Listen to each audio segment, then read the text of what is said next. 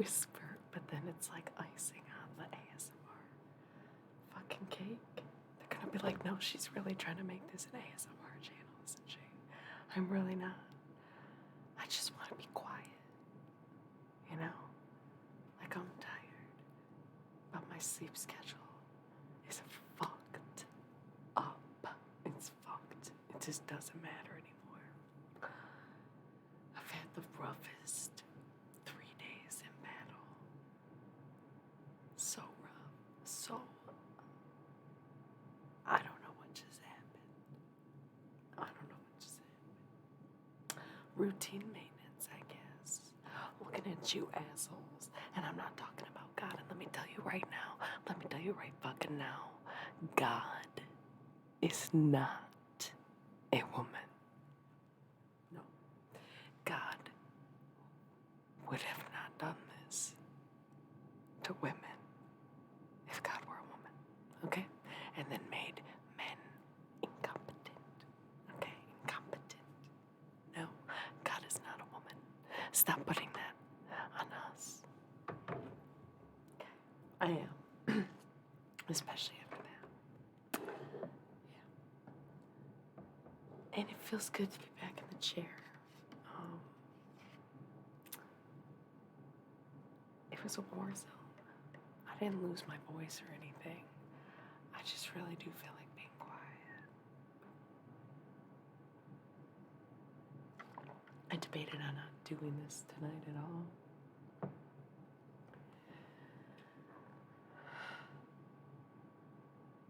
But I was like, fuck it. Scheduled myself. Maybe I just won't last long. Depends how it goes. This is the only lighting that I would commit to. It's actually the moon, and the color will just sometimes randomly change because the moon wasn't very expensive, I guess. So it's a little glitchy. And I'm playing my music so that I don't get overloaded by moonlight. Because it's not worth it to be removed from peace inwardly. Must find and stay in center. Okay, so what if we just do story time? I don't have any stories to tell. But maybe this is a vibe. Maybe everybody needs to just sleep. Because the thing is, there's like snow coming everywhere. Everybody's like, I'm cold. I'm in Texas. I'm fucking cold. Everybody's cold everywhere. Big storm coming. So this is like your hot cocoa nightcap. Okay? Because honestly, if I talk at a higher volume, I might actually just get really worked up and get kind of mad. And we want cozy vibes. This is like a fireplace and a bearskin rug. But we have our pajamas on. And we're drinking hot chocolate, not booze, right? I don't drink hot chocolate. But I'll put some marshmallows in my coffee, you know what I mean? That actually sounds nice. That actually sounds really nice. So anyway. Well, I don't think anything really matters. That's perfect. I love that. So, I'm not really sure where I was going with that. I'm sure I wasn't going anywhere, honestly. So, I took a poll on Instagram for our Thursday night chat, which turned into a weird ASMR session so far. And what won was Jesus Christ and theology, but also PMDD and wellness and health. So I think we should address the more obvious cat in the room, and that's the PMDD. Because that's how we got here in the first place. Like I said, if I speak at full volume right now, I do feel like I might go into a blind rage. Hello, hi, how are you? So we're chilling, we're vibing, and I don't have the lights on because I don't want to migrate. I don't want to look at a light right now. I've had the lights off all day. I even slept while it was daylight hours. Because last night I tried to sleep at normal human hours, and I had cramps so bad that I woke up out of the most peaceful sleep I have ever had in my life after an hour and a half, and then I couldn't go back to sleep for like way too long. I told you it's fucked, okay? I bled so much. Never mind. It doesn't matter, other than you have no idea what I've been through. It was an absolute battlefield, okay? It was triggering just to sit on a toilet, okay? There's no escaping it. It's your own body. I've been bound to my bed. That's the thing. People are like, oh my God, then why are you doing this? Why don't you just get more rest? Why don't you sleep? Bitch, I've been asleep for like 3 days. I need to get up. I'm crawling out of my skin, man. I'm going insane. People assume that there's like a luxury in being able to take time off for something like this when it is absolutely unwilling. I hate this. This is why I quit jobs sometimes, though, because it's like, I'm sorry, I have no choice. I cannot get up. My body refuses. My biggest accomplishments in the past 2 days was managing to shower, but it didn't last long. I was like, dude, that was too much. I gotta go back down. And then it was like, more. It's crazy, man. And then someone's like, why don't you see a doctor? Like, I haven't been going through this since I was 10 years old. And I've told every single doctor I've ever met in my entire 20 years since then. So please refrain from that suggestion. Okay. But that's why the first topic of the night is to talk about that. Like I said, I took a poll, the Instagram poll. There's actually 2 different Instagram polls because I have 2 Instagrams. So it was about Jesus and theology, or general/modern conspiracy, or general astrology, like random astrology stuff, or PMDD and wellness. And the most votes tied with Jesus/theology and PMDD/wellness. But somebody specifically said that they were interested, of course, in anything that I have to talk about, but specifically the PMDD stuff, because I think they've been talking about it a lot. And that was why I kind of forced myself to do this tonight, because I'm not fucking around. You know, it is what it is. I have to live like this. So I try to commit to my own job, because I've let down so many other jobs. And if you feel like you're going crazy, the light is changing colors a little bit. So, yeah.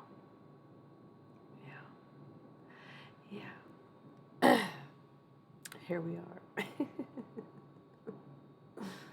So it's just been a hell of a few days. I'm on day 4 of like the heaviest flow you could possibly imagine, times blood clots, like if you can. But of course, like, I'm looking forward to the come down being full of anxiety, which it already has been. From like insomnia to why did I ever anything, to why am I not ever anything, to throwing myself around a bit just because it's that feeling, you know. So I got that to look forward to for the next 2 to 3 days. But by next week, I should be back into the swing of things and be up and ready to do more tarot. I admit that had I not taken October off, I probably could have just sat this one out, but I've not been back for very long, and I didn't feel like it was, I didn't think I could call off after a month-long vacation. You know, I'm the boss. And like, even as a cool boss, that was just a bit too much of a stretch for me. I couldn't justify it. Yeah, I work for myself. I do the job of like easily 25 people. So like, me having to take days off is just me losing money. And why would I ever want that? People who think this is some casual excuse, or that this is the same thing that every, uterus carrier has to go through, you're out of your goddamn mind if you really think that.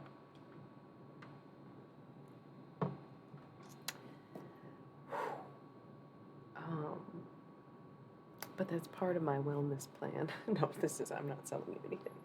When it comes to the topic of PMDD, I feel like I've discussed like the idea of the premenstrual dysphoria enough, and this is part of the reason that I have been doing the streams no matter how I'm feeling, is to have my own records of my performance level, even my trains of thought. I didn't do my makeup or anything, and if I wasn't prone to getting a migraine, I would have the lights on anyway and not care. If you were seeing that I look bad, I was having crying spells today where like nothing has to actually make me sad. Like we were watching Community, and it's a very sentimental show, don't get me wrong, but it's still very much a mainstream comedy. And I would just be sobbing because somebody would do something nice for somebody, or something sappy happen, and then I'm just a mess for like an hour, you know? It's just tough. And that's just like not even thinking about the fact that I'm literally like gushing blood. Blood and clots.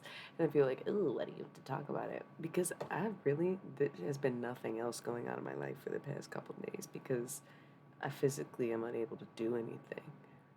You know? I could barely shower. I can't make my own food. You think I'd rather fucking have snack food over cooking my own meals when I love to cook into my kitchen, which absolutely never gonna take that option. Like this, I don't know. It's so much, but it's not always as heavy, so it's easy to manage for a while. Or I'll go 2 straight months and not have this problem, but then the third month I do, I think I'm still deciphering through my data. And that's why the stream is important, because it's a record of, once again, low performance. And we'll have to see next month where I'm at in my cycle and how good I do and how strong my symptoms are, because that's part of the book. It's the biggest point of the book that I'm working on, and I'm trying to make it as formative as possible, make it as informative as possible. And so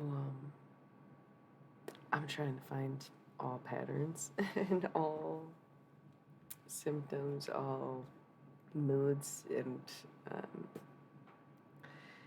capabilities at every stage, comparing month after month after month after month. I have it written in notes, not written, sorry, tallies, basically, using my Clue app for the past 5 years.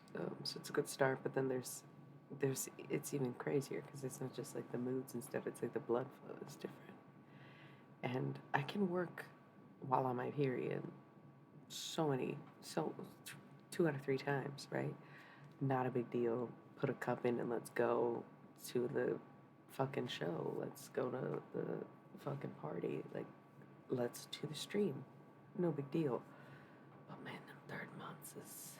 I'm surprised I'm not dead. Like, it's like if I'm not having suicidal thoughts and a light flow, then I'm having such a heavy flow that I'm surprised I'm not dead.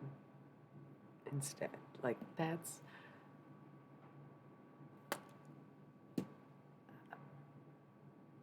I've been going to doctors my whole life. This is not something new. This was happening when I was even in middle school. Like, my periods were just starting. So, like, I have a hard time even wanting to trust Western medicine on anything. But having done so for so long, I feel like there's not necessarily a justification for it, or how to say, like a need or a tolerance. What would be the word? See, I'm not as quick on my feet. You know what I mean? I'm not really in any pain right now, but the brain fog is half the battle, because a lot of the work I do isn't physical. So it's like having cramps, whatever. Get through that. You could take a painkiller at the very least, if they work, because you build up a tolerance pretty quickly with this shit, which is why some people take birth control for a while. For a while. living somewhere. But eventually, no matter what you do, antidepressants, um, birth control, it seems like everything just wears off and you build a tolerance to it. Antihistamines were my go to thing until they stopped working. For why? I don't know. I was only using them once a month.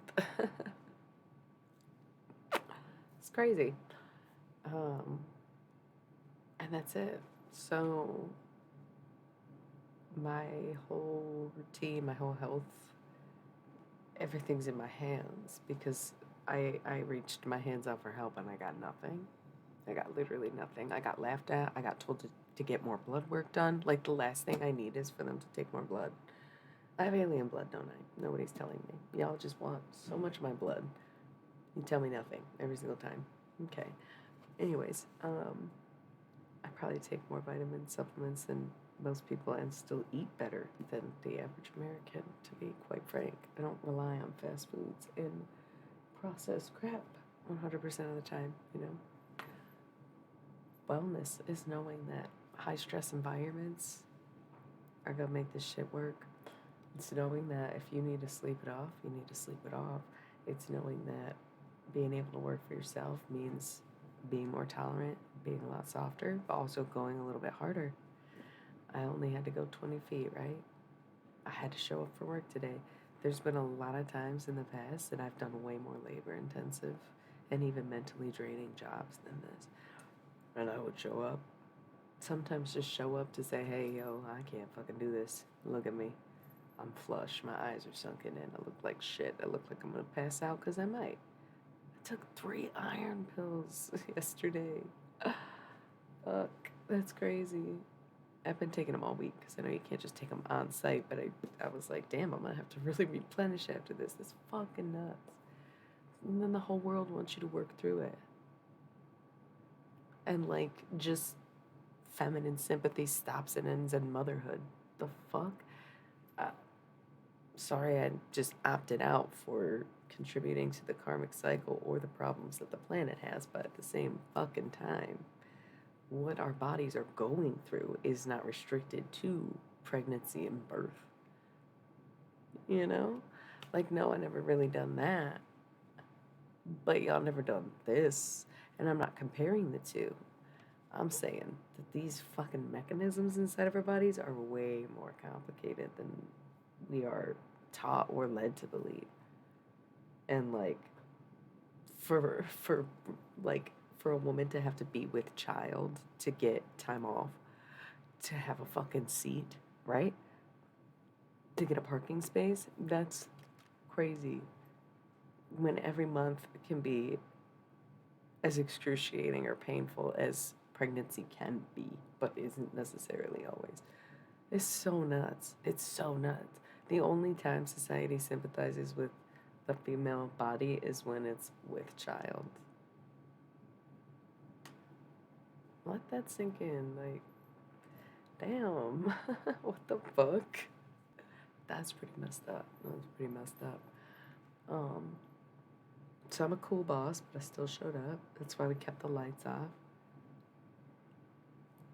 I've had jobs that actually have been really kind about that kind of thing. They'll dim the lights for me or turn down the music or just tell people to fuck off for me if I can't leave. But, you know, coming from, I suppose, a working class background, like, you rarely get the luxury of having sick days. What the fuck are those? I'm barely on this table. Like, what do you mean? No. No. PT what? Like, no. You know, it is what it is. It is what it is. I guess we all have choices. So, the available jobs to me since I was 16 or whatever, you know, those are the choices. Which is why, for the most part, I've opted out of it over the years, and I do this now. It's a little more accommodating to the experience. So, that's great. That's really great. I do have a few questions written down from over this week or the past couple streams, and one of them was something to do with Jesus, which is funny because I won tonight. Yes, my thoughts are a little all over the place, a bit scattered. once again, I knew if I started to get too loud, I'd get worked up because that's just how it is sometimes. I'm extremely drained, but I don't not feel like doing this because, like I said, I was kind of going insane. I couldn't just sit around, but I can't actually get up and do anything, so it's tough. And it's getting better. I'm not. Should be done. It's pretty much about done. Rough first half of the day, better second half of the day. So things are looking up. Should be at the tail end, but once again, the anxiety that's coming in for the next couple days is pretty intense. And then back to being a superhero. So, well, let's roll some ads, mostly because I need to plug my laptop in and probably collect myself, gather my thoughts.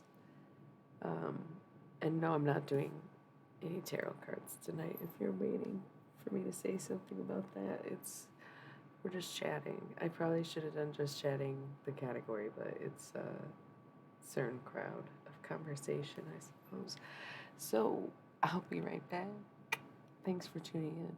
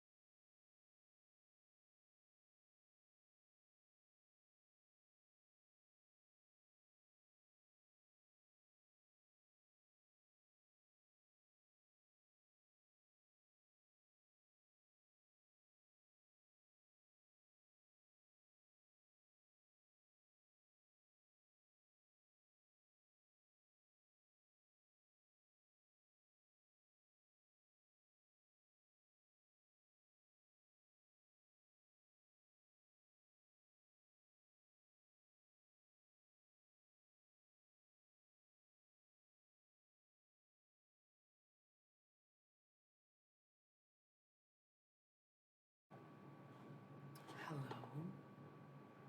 Oh, yeah, we should do the chat screen. That was like my whole point in making them different was to be like, look, no tarot tonight. You can tell because the screen, and then you don't even have to click on my thing. That was like the whole system I came up with. I'm a goofball. Yeah, so what about everything's terrible and this really sucks? No, I'm just kidding. Come on. Come on, I'll be myself again in a few days. A few more days. It's already been a few days, but it's okay. It's literally, there's nothing anybody will ever do about it. So, unless they're gonna just take me out entirely. But it seems like a waste of valuable resources. You can interpret that comment how you want to. So anyway, there was somebody who was asking some pretty weird questions last week. I feel like I covered the subject of wellness as good as I can, and it's maybe I'll go on Instagram and do one about that sometime, or perhaps there will be more specific streams to the book once it's further in progress. But so far, I'm in the editing phase of the first like introductory part that I've written, and it's just been a slow process. But that's the thing, everything is a slow process when I have what I commonly refer to as Hell Week, which is like a 2-week thing. It's just different things during the 2 weeks. So sometimes I get things done, but little things here and there, like laundry or sending an email or, you know, basic stuff that I can do at home. I don't get out as much. I don't go for my daily walks. It's too, quite frankly, dangerous on so many levels. Because either I'm at the risk of passing out from my hemoglobin dropping so much, or I'm suicidal and can't be trusted, right? So it's like I can't. It's like I do those things regularly, and that's why my routines are so important to me. And my freedom is so important to me, is to be able to stretch and bend the, not the rules, but whatever I've got going on. Like tonight being late and not doing much today, knowing I was gonna show up, or like making sure I eat even if I don't feel like cooking, stuff like that. And that's why my daily practices on a good day are pretty rigid and pretty intense. It's a lot less smoking weed, a lot more, you know, exercise, quite frankly, like all day, every day, work. And it's funny because it's like, I've been trying to figure out if it's a rise and fall burnout process, but it's not, because I can take the whole month off and still have these wicked flows of like, I'm doing even less than I was not doing anything before. So, once again, I am still sorting through a lot of that data, in hopes that my personal research can be used to help with the collective research that seems to be lacking, to the point where there is no consistent answer as to how to treat or reason with this situation, PMDD. I'm constantly reminded and told how great and strong and independent and hardworking and everything I am all the time, and it's like, true, to accept, thank you. I just also have this like crazy disability where sometimes I like ask for help because I need help, because I can't think straight, because I can't lift things, because I can't stand for more than 20 minutes at a time sometimes. I can't feel my legs after that, like crazy stuff. But people get so used to, but you're so strong, you're so independent, you're so motivated, you're always helping people. You got this. You can do it. And just give me the fucking pick yourself up straps. Whatever. As if I ever didn't fucking help them, but that's okay. Because it's like, it's not an invisible disease, because if you saw the amount of blood I've lost in the past 3 days, one, you'd be mortified. And two, you'd be like, wow, that's definitely very visible. Yeah, tell it to everyone whose furniture I've ever bled on, because it's like, sorry, I had a tampon and a cup and a fucking pad and a panty liner and 3 pairs of underwear on, and yet still somehow one bad gush, and it's all over. I can't even tell sometimes what's going on down there. It's so fucked up. It's crazy. And it's unexpected because it's only one in every 3 months. It's like predictable, but it's unpredictable, you know what I mean? And it's very hard to navigate. And I'm doing it on my own. I mean, I have help from like the people I know, my partner, my bestie, people who like check in, drop off, uh, pick up, whatever they gotta do for me. But there's no professionals in the field of psychology, gynecology, or any kind of physiology, doctor, medical, nothing that has ever offered an answer, let alone a solution. So it's a big part of my work, but oddly enough, it is ultimately is it's what motivated or inspired or I don't know. It is the basis of my belief in extraterrestrial life.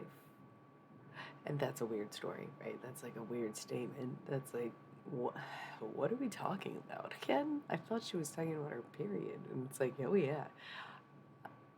I don't see how else. I don't see how else something like this would be so lost on mankind if it wasn't because of an extraterrestrial influence. That's what's up. My uterus in space. What's up with you? Like, you know, there's consequences of being abducted. There always has been in classic tales, or even in you know, uncovered stories, right? Like we have more than enough proven that extraterrestrials exist, right? So do we think they exist and working with the US government, like as it's been leaked, we're not even, this isn't conspiracy. This is like, we can go pull up some really interesting stuff about Roswell, about Area 51. You could even think that stuff like MK Ultra would be very telling to this realm. Um, so to think that this is all true, then what would they be doing other than experimenting, abductions, etc.? And what would that look like? What would that look like if they are able to manipulate the world around us? Some people think that's where we get cell phones from, and I kind of believe that. Like, I don't doubt that. I'm listening to science fiction double feature right now.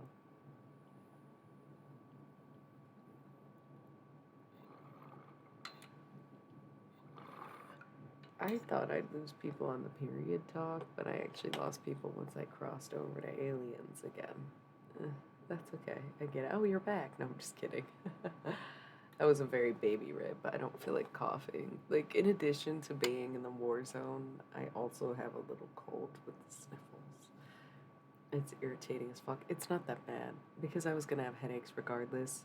So it's really just the sniffles and a cough. Um,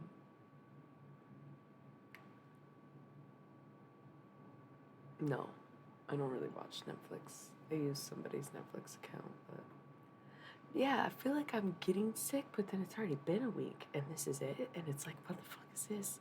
But I guess I'll take it. Where it's like peak symptoms was a cough and the sniffles. So, fine. Okay. That's why I go out now, so I can build my immune system. And I guess it's working. And let me tell you, I slept so much in the past few days. I was gonna sleep regardless, but I haven't had a fucking sleeper like that in a minute. I remember last winter having a period where it was like, 20, 40 hours in bed, just getting up to get food or go to the bathroom, passing back out, sleeping crazy hours, getting woken up by cramps. It's the gushers, man. I don't know what else to call it. And I want to be as graphic as possible so people understand, like, what level we're talking. You have no idea. The Yellowstone. No, I don't know. That's a geyser, right? No, I'm thinking of the wrong thing. We can embarrass me later. I'm not thinking straight. I literally say stuff and then immediately I'm like, I don't even know what the fuck I just said. LOL. But the national park, is it the hot geysers? Or is that like Old Yeller? What am I thinking of? I don't fucking know. So this little first 30 minutes was for the people on my Instagram story who voted about hearing about PMDD and wellness, and it's the ongoing joke is that there's not much to say, there's not much going on there, and that I'm working on a research book.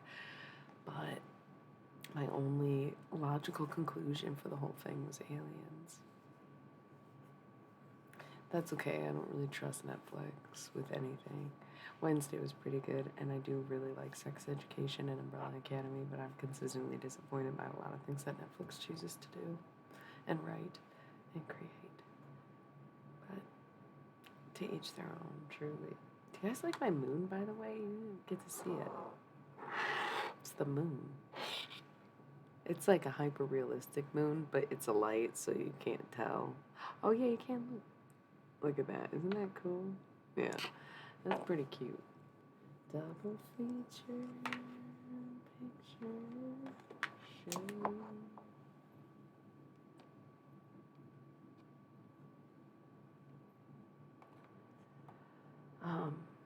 Yeah, me too. And like, where is my mind? I got it in a Secret Santa last year. It's pretty nice.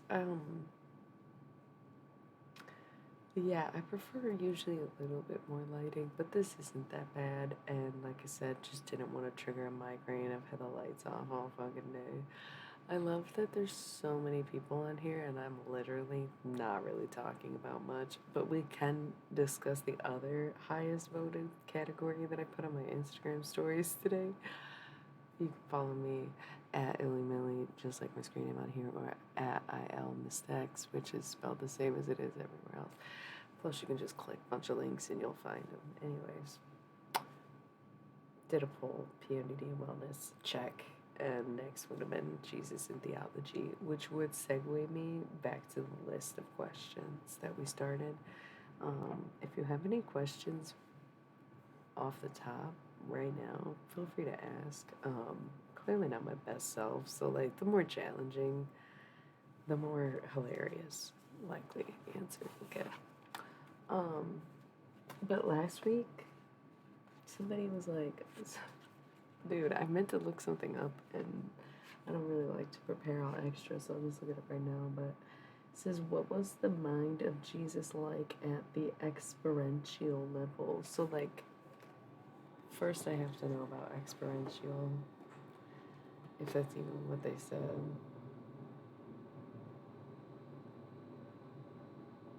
No, literally, where is my mind? Ugh.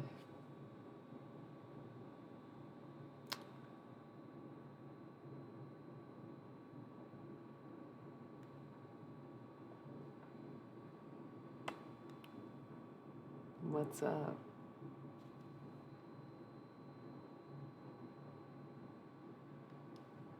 Feet on it. Okay. Cute. You're translating the second time. Thanks. I don't get this question that somebody asked me last week, honestly, now that I'm looking at it more. So, experiential is to just be involving or based in experience. I think they were just trying to sound deep, and I was like trying to be open. That's the thing, is like,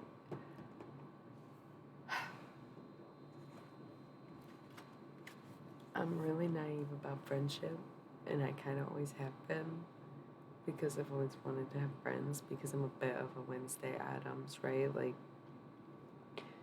you get what you get, and it's not pleasant. It's not like I'm a nice person when I'm suffering like this. I'm pretty mean because I'm pissed off, I'm uncomfortable, I'm tired, I'm drained, and if you for 1 second ask me for anything or even look at me the wrong way, I'm going to be more than extremely irritated about it, right? Because there's nothing I can do. You're like, couldn't you just take birth control and it'll stop the bleeding? It'll stop the bleeding. It does not necessarily guarantee a stop to all of the other variety of emotional and mental symptoms that come with having PMDD. That's on every fucking PMDD group I've ever been in. So, either way, bit of a Wednesday Addams, right? And you like do anything for friends, but then maybe you end up being a shitty friend because, well, sometimes. Raw nerve. Raw nerve. Bleeding bellies.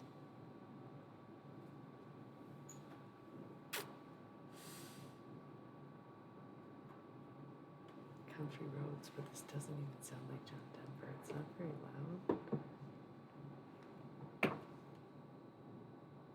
Is this like some weird live version? I feel like there's a whole chorus of people singing right now. No. It sounds weird. This is definitely not the version I'm used to. It's irrelevant. It doesn't matter. Doesn't matter. So, certain naivety about it, right? Thinking people have your best interest in mind, also a big one. Seeing what happened with her little Judas, right? So, I admit that that's a fault of mine. I get way too excited to be friends with people. I'm way too friendly in general, and that's something that sounds fake. It sounds false. Because we see how I've ripped people apart at the door when they say the wrong thing and don't read the rules before they come in, or people have seen me like rip somebody's head off for way less. Hello, Lone Rose. Oh, you haven't been here in a while. I'm all right. I'm not doing tarot tonight. Please refrain from asking. I'm sorry. I'm getting ahead of it because I was literally in the midst of taking some accountability for not being super friendly all the time. 50 words for no. I was listening to Kate Bush. Well, no, I put my music on shuffle, and 50 Words for Snow by Kate Bush came up in the middle of a snowstorm,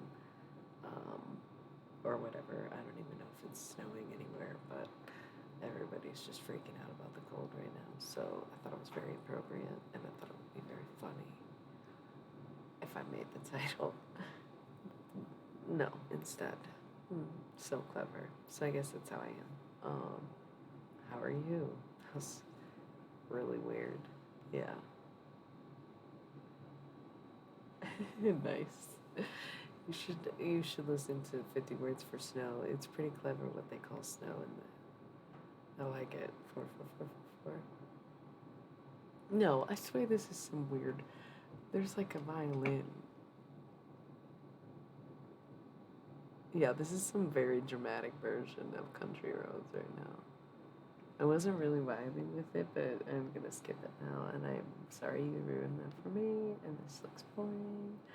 Okay, I don't like to admit that sometimes I find music via like TikTok or whatever, but Shibuya by I have no idea who. The girls are eating up the rap game, if you will. Yeah, you know this song? Hit Kid, Gloss Up, and K Carbon featuring Slimeroni and Aleza. Aleza? Is she a lesbian? Probably not. Maybe, I don't know. I shouldn't say probably not. It's a great song. It's a great song. Yeah. Oops. Did I pause it? I skipped it. Maybe that's just not the vibe right now. So, shout out to them anyways. But I don't even know what song this is. So yeah, I got my headphones on because I get a little sensory overload sometimes. I love my headphones. But sometimes when I'm like having days like today where I'm easy to cry or put up a fight or just be triggered, the light sensitivity. This is the first time I've worn glasses in like 4 days, 5, 6 days. I wasn't wearing them on the stream, and that was before my fucking period actually started. It's like everything about me changes. And that's why it's like not really an invisible disease. It's very noticeable. It's very visible. It's very in your face. Um, but other people don't see it that way. And I'm still trying to figure out the best way to go about the world other than getting it all out in one go and referring people to a book. What do you mean, does it give you glasses? I just can't see, but I just won't wear them. Like, it hurts to have them on my face. Like, it messes with my vision. I'm not really sure what you're getting at, but I doubt that it's as funny as you think it is. The delay could be fucking us up a little bit, though. Yowzas, right, but I did just talk about that for like 45 minutes straight, didn't I? That's the thing, is when you are really transparent about something like your vulnerabilities or weaknesses, people will 100% use it against you. I've learned that in real time. If I have learned anything in life, it is exactly that. That's what's so crazy. Because then they know how to frame you as the bad guy. Not that that's what you're trying to do, but it's classic. It's classic. Been saying I haven't been really reacting very nicely to things, and then um, for someone who's like apparently tuned in or listening, would turn around and try to tease me about something. That's crazy, right? But I'm the crazy. Listen, this part of the wellness plan is being able to let that shit roll off, even though you can see it or you can be aware of it. Because if you're self aware, you become aware of others too. Right? And even if it's who they are, it's how it affects you that makes it your problem. Right? So that's interesting. But look, we have this kitty bell, and I'm gonna ring it because I want to bless you. Very good. Very, very good. Very great. No, I love it. I really love it. So, half the reason this conversation came up is because I was saying that I think someone was asking a question potentially just to be pretentious, just to poke fun. I'm not sure because I looked up a word that I didn't quite understand in the sentence that they used, and I realized that it didn't necessarily make sense. So I don't know if they were just, trying, or if they were, throwing shade. You may never know people's true motives or intentions, but you gotta just maintain your own, even though it feels like bad advice to say that sometimes, as I have been and do that. It seems to bite back more than it does anything else. But it's not really a bite in the first place, is it?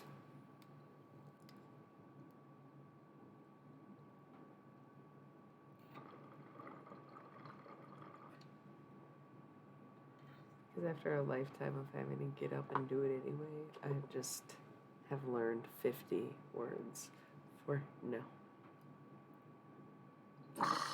And I showed up today anyways, out of the goodness of my heart and my deepest and most adoring love for all of my kind, supportive viewers like you. Thank you. Did this get a little bit of PBS vibe at the end there? It kind of felt like that.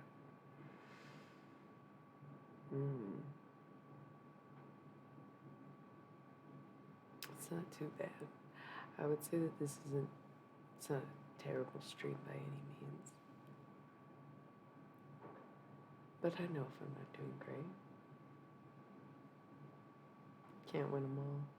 If I'm getting like a 90%, I'm still pulling an A, right? Depending on whose grading scale. Okay. Right. Lorne Anderson. Oh, Superman. Another treasured high school favorite.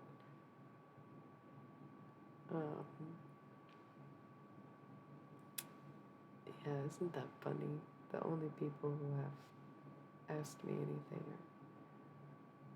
are the ones who don't really care if I'm talking. And that's okay. We all do, I think, what we feel we need to do in any given moment. And I'm really no obsession. I almost just looked because the song got so quiet that I thought it turned off for some reason. There was like an unnatural pause. I know the song really well. It was weird. It was like, huh? Who's obsessed? What obsession? It's laughable even, but interesting because it's derailing from whatever I was actually saying. I'm very caught off guard by that slip up.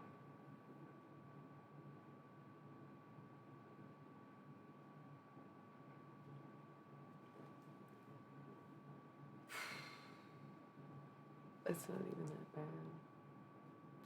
But imagine, like, I spend most of the stream looking at the computer, which is like looking at you, because I'm looking at the chat, or I'll look in the camera, or I'm looking at my screen to see myself or the cards, usually if I'm holding cards, unless I'm channeling a message. But right now, I'm not channeling, nor am I engaged with what's in front of me. And so when you apply that same dysfunction in a real life setting, you get the same thing, only it's not a camera and a screen that I'm looking away from and talking to, but not addressing. It's people, it's customers, it's family, it's friends, it's teachers, it's classmates, it's, but I'm stuck in one note.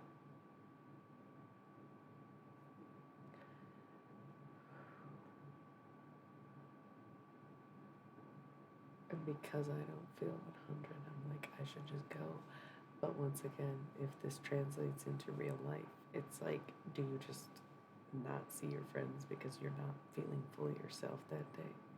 Do you not have to go work your shitty job that pays you minimum wage even if you don't feel good? And so that's existentially why I'm here, I suppose. But perhaps I shouldn't take someone's grammatical failings as a personal attack or a reason to be hard or down on myself about these things, because I'm not doing so bad. But I will admit that looking this way is more comfortable for absolutely no particular reason. It's just weird little things like that. Yeah, sometimes I just have my headphones on and they're not actually plugged into anything. Right now they're playing very quiet music because I'm having a hard enough time remembering my thoughts, but I think the music helps me stay in a zone.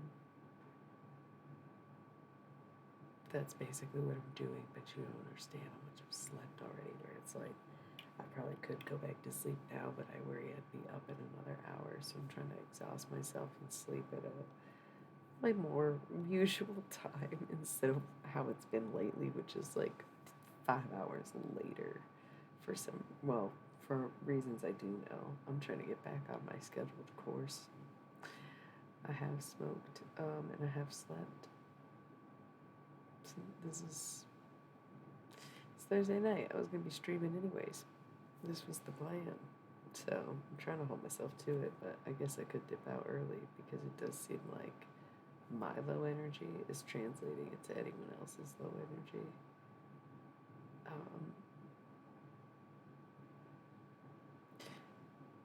But it's funny because it's like, oh God, we gotta run the ad break. Maybe that's what I subconsciously do. Well, I'll think about whatever the fuck is happening.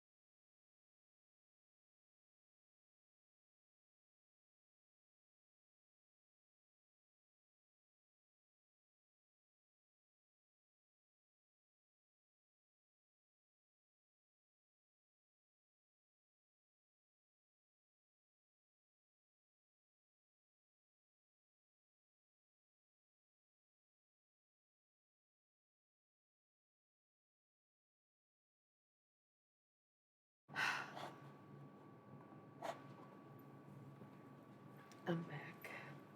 And I think I still have mixed feelings. You know what's funny? I'm getting to the point where I think, since I already admitted that sometimes, thank you. I think that since I admitted that I wear my headphones without listening to anything, I'm gonna ditch the music. It was actually a little more distracting than it was helpful, but I still want to wear my headphones. So you are more than welcome to judge me for that, but it's maybe comforting. It's warm and it does block out some sound, so it helps with like the hypersensitivity that I sometimes experience during these more anxious days of my cycle. Yeah, but it's so not a big deal. It's just like a regular period. Thank you, back away, for the nuts judging. So, referring back to the list, I had written down a few things. Because, like, now I feel like I'm a little more in the zone. Still not 100. Still, like, probably could cry. But, like, that's the alternative right now. Is that I go quietly lay in my bed, tossing and turning, and probably crying a lot. So why not just try to be more constructive than that? Because I've already been through that for like days on end. It's fucking fucked up.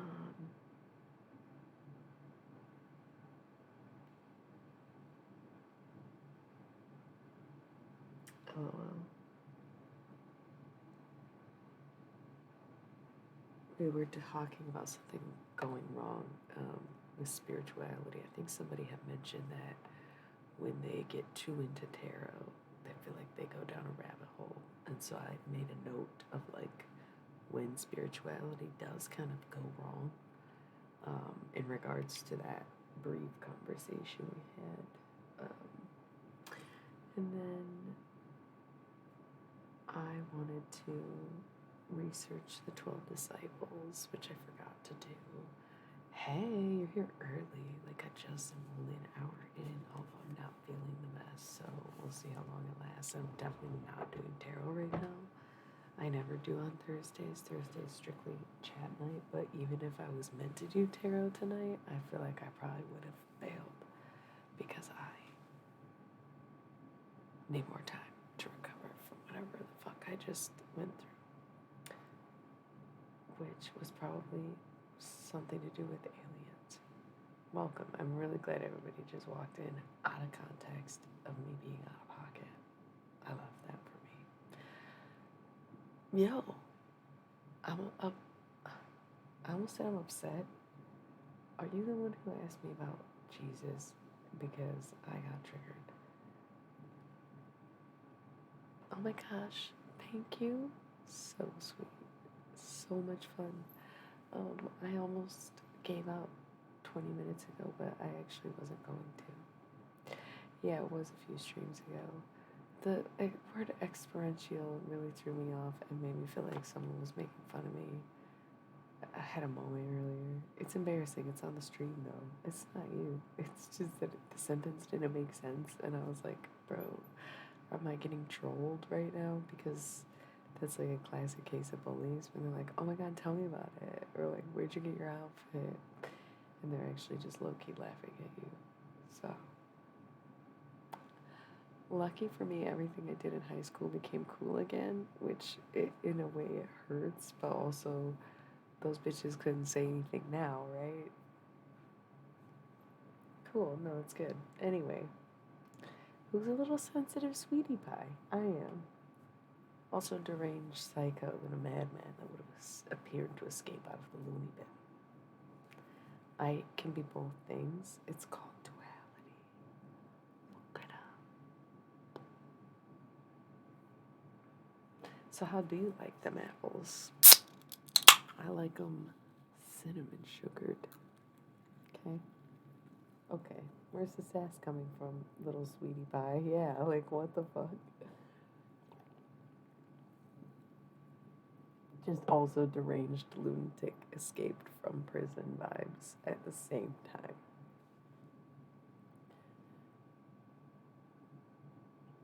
no one's really sure why. Once again, fingers to the sky, not blaming God, blaming extraterrestrial life. I love Jesus too. I'm pretty sure no one was trolling me. I think somebody just used the wrong word or I wrote down the wrong word. Same as the case with like Rone Mandela, where I like wrote his name backwards. No, wait, what?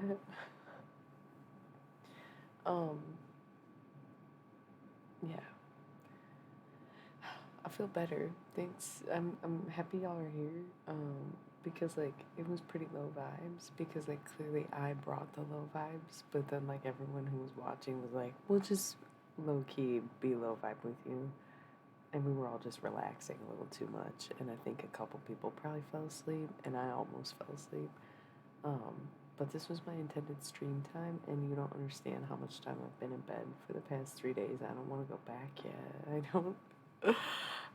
I'm forcing myself against my will, but also like for my mental health, like I have to do something. I have wanted to go. I go for a walk pretty much every day unless I'm absolutely like way too busy to fit it in or I'm doing something in place of it, right? But I try to go for a walk every day and I haven't even gone for a walk. But I can't even get through a shower, so it's like oh well, like where are you gonna walk to? The fucking ground? When you hit concrete the second you go outside? No, you're not.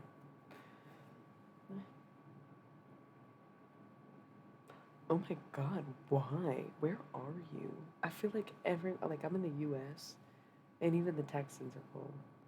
You know what I'm saying? Oh my god. Are you gonna put ice in it? Like an ice bath or just cold? That just sounds no way.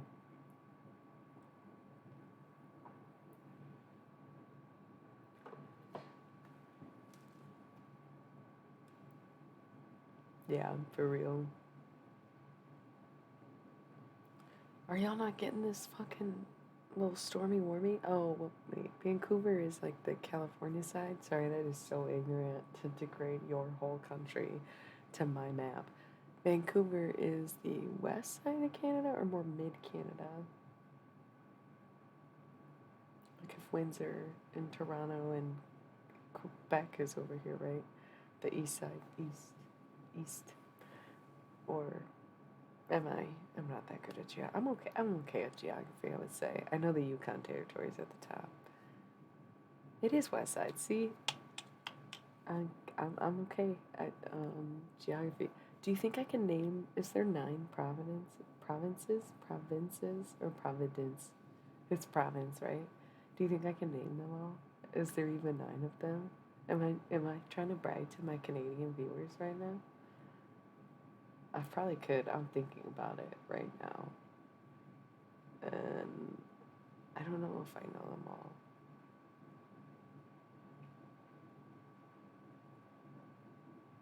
You don't know? You don't know? Could I outdo a Canadian? Could I outdo you then? Because there's Ontario, right? Isn't that the Yukon, Quebec, right? And Montreal is the city. Nova Scotia, and wherever Vancouver is. Damn, that one. No, I think I only got half. No, I had more in my head, but yeah, I can't remember them. I only got the big ones. I feel like those are the popular ones, right? I was good for a second though. No. Is Ontario a city? I thought Ontario was where. Damn. And Quebec, I thought was the region. And Montreal is the city, is what I was saying, to confirm that Quebec is the province. Right? And Nova Scotia, I thought was the island province. That's a city too. I didn't say Halifax. That's where you're at, though. What cities did I name? Which ones were cities besides me saying Montreal is a city? Is Ontario a city? I thought Toronto was like the big city in Ontario, but did I fuck that up? And the Yukon Territory. So wait, how many did I get? I still got like 4. I thought. No. Damn. Isn't there like Prince Edward or something? No, that's a piercing. There is one with Prince in the name, right? Or am I being weird? No, there is. There is. You guys wouldn't know. You wouldn't fucking know.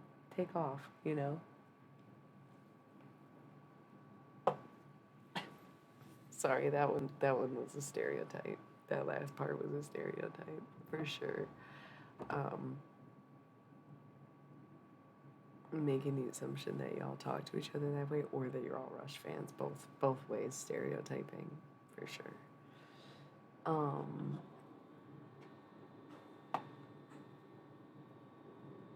just kidding. I love my neighbors, the Canadians.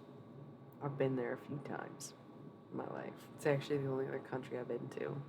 Yeah, pretty cool. You should honestly feel honored that anywhere in the world I chose Canada. Yeah, 1 1 1 1 1 1 1. That's crazy that I just lied. Um, oh my God, Prince Edward literally is. Okay, so I got. Oh, we forgot British Columbia. That's pretty bad. I got Ontario, Quebec, Prince Edward, Nova Scotia, and okay, there was one more that I thought I got. Wait, one, two. Oh, Northwest Territories. Is Yukon not the name anymore?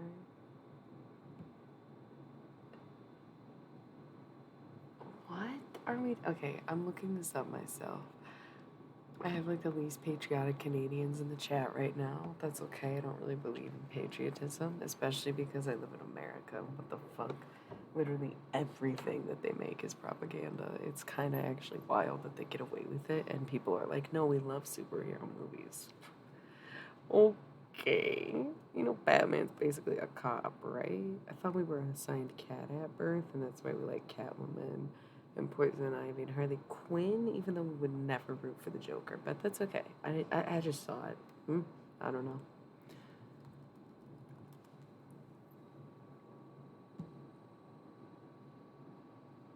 Oh, there's 10 provinces and 3 territories. That's why I'm getting it all. I'm getting the big picture now. This is all making sense to me. It is. Saturday news.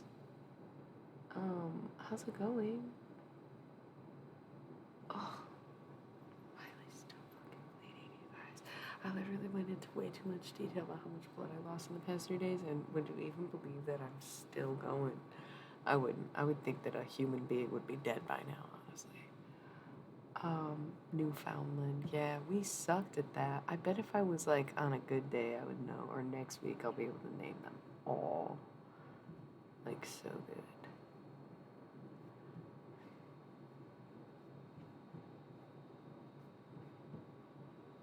I wish there was just like a list.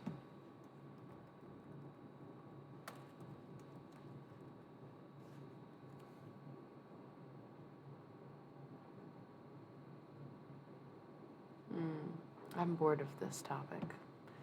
Google's being a bit more difficult than I want to put any effort for, so how's it going though? It seemed like I actually had the most attention when I was just ripping on Canadians and stuff. That's weird. Yeah, like what? It doesn't seem like the vibe at all.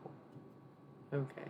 Should we discuss American propaganda and media, or should we leave that one alone too? I don't need my channel getting flagged. It's awesome, bro. I really want to go see that. I want to go to. It's a cola. It is just a shot of cola, but it's a cola, no less. No Coke. You know what I mean? Um, I would love to see the Northern Lights. I would love to see where they shot the X Files, which is a big ask because the first 6 seasons or 5 seasons First 5 seasons are in Canada, so it's like a lot of territory to cover. Oh, bitch. He literally, she, I have no idea. You're giving like gremlin energy, honestly. Um, Boring. Yeah, probably Vancouver. Are you guys talking about X Files? So you started watching X Files. Highly recommend. Always let me know where you're at in the season. We'll avoid spoilers because I believe in avoiding spoilers. But I would love to talk about X Files anytime. You can get me on an X Files tangent, like probably a little too easily, to be honest with you. Vancouver is very pretty from what I've seen. That's so cool. I guess we're all going to, well, it's not me, but we're gonna go see our friend in Norway because he just thinks that the Northern Lights are nothing and boring and not that cool. So he's obviously gonna host all of us right now so we can see him ourselves so that we understand where he's coming from. If it is a he, I don't know who's behind this keyboard. I can't wait, by the way, buddy, for our group trip to Norway. It's gonna be fun.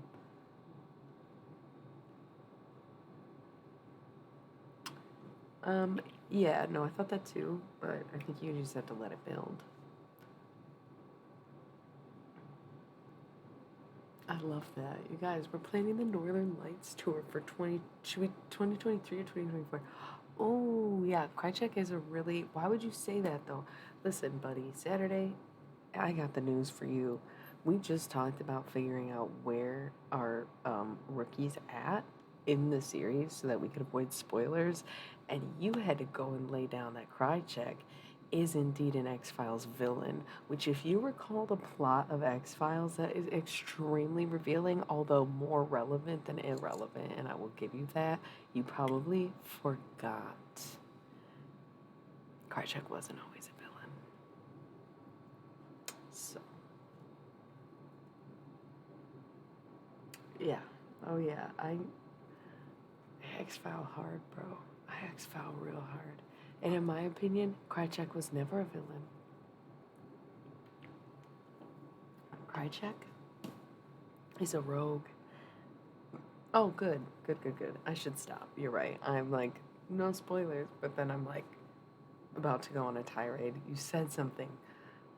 It was good. For sure, but he is, listen.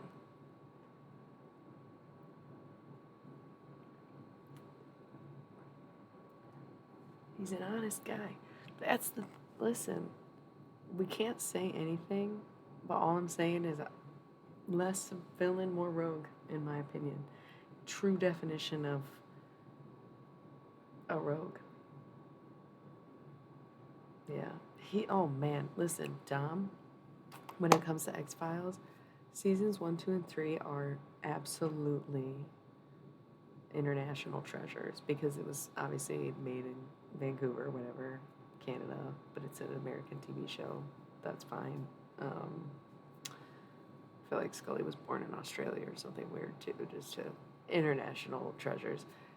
They are everything that we know about TV today. So like you need to watch the whole thing. You can't skip around with X Files because you're gonna miss too much. And you're gonna miss some great episodes. And not every episode is good. But in season 4, the hype. The fucking hype. That's when you get your plot. That's when you get your weird. That's when it all starts coming together. And you're like, holy shit, yeah, that's good shit. This is what I thought it was gonna be. 5 and 6, oh man, also so good. Seasons 5 and 6 is like, so good, so good. See, season 7's a little bit falling off and finding their footing, no lie. Season 8 brings it right back around. Season 9, boom, bang, banger. Season 10, oh, for a reunion season, so good. Season 11, just, I don't know. I don't know what happened there. I don't want to know what happened. I'm still really upset about a lot of it, and I just don't think any of us will ever really. Yeah, dude, shut up. You guys, stop it. That episode is so good. That's season 10, isn't it? It's one of my favorite episodes of all time. But if you don't get to just watch it, like it was such a surprise for me. The way that X Files was not spoiled for me at any time just really. Hey, I know. But you realize it's because there's too many options. And back in the day, it was like you could either watch X Files on Fox or you could watch My Name is Earl on NBC. Those are two totally different eras. Yes, but like I couldn't think of anything fast enough.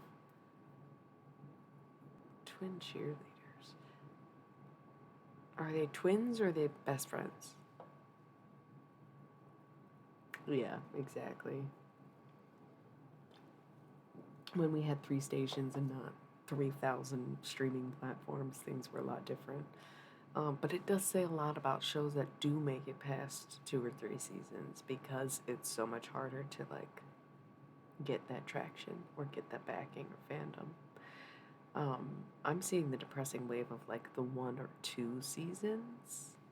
That is just tragic to me because people don't get invested enough or they're so concerned about making money that they have to invest in what does make money even if it's not good or they don't have anything prepared. You know what I'm saying? Like, no, I'm not gonna try to come for anybody's favorite TV show. X Files was something else, man. Truly, truly. No, no, I'm not really into. I'm not really into like Star Trek or Star Wars or like space. I know that sounds bad. I think like I have considered watching Hitchhiker's Guide to the Galaxy, the series, because the movie's really good. You know, not nerd shows, but like I'm okay with nerd shows. Or did you really mean shoes? I don't know. Y'all are losing me. I don't know what we're talking about. I watch hella nerdy shit, I think. Actually couldn't think anything super. I don't know. I think I'm dorkier than I am nerdier. I really liked People of Earth and The Neighbors are like too short, both 2 seasons. Super funny alien shows, but they're like dorky sitcom alien shows, kind of. Although The Neighbors is way more dorky sitcom. People of Earth is actually, I don't know, it's pretty good. I think like my opinion, breaking it down, dorky is like it's more like a sentiment, like it's more corny. It's kind of cheesy. Oh, you dork, like but nerdy's like a little more specified, special interest, if you will, kind of like smart stuff, if that makes sense. Like dorky's more like cheesy and like corny and embarrassing than it is like nerdy's like specialized and still like both equally have their haters, if you will, but like that was always my distinction between the two to be able to describe like something that's nerdy or dorky because some stuff I do is super dorky, but some stuff I do is super nerdy. Like I'm a dork and I like The Neighbors because it's a dorky ass show, but I'm a fucking nerd and I have based my life on X Files since I watched it. I'm joking. I didn't base my life on X Files. I watched X Files and I felt a lot better about some of my unexplained experiences as well. And ever since then, it's been a baseline of reference or information that just so happens to correlate to my own existence. That's all. What's that got to do with Jesus? Nobody knows. Except I do. 50 words for snow. That's so dramatic for no reason. Look though, y'all, I'm waking up a little bit. It's like I'm new to force myself to do this. Just had to get used to it, get comfortable.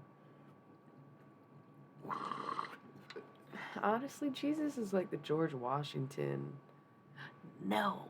Would you recommend it? Because I don't know. I think I'd have to buy it, and I'd rather watch The Lone Gunman. Please refrain from saying a goddamn motherfucking anything about them right now. I'm with you in always. Okay.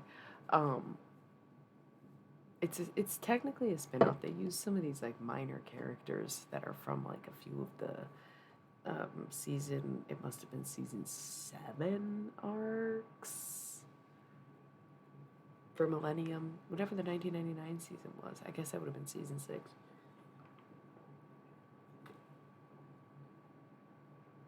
Yeah, that's what I was gonna get at too, LOL. Yeah, they used, I think that guy, it was like got red hair. There's a couple people. I looked into it, but I don't know. It might be worth it for that one episode, but until I can find it to stream for free and safely, I don't think I'm really that interested, but I want to watch the Lone Gunman spinoff real bad. But yeah, okay, so who said something about Jesus was a nerd about religion? I disagree. He was the George Washington of religion, even though I don't think Jesus had slaves.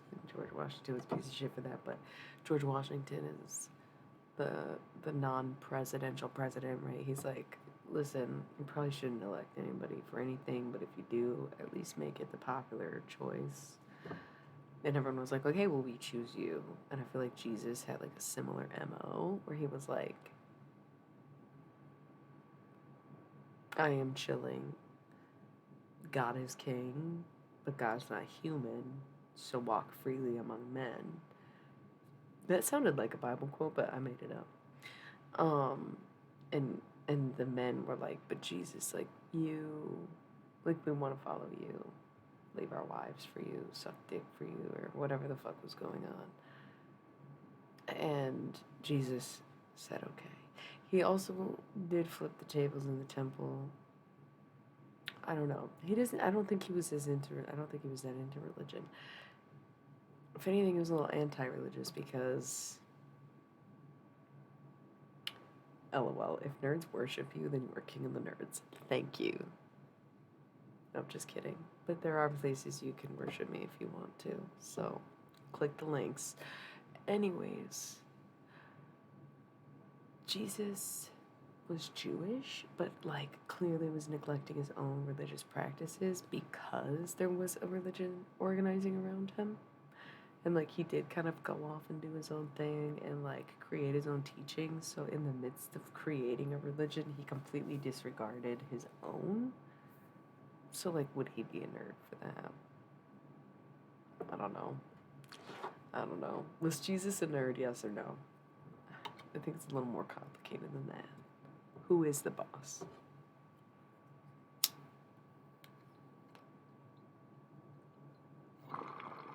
Me smoking weed in the dark is way a geeks.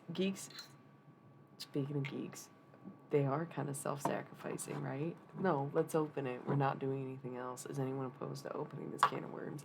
Because geeks are like typically associated with like the look of a classic nerd, right? It's like you can be a geek just for looking like a geek, but geeks are freak shows.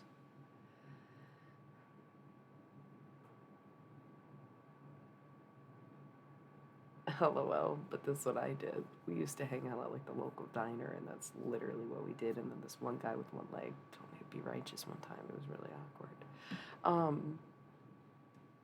But geeks are like freak show.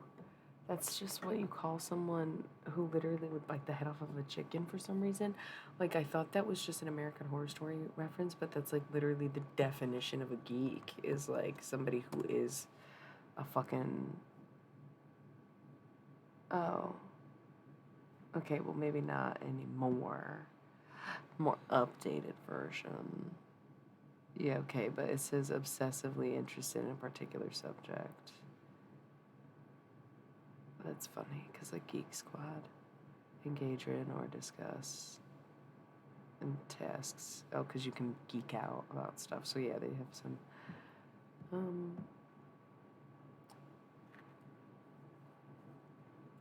Carnival Geek. This is search. What is a geek at a carnival? Geek was originally an early 20th century term for a carnival worker who was so unskilled that the only thing the worker could do at the carnival to entice an audience was to bite the heads off of live animals. So essentially, a geek was a socially undesirable person who lacked any skill or ability. You know?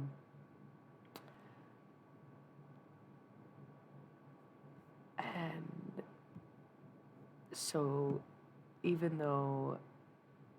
Thank you. Thank you. What is Nightmare Alley? Yeah, so I guess I came upon that because of American Horror Story. No, it was X-Files. So American Horror Story, they have Freak Show is season 4, and they have a character called Geek, and that's what he does is he bites the heads off of chickens. But then in the no spoilers. Oh, I don't know what Nighttime Alley is. There's an episode of X-Files that takes place at a little carnival, and they say he's a geek, and that's what was like, wait, geek was not just a name particular to American Horror Story, and then I stumbled upon that meaning of geek or how it was socially used. So I feel like, in all honesty, ooh, that sounds really weird because not a Bradley Cooper fan, but I am a Kate Blanchett fan. Is it a movie? I feel like I've seen the trailer. Kate Blanchett and her fucking circus ringleader fits. She's amazing. She is so good. She is just like an actress for the ages. I really love her. Fucks with her heavy as fuck. Yeah, I would like anything she's in, I think. Okay, good to know. It might already be in my stuff on Hulu, which is funny. Is Toni Collette also in it, or am I thinking of the wrong movie? Because I feel like, oh no, you bet your ass she is, and it is on Hulu. So thank you for this recommendation. Like I said, I'm pretty sure it's already in my stuff. But of course, seeing someone like Bradley Cooper starring in something is like a meh. But I should know that Kate Blanchett and Toni Collette are enough reason to watch a movie. I don't know who Rooney Mara is. Somebody compared me to her once because of my bangs, but I don't know who she is. Toni Collette is another one of those people who's just like, holy shit, you were really meant to be an actress. Like, 100%. Like, what would you have done if you were not an actress? Because you're such a good actor. Look what the rest of the world have done without Toni Collette being an actress. She's probably the most underrated, too, because she's just like, oh, I'm Toni Collette. And everyone's like, oh, cool, Toni Collette. But you don't see her, like, winning awards and shit. But even her performance in United States of Terror alone was whatever they give television shows. And maybe it is. Maybe she won for that. I don't know. I do want to know, though, because I think Kate Blanchett has gotten her fair share of praise, no? But what about Toni Collette? Has Toni Collette won any awards for television? I don't know. Has she won an Oscar?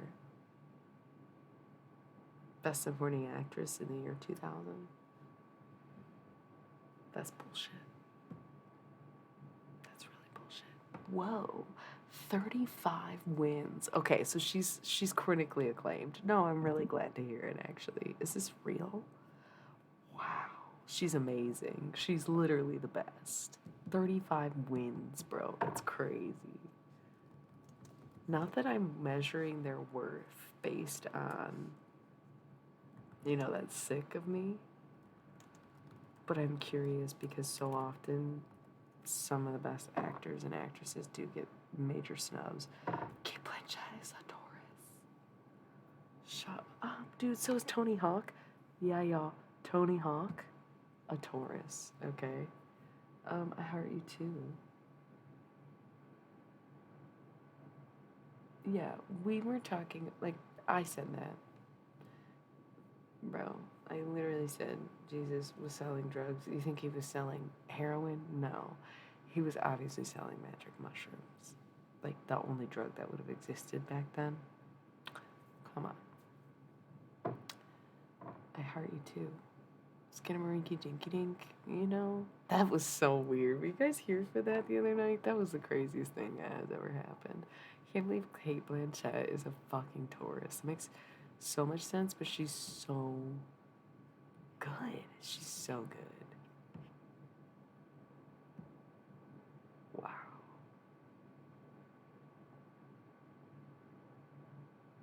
Wow. I really love it. I think she's won some stuff too. I think Toni Collette is a Sagittarius, right? And so is Sarah Paulson. She's also fucking amazing actress. November 1st, so Toni Collette is a Scorpio. Gotta love it. She's this shit. Sorry that this ended up being a rant about Toni Collette. I really like her, and there's not that many opportunities to talk about it, to be perfectly honest with you. What's up, though? We're just still on the whole I love you thing. Are you, like, obsessed with me now, or are you just sharing the love?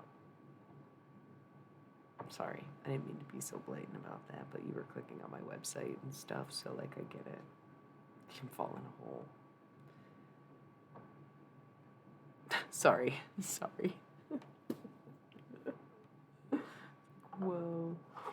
I don't know what that was for, but I'm just gonna apologize because it feels like it was probably something I said.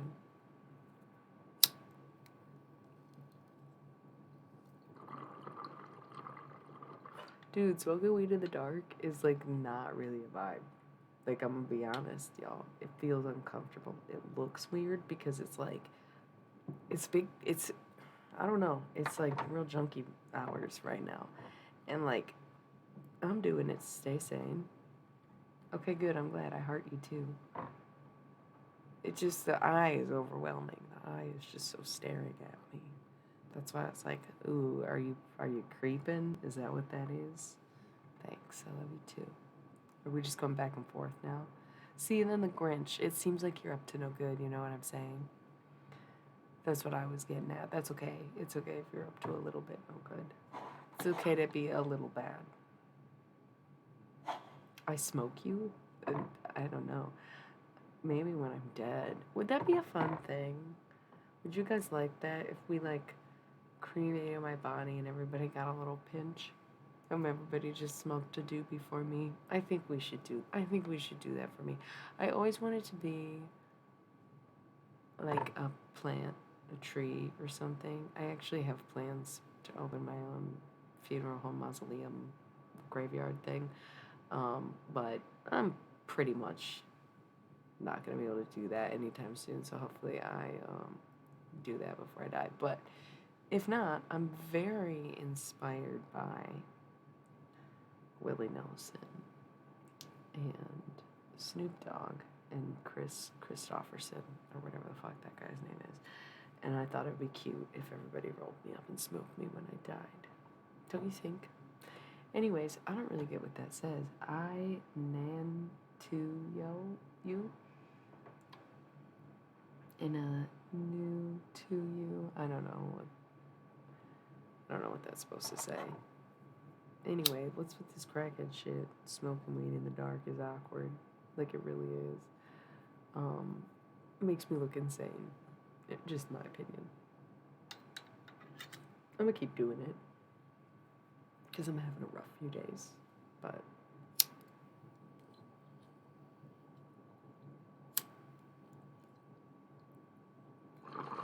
totally okay with the fact that I can just be the one to say that it looks crazy. Oh, okay.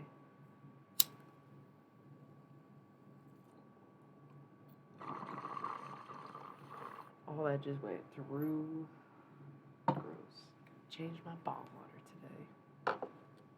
Try to do it every few days, really. Pretty OCD about that because my baby ass lungs. Oh my god, why would you say that when you know I'm coming down from the most evil period of my life and you're like, let me just eat some pie. Like I just have pie sitting around and I can be like, you know what, I'm gonna eat pie too. No, I'm kidding. Why am I shitting on your parade? But y'all know me well enough by now to like realize that most days I would be like, I'm so happy you have pie. That sounds so good. What kind of pie is it? And then some days I'm literally like, you bitch, how could you say the word pie in front of me? Like, heaven help us all. Heaven literally help us all. Because I am sick of being in hell, day in and day out, month after month. Because we share a brain cell. We're like orange cats. Oh my gosh. So cute.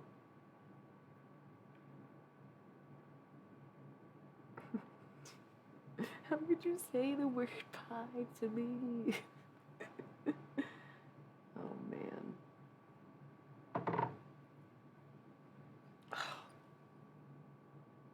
My body was triggered by that. She said, ooh, what do you mean chocolate? Like chocolate mousse, chocolate pudding, pie, chocolate meringue, chocolate crumble, chocolate. This is wrong. This is really wrong. I better be feeling prim and fucking proper to go to Christmas. Cause I'm gonna be pissed if I don't get to fucking eat some food. Unreal. I just would really like to do that. And like see family and all that. Thank you, yeah. But man, I'm telling you, this shit is not a game or a joke or very pleasant. It's been a long week and it's only really been a couple days. In fact, I can barely figure out what day it is. It's like Thursday, Friday at this point. But it just feels like a Tuesday, Saturday, if that makes sense. But it probably doesn't because I'm a time traveler.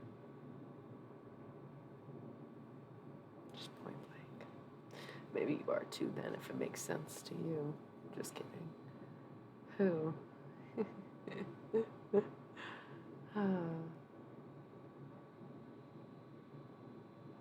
The chat delay. We're coming down. We're hitting bricks. You, me. Anybody? Dun, dun, dun, dun, dun, dun, dun, dun, dun. You, me, you, me. Ding, ding, ding. I should tell you I'm disaster. I forget how to begin it. Let's just make this part go faster. I have yet to be in it. I should tell you. Yeah, that's amazing. Merry Christmas. It's one of my favorite things to do at Christmas time, honestly, yes. Yep. That song sucks, by the way. I think the whole Roger Mimi arc is just generally pretty annoying. It gets worse than that for sure. Um, Your Eyes is just, yeah. Oh no, I know. Oh no. So here we go. And I love Mimi's voice, but I don't think I love Roger's voice. Like one song, Glory, is like it's so cock rock. It's so Creed to me. But it's meant to be that era in the 90s where it's supposed to be more like Pearl Jam, but it came at a time where that oh my god, I bet that's fun. That's a good one. No, I'm sorry. Are you talking about the lady from Drew Carey? Is that Mimi Rogers? It's like the only Mimi I know of. Yeah, one song to leave behind. Find one song before the virus takes hold. You know, like so drama to redeem this empty life. Yeah. The only truly good thing that the two of them did together is Light My Candle. That song goes off. I like singing both parts in different voices. Really shouldn't be even trying to do that right now, but I definitely like to. I have a Roger voice and a Mimi voice, and I like to just sing it by myself. Pretty good at it. I've been doing it for a long time, because I love that song. You know, it's so fun. Okay, you're in a different zone. We're talking about Rent. Now, my favorite song, obviously, La Vie Boheme, parts one and two together. Cut them shits out of the middle. Santa Fe, also Treasure My Heart, probably my number one low key, but like La Vie Boheme would be the obvious answer, right? But like Santa Fe is probably, if you were to ask, my actual favorite. And like, I'll cover you, but give me the reprisal, and make me fucking cry about it, you know? Yeah, Santa Fe is just too. You teach? Yeah, I teach. Okay, computer age philosophy. Yeah, it's so good. Um, but yeah, Let's Go Out Tonight is also a banger. So, oh my God, don't, no spoilers, you know. But when it comes to Mimi and Roger, Light My Candle is the best they do. When it comes to duets, I actually prefer Take Me or Leave Me. I love that song. But that's more belty, and Light My Candle is more casual. So it's more fun and easier. Because I don't live alone, so I can't just be belting out, Take me for what I am. They're like yelling at each other, you know, a tiger in a cage, you know.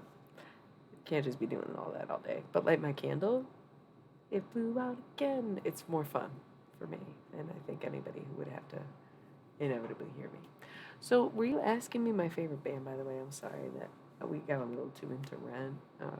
You could say I was being a fucking nerd. If I was a nerd about something, musicals is one of those things. I like a lot of musicals. I haven't seen them all, um, and I have no specific genre that I like in particular. I really fuck with musicals though. Just watched Spike Lee's musical in the 80s. It's not called Hair, but it's damn, I don't remember what it was about, but I just remember seeing it in the parlor, and I'm thinking about Hair. But it's really good. Really, really good. I think that was like the most recent one I've watched besides Rocky Horror Picture Show, because Halloween time, I just always watch that. But yeah, so favorite band, I don't know. I don't think I have one. And everyone and their mother is shaking in their boots saying, oh my God, how could you say you literally don't have a favorite band, you motherfucking psycho. You do all this blah, blah, blah, blah, blah. Yeah, still wouldn't say I have a favorite. Um,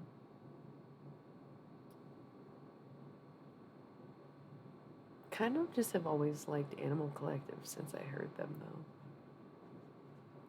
though. They're consistent.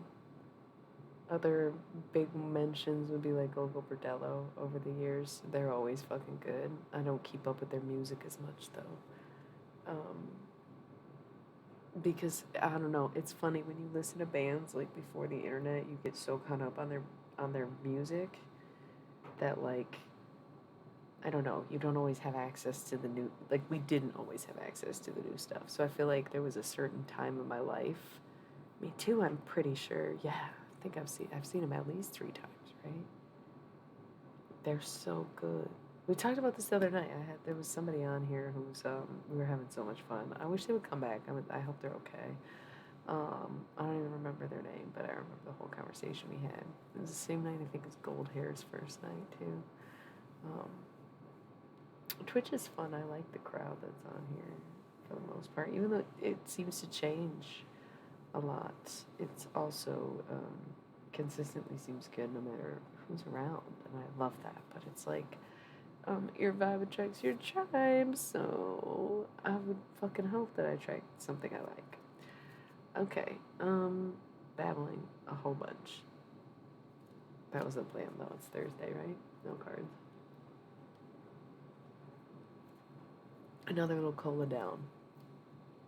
My second one today, and I'm probably done now. Yeah, I saw them Lollapalooza in 2009. So Merryweather must have just come out, and I'm pretty sure they played Brother Sport because I remember we want to be rolling tonight. So let's not take this ecstasy too soon, but we'll take it like before Animal Collective. So like, don't think that was the day we chewed it. But either way, it was crazy. It was crazy. We were like coming up, and the sun was setting, and fireworks was playing, and it was like. But then by the time they played Brother Sport, it was like, you know how they just tend to do that in the recorded final product. That music sequence is very long and repetitive, but then when they play it live, they do it like jam band style. It is. I love that song, but it was fucking freaking me out after a while. You know what I'm saying? When it's just like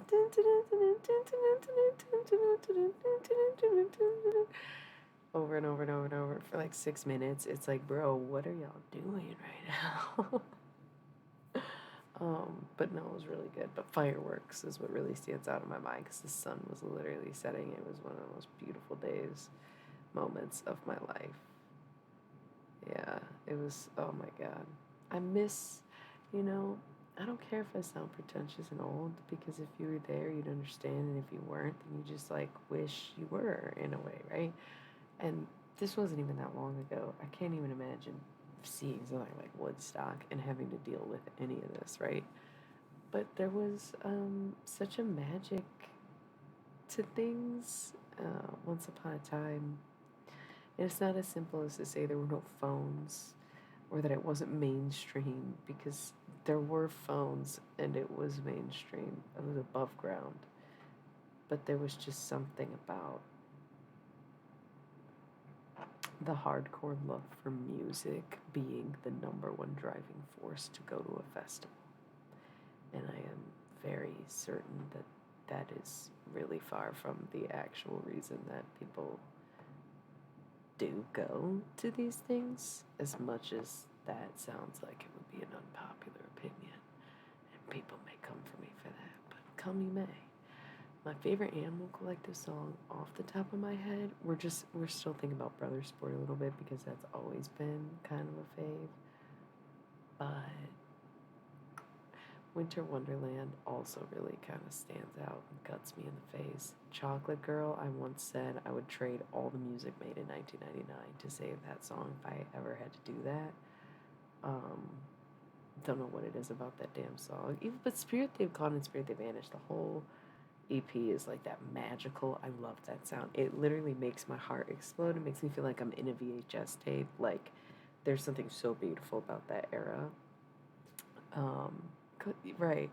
I was talking about Lollapalooza. I don't know if I said Coachella or if I said Lollapalooza, or didn't say what festival I saw them at, but I've never been to Coachella. It's all kind of lame now. And it just gets more and more expensive, and I'm not even trying to be a hater, because, like, I am jealous that I can't just go to Electric Forest like you used to be able to just go to Electric Forest. And, like, I don't know, half y'all just going because you know it's the cool thing to do. And, like, now you're into the music. Now you're into the scene. Now you want to buy the outfits. Now you want to do... None of this shit is new. Y'all are just now hip to it.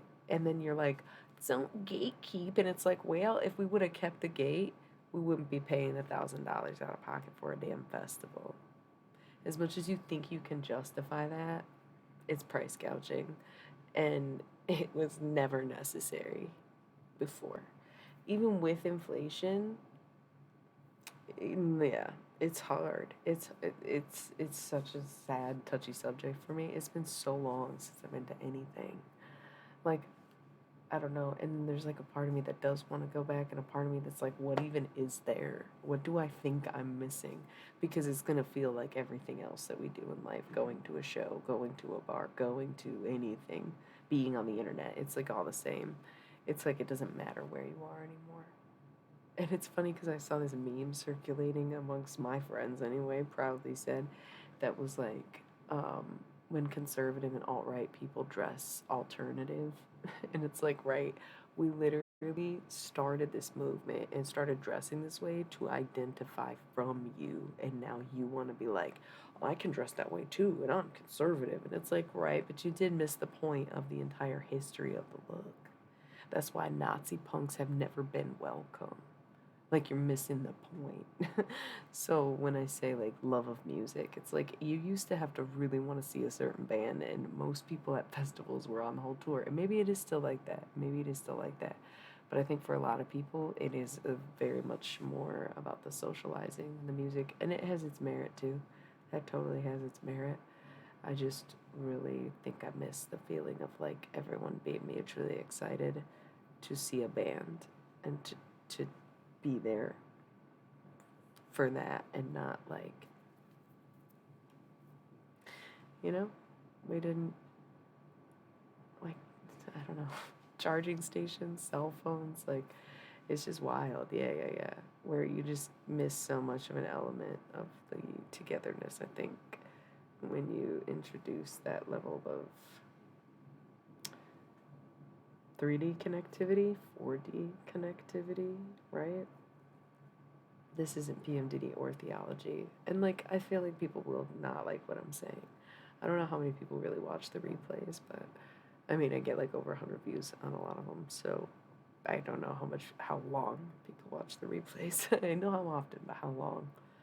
Um, but I know that it, like I said, it sounds like, oh, I'm just getting old. But ironically enough, I feel very young, actually, all the time. No matter what, no matter how wise I get, or how much my body ages, or how much growing I do, I've always felt young, and I always will, I think. Because I think that's really how you stay young and live a healthy life. Going back to my wellness plan is just reminding myself I'm young and I have time. Always, no matter how much I've lost half my life to PMDD when you think about it, because I spend half the month in writhing pain or suicidal rage or some other kind of maniacal, diabolical shit that I'm quitting jobs and getting fired and on my ass for days on end. Like, if that's 2 weeks out of every month of the last 20 years, half my life is gone to that. So thinking about age barely phases me when I'm just happy to make it out of the ringer again. I'm just excited for the next 2 weeks to be amazing, and to catch up on all my work, and to do all the things that I've been wanting to do or thought about doing or intended to do and was physically unable, right? Where I'm so looking forward to it. That, like, of course I still have my youth. Of course I still have energy. Of course I still have my mindset and my dreams and my hopes. Like, what do you think gets me through the absolute deepest, darkest crevices of hell that I have to descend into month after month for some unreasonable, unforsaken, unfathomable reason that no one actually knows the cause of? That's bizarre. That is just straight up bizarre. You know what I'm saying? That's like, what? The fuck? Right? So, um, I'm okay with seeming old or seeming hateful when in reality I've done a decent job of keeping up with the times over the years, I would say, in consideration to how much I barely kept up with the times when I was any younger than I am now. A constant state of like, this is kind of low key who I've always been. And that's not to say I haven't changed a lot over the course of time, but I've always been more outside perspective than inside experience when it comes to things like that, trends, media, you know, what we were just talking about. But observational is, yeah, half the experience.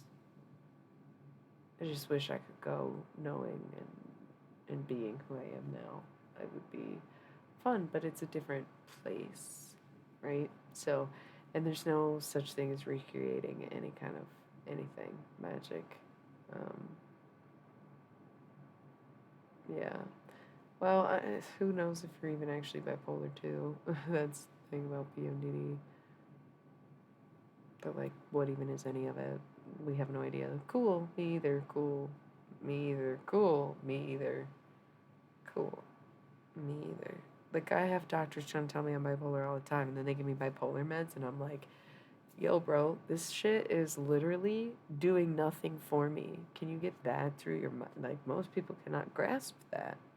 They will put me on, what do they give bipolar? Antipsychotics and mood stabilizer. They're like, this should do it. And I'm like, it does nothing. I am still feeling rage. I am still feeling sad. I am still feeling suicidal. I am still going through the same up and downs, even on bipolar medication. But now I can use my legs even less than I could already use them. Can you treat the PMDD now? And they say, no, can we do more blood work? Have you considered it's BPD? Have you, bro, right? Yeah, that's fair. Amen. Amen. None of it is real. Fair. Yeah, they gave me some intense medication, and I'm like, this isn't helping. Thank you, though. Like, I appreciate I appreciate that you wanted this to work for me, but it didn't. Anything else? No, just try it again. Okay. I'm kind of anti-meds at this point, yeah. I always was anti-med because I feel like if you treat it before you need medication for it, then probably not so bad. But in some scenarios, it's like easier or just like, I shouldn't say easier because remembering to take meds and getting acclimated to a medication can be a very difficult process. So it's not to say that it's easier in that regard, but sometimes, like, if you're working or if you have a family or if you just, got a lot on your plate, like, not everyone has the time to explore different options outside of medication. And I think that's what it really comes down to, for me, is understanding why people take it.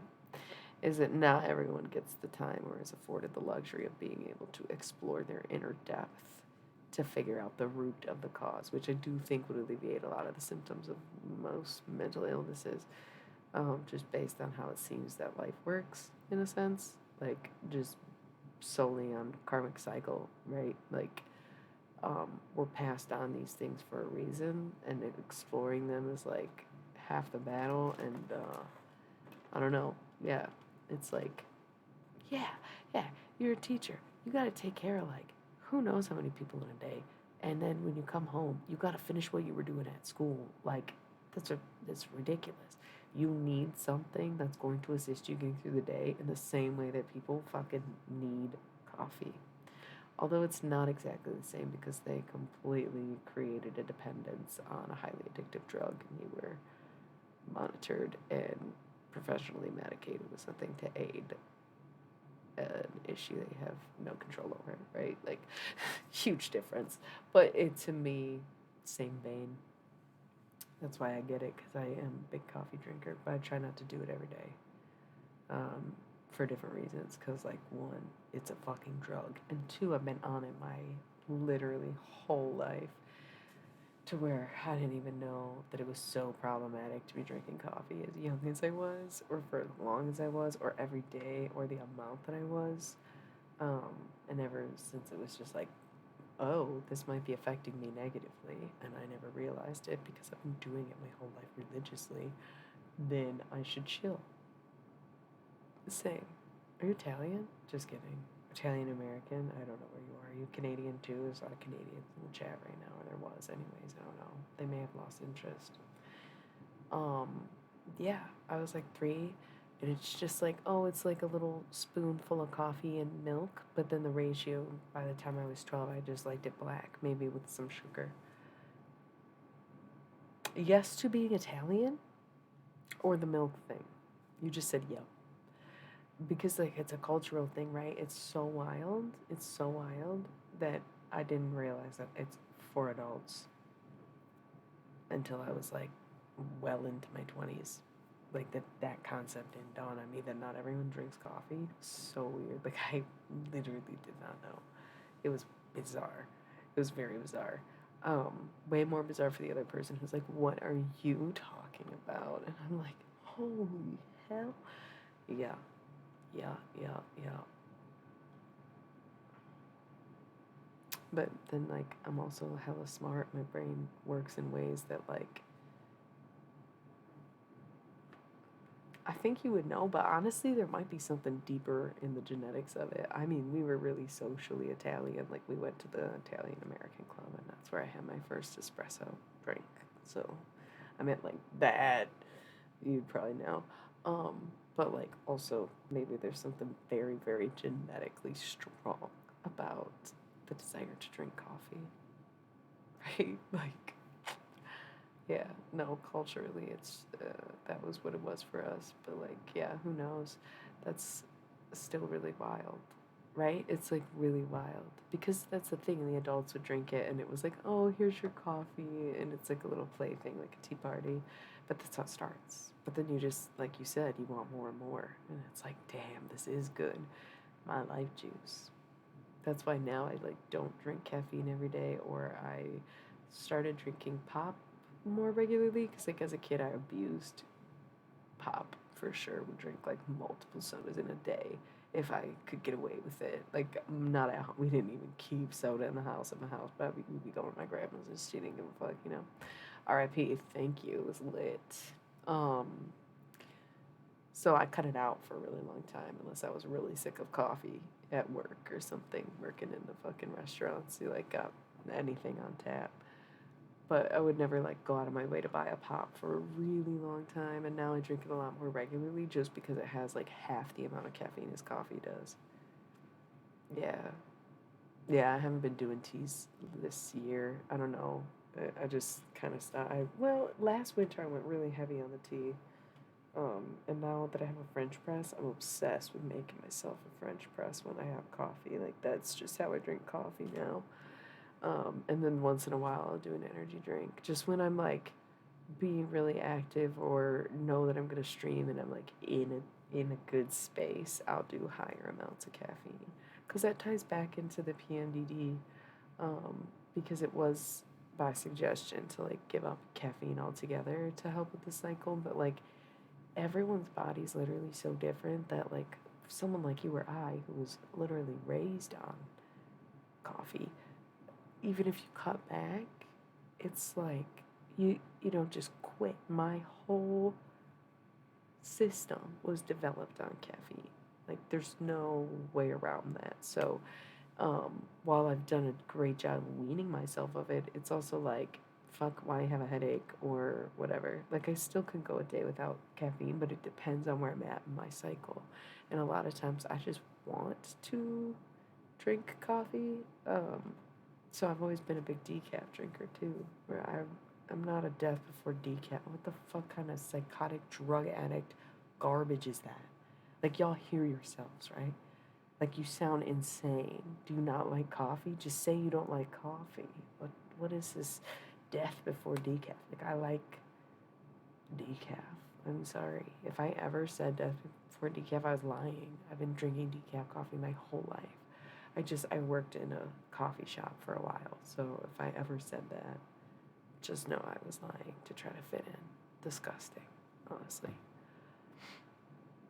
But yeah, camels are sweet too.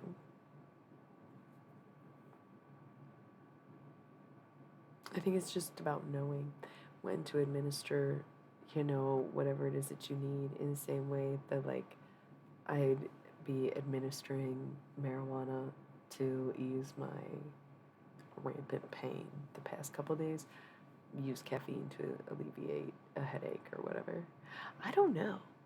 I've noticed that where it was like we started to have a legitimate conversation instead of me just like babbling about nothing all over the place, and I did also notice that. But I'm also noticing that I haven't got a thing about running an ad, and I'm wondering if my ads auto rolled, but I feel like it would tell me if they auto rolled, right? And I was like, maybe they dipped out because the ads were rolling, but that's wishful thinking. They must have gotten bored of us. Maybe we were girling too hard. I don't even know if you are female at birth or anything. I thought we were talking about periods though, yeah. And I think, yeah, the period thing was, the tip off. They got upset about it maybe, I don't know. I was thinking, wow, I did a pretty good job discussing Jesus and theology and PMDD and wellness this evening, actually. No. And I'm sick of not being able to talk about it or people making fun of me or whatever they gotta do to like make themselves feel better for not having to go through what I go through. This takes up a majority of my time. What do you think I'm up to?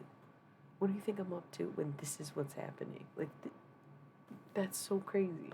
And you just think I'm not gonna say a goddamn word about it. Like, who the fuck raised these men? I'm sorry, I didn't. Sorry, not my kids. The fuck? Oh my god, dude. That's what I was saying is like, I've been doing my research, and a lot of people swear by their birth controls, and that's great for them. And a lot of people say that it doesn't get rid of the PMDD symptoms, it just helps with like the blood and the cramping and stuff. And I got put on birth control at like 17, but I didn't like it. I like just cried so much. It's like I cannot, don't give me hormones. Wrong solution, personally. Like, absolutely the wrong solution. I think anything with like control in the name is just far from being for me because I'm very much about my freedom. And so, quick turn off if you say control. I'm like, no, thank you. But successfully avoided pregnation without the birth controls. So I still have control over my birthing process enough without it, I guess, to be fair, which is cool. But once again, not everybody has time for that. It's a very raw, real, like I said, the amount of blood the past 3 days. It's like there is a part of me that is convinced that I'm dead because it's just sometimes like, how am I living through that? How did I just live through that several times? Nothing beats like November 2018. That was some of the scariest couple days. The fuck was that? So much blood loss that it's like, I'm not sure how I lived through that. That's insane. Yeah, that's the thing. Mine were too, and I just was never on birth control until I was like sexually active. But by that time, it's just like, yeah, nope. Yep, it's crazy. It's so crazy. Your body totally, it's like, that's what we were just saying about caffeine. It's like it can become dependent on anything. And it's like they give you a variety of solutions to things that they don't want to address the problem of, even. Like, just because they can say, oh, birth control will help with that, they still can't say why it even happens. Thank you for that. Just overlooking it entirely. And then it does make you wonder a little bit, like if roles were reversed, and how much more research there would be. But maybe that's a fault of ours, right? The whole system for a long time has been skewed in so many ways, on so many levels, that like trying to explain it or even knowing where to start is, it's kind of like too deep. When people say it's not that deep, it's actually too deep. It's deeper than that. It's deeper than the ocean, and that just leads to outer space. And it's like frustrating as hell to see that ripple effect of something that happened so long ago create problems for the modern era. Me too, jellyfish. Holy shit. Turtles? My god. Fish in general? Okay, we see you, clown boy. I'm kind of freaked out. Why did it not roll an ad? Did it auto roll on us? Should I just roll one? It's been like a solid 45 minutes. Yeah. I just feel like I missed something. I've been trying to wait until it just warns me to roll the ads before I do it instead of trying to time it out. But it's getting to the point where I've been keeping an eye on the clock.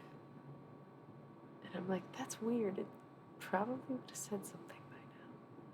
But it changes in the hours. They like make you play a certain amount in every whatever they do, and you can adjust the auto rolling, but I keep forgetting to go adjust it. Dude, I was complaining about not being able to chat with anyone on Twitch. I was like, I don't know what happened. I can't chat. And it literally just had it minimized. And I like asked everyone on stream yesterday, like, why is that? And no one thought of it for 3 days. My friend came back to me and was like, by the way, I was thinking what you meant was that it was maybe this little thing, but probably not. Couldn't be that. And I was like, no, it was that. I literally needed help opening the chat back up because I didn't realize it closed it and didn't even fucking ever remember it being there. You know what I'm saying? Like, that's wild. That's wild, right? And so everyone's like, oh, they're trying to talk to me. I raid people, and then they're like talking to me, and I'm like, damn, how do I say something? I'm following them, and I still can't chat. I had it minimized. Just literally things like that. That's what brain frogs. Those are the frogs in my brain. But how would one even notice that little arrow? So silly. But like no one knew what I was talking about. Everyone just kind of like ignored the fact that I was asking that question. It took like 3 days to come up with that very, very goofy answer. Sad state of things for me to be is that. Um, anyway, yeah, so I'm gonna roll three. Honestly, just take a second because I've been nonstop talking. We were so lively for a second. It is kind of sad that they all ditched us, but that's okay. Maybe they'll be back after this commercial break. Not getting our hopes up though, because why do that?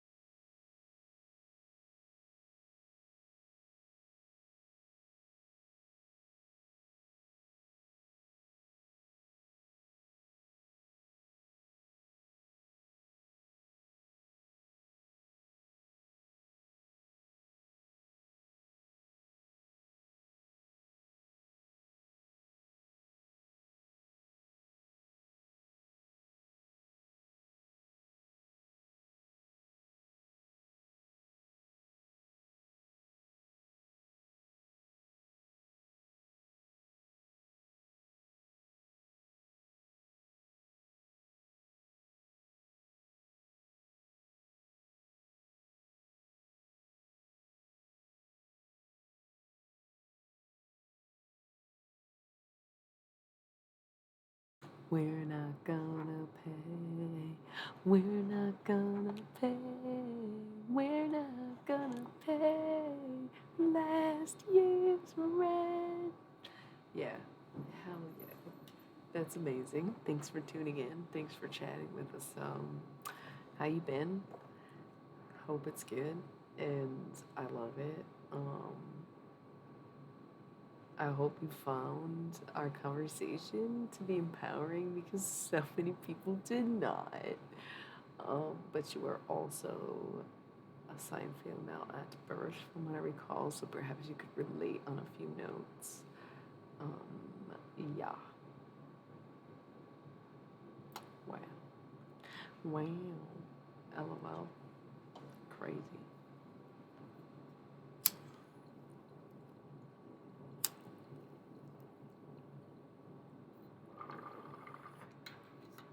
Um,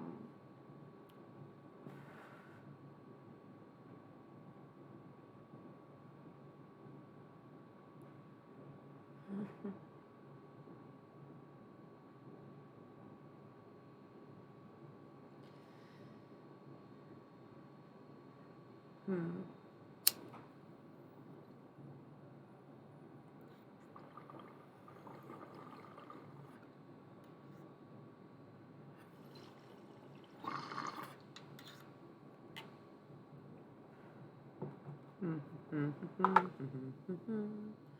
I was thinking about something that I probably shouldn't have been thinking about, and it wasn't really necessarily happy.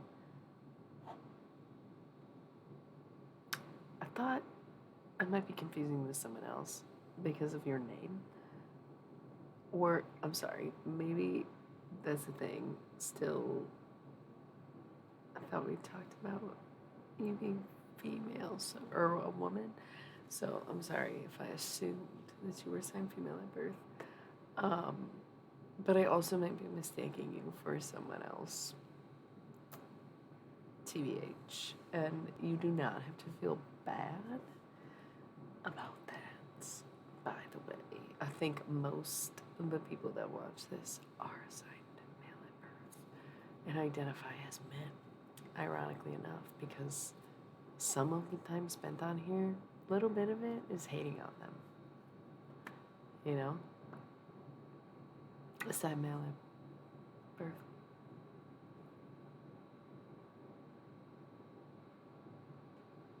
Like, your name is Ali, not Allie.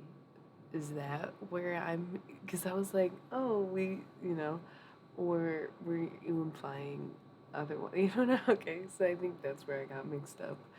Is that I was like, oh, or maybe it's still Allie, but I only know like women name it Allie. Do I sound like an asshole? See, I'm just self conscious.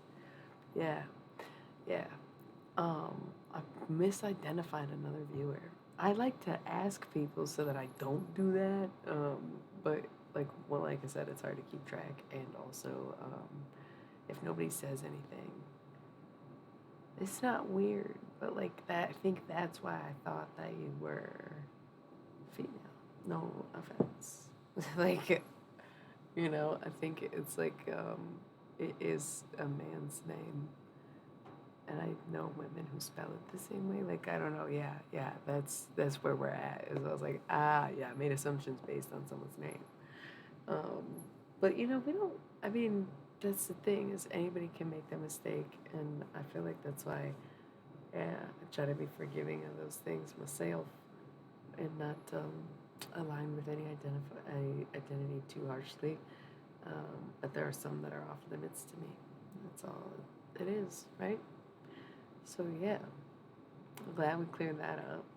Glad that you weren't completely turned off by all the period talk then, knowing now that you were assigned male at birth. Even funnier. You're like, I was listening, I enjoyed the rent portion, but all the other stuff was probably a lot to digest, I'm sure. The insider's take on all of it. But by moonlight, it's really kind of a nice little intimate gathering we've got going on this evening. I really like this. Probably will only be doing this in states of emergency, such as not wanting light in my face and being prone to migraines. So, I'm not doing any cards tonight.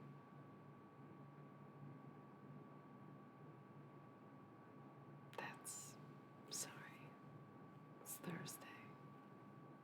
I probably eventually will try the just chatting category. Oh my god. Terrible. No, it was everything. It was the wood stand. We'll be back with it Sunday. But also, what decks do you guys even like? Because I think I'm sick of doing the same 3 and 3 every week already. I've been doing it for like, what, 3 weeks? A month tops. Yeah, I did come back in November. You like talking to dead people? Okay, noted. I like it too. It's not everybody's cup of tea. It's one of my favorite things to do. Y'all like the dead people. I'm not doing it right now. It's my night off. Although sometimes I'm like, so when I'm bleeding, I'm the closest to death, right? That's probably prime time to be channeling. Or way too much, and I need to replenish after that happens. Or I think that's part of the reason I have the problem is because I have the gift. I've thought about all of this a lot, especially when it comes to theology, because I think about the story of Jesus and like I realize that we've made some stretch comparisons in the past couple days, and I said something about having a Judas betraying me for like a bedroom or whatever, but at the same time, I would never actually compare myself to Jesus, nor am I trying to claim to be some kind of coming of Christ, unless, of course, it's Antichrist, right? Like, I got Antichrist written all over me, if anything. But even think about Jesus and how we discussed Catholicism having such an emphasis on violence, and then also being taught to pray is essentially talking to someone who is deceased, right? And so Jesus' own sacrifice, or the sacrificial son, or all that shit, right? It's just like not necessarily the same vein, but it does kind of say the same. Like, was Jesus a man? Was Jesus a man? Was Jesus a trans man? Was Jesus the trans man? Was Jesus a trans man? That would make a lot of sense. Because no facial hair at 12, but puberty hits and everyone's like, yo, low-key Jesus transition. That's why they left it out of the Bible, and that's why they say some weird shit about how he's gonna turn all the women into men. So, was Jesus just some, like, radical trans feminist? That's crazy, because it's true. He supported sex workers. It's like, I don't get why Christians are so uptight about stuff when it's like, I'm talking about Jesus. Literally, maybe you were not here the other night. That quote about Jesus saying that he wanted to make all the women like men, like males, so that their spirit can be male and all this weird stuff. And it was like, that sounds like transformation. That sounds like trans men go from woman to man. Like, it was just so crazy to read that, and then like think about how the whole church represents the opposite of it, and like the second coming of Christ is the uprisal in queer identities, I think. And they think it's the devil. And it's like, you missed what Jesus was doing. Like, look at Jesus. Hello. King of the sex workers, not the Jews. What the fuck? Like, what? Okay. Sounds very feminist indeed, but then also would say whack-ass shit like, I'm gonna make all the women males.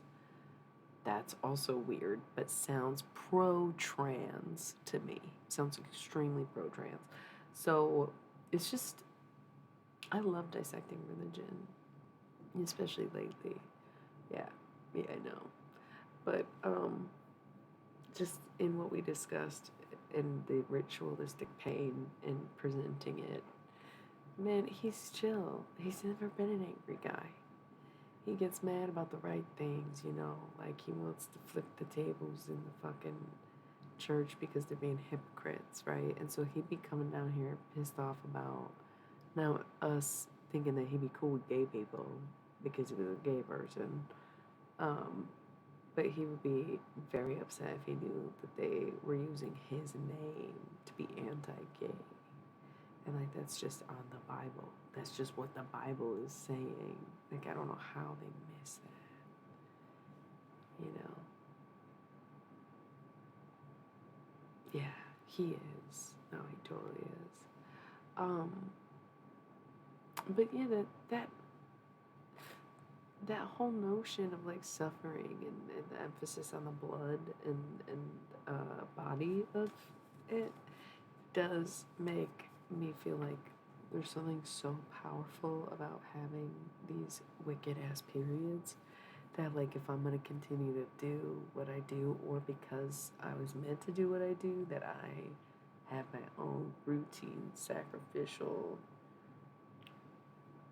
expulsion each month or every 3 months, every full moon, whatever the fuck the deal is. I'm still going through my data. It would kind of make sense. And it's not like Jesus, it's just like the most accessible example I could think of because I'm not killing anybody. And he didn't really kill anybody either. He sacrificed himself. And so instead of having to sacrifice other people, my sacrifice or my sacrament comes from within, and I shed my own blood so that I may never have to shed the blood of my enemies. Was that me or Jesus that said that? Because it was me. According to the Bible, Jesus was a man. I have my doubts. He was clearly trans. I mean, not doubts. He was a man, because you can be trans and still be a man. But at some point, Jesus probably was dropping blood and was like, oh, hell no. I'm not doing this. And was like, and then came back in their 30s. Oh, I'm Jesus now. Bad. Bet. So this is going to be the biggest expose the church has ever seen since it caught 327 pedophile rings or whatever the fuck happened with them. Or they'll kill me. Listen, if I die, I'm gonna have to. I would. My first guess would be the Catholic Church. Like if I'm killed, I shouldn't say if I die. Could be random. No, just assume it was suspicious circumstances if that were to happen. Not to get too dark on the stream, but it's very dark in here. Exactly. That's what everybody says. The Gnostic Gospel's way different. For sure. That'll be fun. If I can find you. I don't actually know who you are, remember? Yeah, oh, Judas, what a bitch. Judas is forever, like, the biggest traitor in history. That's crazy. Like, can you even imagine being Judas? Bitch. Fucking A. That's just so nuts. Jesus is a way hardcore badass, even in the regular Bible, let alone the true stories of the Gnostic Bible. Holy fuck. Yes. No, fuck Judas, bro. I don't give a fuck if Jesus forgave Judas. I ain't forgave Judas. Little bitch ass bitch boy fucking bought out his fucking best friend for what? Some silver fucking coins or some shit.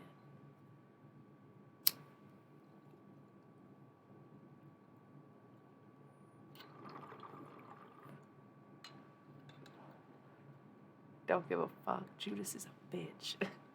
That's my stance on it right now. Maybe we'll talk to them this week. Dude, what if we talked to Jesus and the 12 disciples? That'd be crazy. I say we, but that would really be on me, and I feel like that would be very difficult, although I had a similar delusion, where at one point I was seated at the table with 11 other people, but most of them were still alive, so there was an element of, like, creepy and delusionment in it.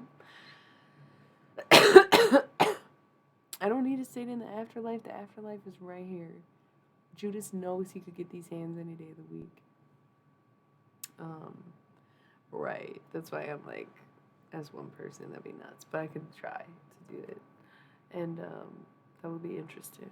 But I wonder if I was low-key seeing the disciples and being pictured as people that I recognize in the modern world. But they were supposed to represent the zodiac. Do you guys wanna? Do you guys wanna? Do you guys wanna do the silliest little thing with me? A little bit. You want to? Because what else are we doing? Is that yes, a silly little thing? Yes, everybody wants to do a silly little thing. So I want to read like a little bit about each of the 12 disciples, and I want to pick their zodiac signs because I do think that Jesus was probably an Aries because his birthday is pretty much spring, they determine, with everything, history, and the way calendars worked back then, and the hemisphere that he was in. Pretty much guessing that his birthday was mid-April, and as much as I would want him to be a Taurus, I honestly do think he was probably an Aries if he was mid-April. So if we're taking Shakespeare, I don't think we can also take Jesus. This would also make more sense because the coming of like spring first, number one, it would just make sense for him to be an Aries. So I'm wondering if the 12 disciples were all of the 12 zodiac. But then my theory is debunked unless there's a 13th sign, right? But because Jesus was actually an incubated birth, what was his actual birthday where he was born from his original alien host mother before he was implanted into the Virgin Mary? Like, there's so many variables. But maybe there is a 13th zodiac sign and that's why he had 12 disciples. Or maybe he just didn't technically have a birthday. You know? So, do you guys want to do that though? Because that's what that's what I'm thinking about right now. We keep talking about this. I'm ready to get it on. Okay. First, where's my notebook? Okay. What the fuck day is it? Holy shit. That's crazy. It's also okay. So first I'm gonna have to make a list of the disciples. You know, for as much of the church shit that I know, I really don't know that many disciples. Matthew, Mark, Luke, and John, Peter, Judas. I guess that's half of them, but I only named the popular half. And then you said two more. No, you said Thomas. So I'm not channeling the 12 disciples right now. We're just coming up with their zodiac signs. Sorry to mislead you. I'm going to try to plan the channeling for another night when I feel like doing tarot, though. Who are the other disciples?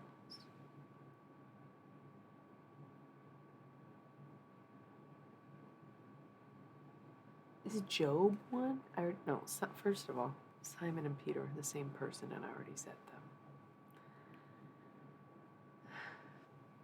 No one, and that's the thing. Why did Simon change his name to Peter if these are not trans men that we're talking about? Like, just forget it. The whole story is whack as fuck. I'm telling you.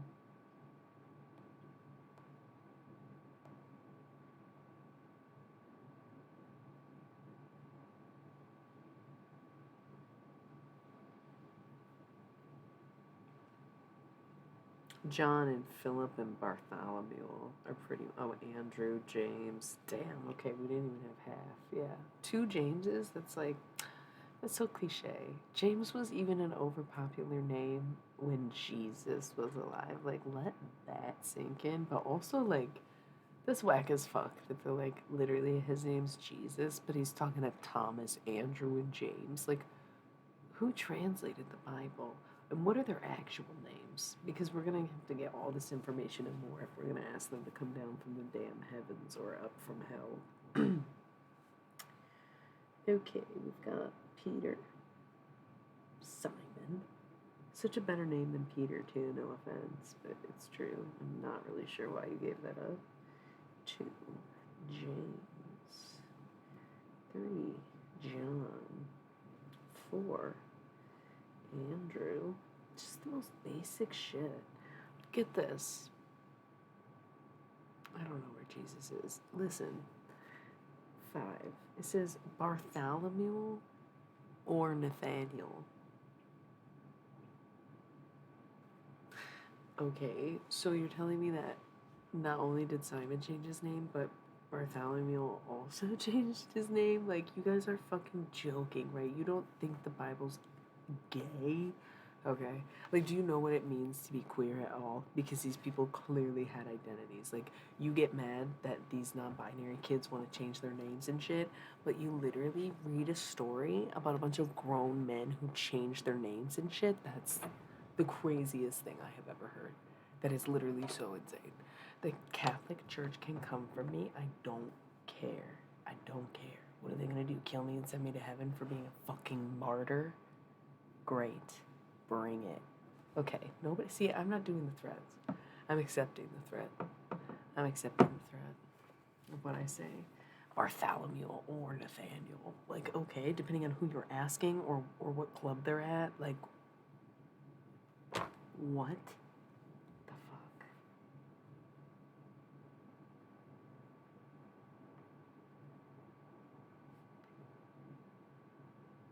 Great, Nate. Okay, and then we have James the Lesser or the Younger. I feel like I kind of want to go with James the Lesser because it sounds cool, but it's rude. So we'll go with James the Younger. But that doesn't sound as cool. We're going with Lesser. James, I wrote they. They, them. This James the Younger, the Lesser, was they, them. For sure, vibes. For sure. Oh, I can't wait to do a deep dive on these disciples. This is so funny to me. Christianity is hilarious at this point. And we have Judas. Fuck you, Judas. Nobody likes you anyways. Jude or Thaddeus. Okay, so thank you to the Candy Yams. Just FYI, we are not doing tarot tonight. Please don't ask. I never do personal readings, but definitely not doing it tonight. So get this though, we have the list goes on, and there's like, okay, so there's 2 Peters, because there's still Simon, but Simon is Peter, so I don't understand. Simon's on the list, but Simon is Peter, so this is all really weird, because it also says Jude or Thaddeus, and it's like another one, and then Matthew or Levi, like, sorry, what? And then this is says Simon the Zealot, which is why I'm guessing the other Simon goes by Peter, because there's 2 Simons. If these basic bitches just could not get a grip, this is so funny. So funny. Jude is Thaddeus. Crazy. Like, just so wild to me. Matthew, aka Levi. Random as fuck, right? But really, who was like Jesus is from the Middle East, and then also was like Matthew, Mark, Luke, and John? I don't get it. Because it should be like Jewish names, right? Weren't they all Jewish before Jesus was Jesus? I just don't get where these names come from at all. So we're gonna do so much research on all of this and more, just in general. And that's what it means when you vote for theology/Jesus on my Instagram polls about what we talk about on Thursdays. So, cool. And Thomas. Okay.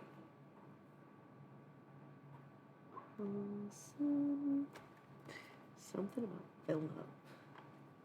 Maybe we'll talk to them one by one or something. You know, like, stop trying to do it all at once. So let's read about that. I want to know about each one. Okay, so yes, Simon Peter, son of Jonas, was a fisherman who lived in Bethsaida and Capernaum. He did evangelistic and missionary work among the Jews, going as far as Babylon. He was a member of the Inner Circle and authored the 2 New Testament epistles which bear his name. Tradition says he was crucified head downward in Rome. That's an intense death. That's intense. Peter had other names. His name was Simon. His Hebrew name was Cephas. The Greek meaning of Simon is rock, and the Arabic meaning of Cephas is also rock. Okay, so we're getting their real names out of this. This is very cool. This is BibleInfo.com, by the way. That's going to be our trusted, most reliable source for what we're doing, because they did give us the Arabic name, and that's going to be like the most true version, instead of these like Greek names, right? Isn't that kind of it? Okay, so he was a fisherman, and he like left.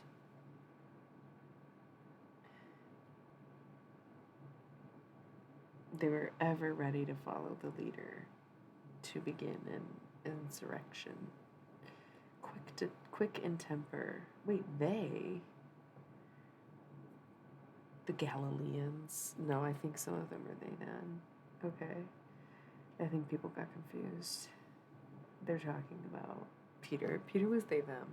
Peter was they, them. Yeah, that's crazy. Cephas, they, them pronouns, for sure. And probably a fireside because a temper. We're seeing a temper. We're getting a story of having a temper. Like Peter had a temper. So he was typical, but he was the leader. Maybe Sag? Do you think he's our Sag? I don't know. Maybe we need more research, but notes. Fire. There's a lot. Okay, so James, the elder. Boanerges.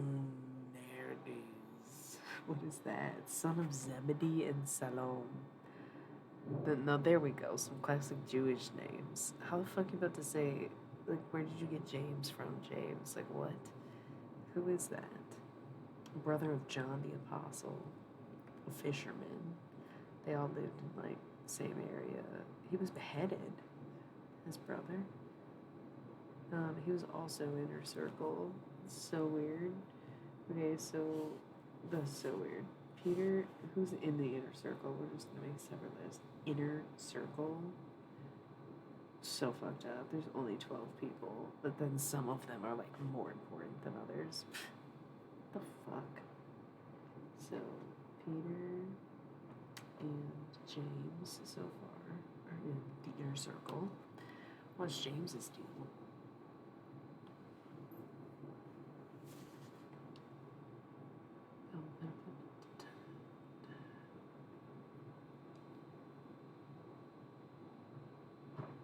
A man of extraordinary faith.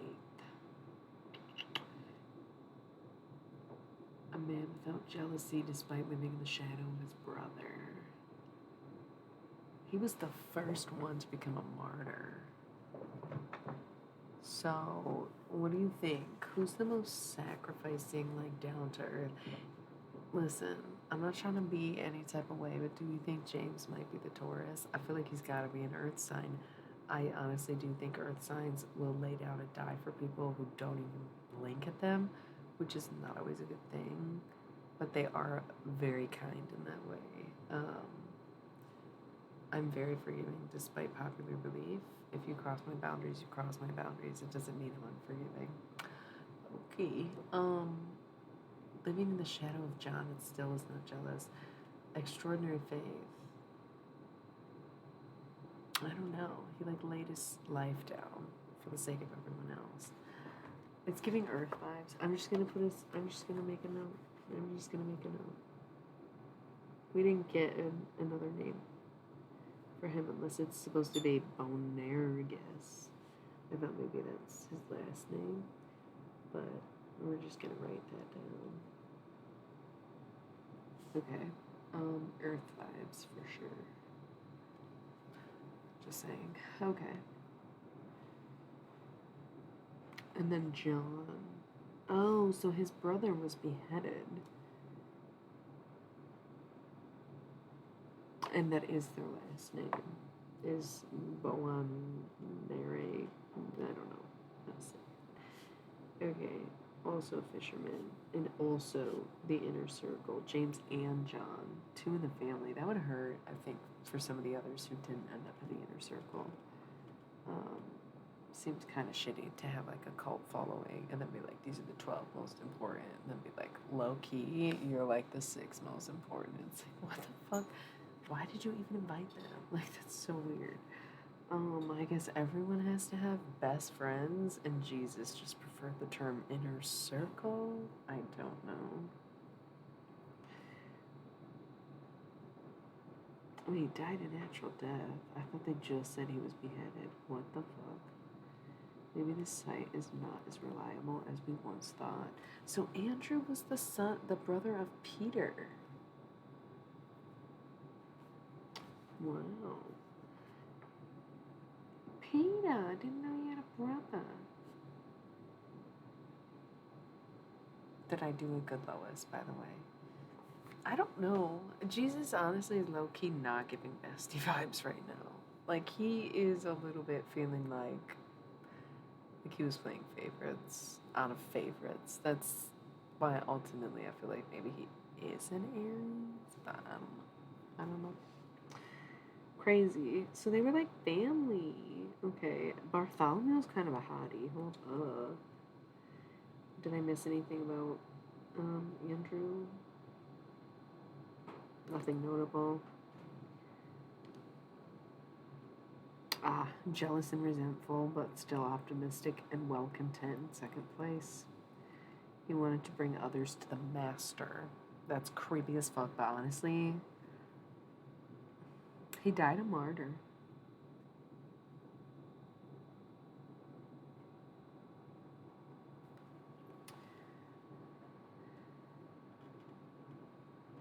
He was crucified on an X-shaped cross because it wasn't like Jesus. St. Andrew's cross. He's kind of giving Pisces. I would say Andrew is giving, I don't know, at least not really water vibes. It's more the chaos of a mutable energy. Virgo maybe, but just seems like I don't think a Virgo would complain as much. Jonas, yeah. Oh, that makes sense. Like Geppetto and whatnot. Pinocchio, whatever. Sorry, spoiler. Just gonna like make a note. Mutable. He's giving mutable, whiny mutable. Oh, and John also, I think both the brothers are earth signs, but John is giving more Capricorn, whereas James gives more Taurus. Okay, so then Bartholomew, a hottie, like a high key hottie, probably my Gemini guy, especially with the two names. And he's from Galilee. His symbol, his apostolic symbol is 3 parallel knives, so he's definitely an air sign. Jot that down. Called it. I bet you it's my Gemini. He's way too cute. Way too cute.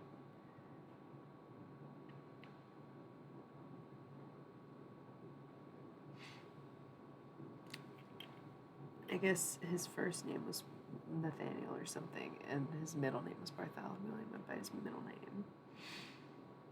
Very little information, so he had an air of mystery about him. Very big Gemini energy. Knows everyone, but no one knows them. I think he's my Gemini. He's a martyr, but it says that he evaded death by preaching in India, and that's where he may have died. Flayed alive with knives? That's insane. Painful. So sorry to my Gemini sweeties. Wow, he was so cute. That's crazy. People were willing to die for this shit. Okay, James the Lesser looks like a punk ass bitch. He's giving summer baby vibes. No offense to the summer babies. I like Leos, But it reminds me, this picture I'm looking at reminds me of like Nick from New Girl, if that's the right, and like a bad, toxic, kind of annoying Leo, even though we love Nick. Anyways, like that's James the Lesser is giving fire just looking at this picture of him. Brother of the Apostle Jude. Okay, so Jude's brother.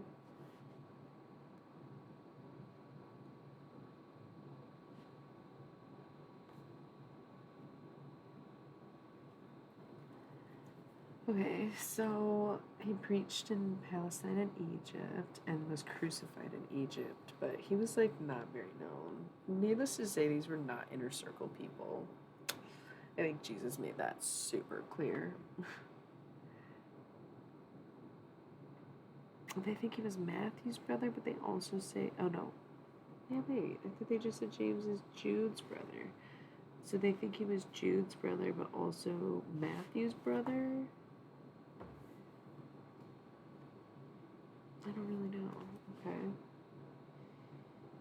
They literally describe him as the most fiery type, so I think nailed it with Leo. They say he was sawed into pieces. That's insane, bro. And then these people are worshipped for their deaths. Like, how fucked up is it that Galileo or whatever, Bartholomew, Nathaniel, he's from Galilee, Nathaniel was flayed alive with knives. Bartholomew. And so his symbol to pray to him is knives. Why is there so much emphasis on the death? I get that that's like they lived for something that they died for, but like, once again, so sadistic. Why would you remind them of that? That's so weird. But then also now, James the Lesser was sawed into pieces, and the saw became his symbol. Sawn into pieces. You think that's what he wants? When you call him, that's what he wants to talk about? That he was sawn into pieces. The fuck? No. Why would you do that? But he's our Leo. I do think he's our Leo. Fucking Judas. The traitor, yeah. Son of Simon. Maybe it's a different Simon? 30 pieces of silver and then hanged himself.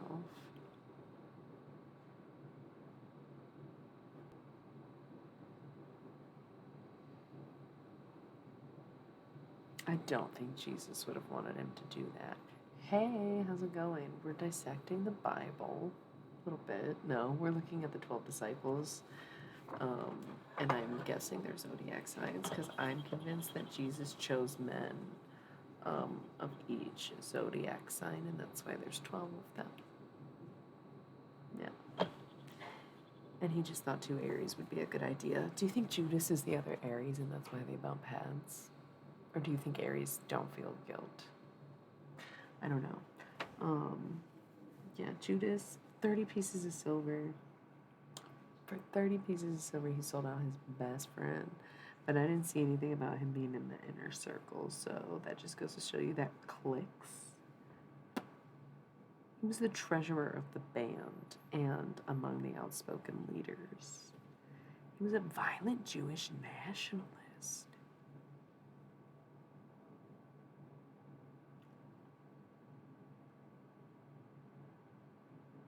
And he was stealing from them.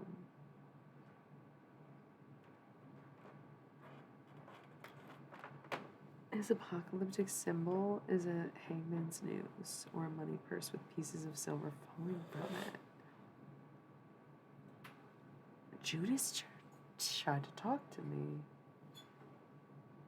That's wild. Judas tried to warn me. That's, yes. So far, it seems to just be Peter, James, and John. But I haven't gotten through all the disciples yet, so I don't know. But only those 3 were denoted as inner circle so far. And 2 of them are brothers, so it's just like it must have been like, we're family, bro. I can't believe Judas would do that. Okay. So, Judas is giving nothing. Like, who's that much of a traitor? I don't know. This was years ago, and I just realized that it was Judas now that I'm putting it all together. But also, I had now recently dealt with a Judas moment and definitely had visions of the same person 3 years ago when I'm now equating something else that I saw to Judas because it said the coin purse with silver falling out, and I saw that and I was like, what the fuck, why would my money be spilling like this? But it was Judas was trying to warn me.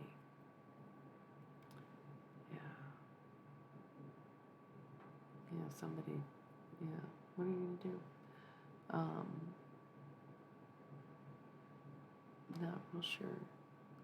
Not real sure, but that's, got sold out by someone, and it probably wasn't as recent as this incident, but at the time was sold out and reminded that it would probably happen again for trusting the wrong people more than once. Because you have to just accept in life that some people actually have your worst interest in mind.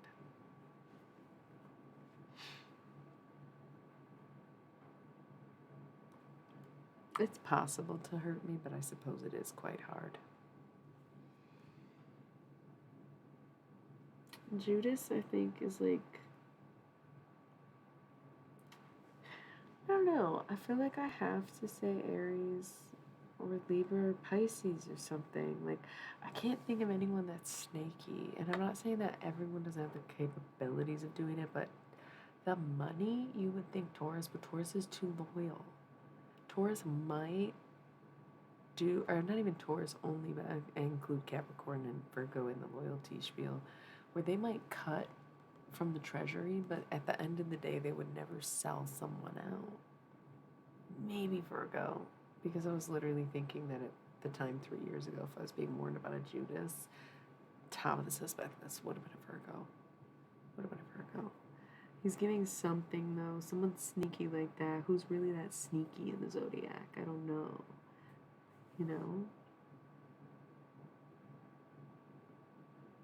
Like, there's just so many people I could see never being able to do that. Okay, so Jude. Brother of James the Younger. We got that, okay. So, Lil James is bro. Lil James, bro. Man with 3 names. He's Thaddeus, Lebus. Lebus is probably his Arabic name.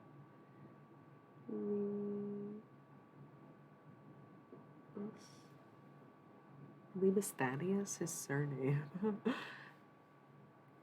Lebus Thaddeus, that's interesting. Okay. But he's Judas the Zealot? Then why is it Simon the Zealot? It's so weird. What's Zealot is like religious? Didn't we listen? Oh, I will give you that Aquarius can be sneaky like that. So there's so many up for grabs still. I will denote Aquarius. But since we both voted Libra, I'm still leaning towards Libra for that. Judas. Not getting much on Jude. Okay, they had a name for it. A trinomius is a man with 3 names. Like, are y'all not seeing these subtle but obvious queer identities? Like, saying two-spirit, but you're saying triamius. Oh, he has 3 names. Like, I bet he does. I bet they do. I bet she does. Like, what?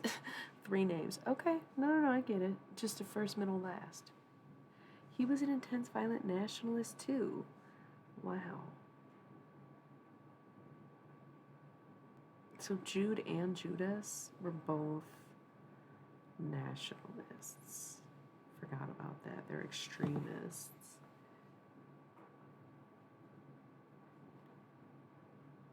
Extreme. So who's most likely to join like an extremist group? Jude and Judas. That's what I'm saying. They both. And it's like, Jesus, what were you doing fucking with them in the first place? But at the same time, that's why they weren't in the inner circle, so you could keep your friends close, but your enemies just as close, apparently. Yeah, it seems that way. And honestly, it's really dark in here, so I need my little flashlight. Ugh. Oh my god, that is not at all flattering, but that is not the point. So you can see how truly ugly I look today now. Can't always be sexy. Okay. Anywho, yeah, so these were like extreme nationalists. Ooh. And violent to boot. So yeah, they're giving kind of fire. They are giving fire. I don't know. Who else would be susceptible? I think either of the masculine elements would be susceptible to joining a kind of radicalized group like that. Matthew or Levi.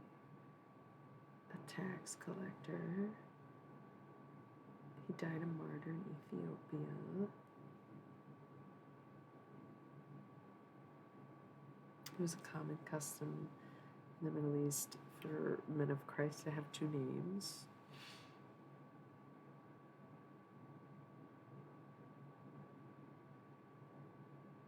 They're saying that he's Matthew's brother. No, Lil James's brother.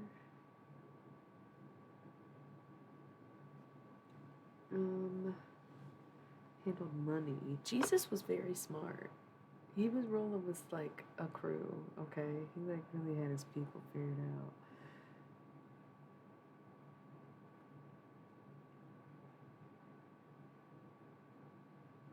Why are they talking so much? Whoa, classified with harlots, Gentiles, and sinners. So Jesus was like, chose a man all men hated and made him one of his men. He could use a pen.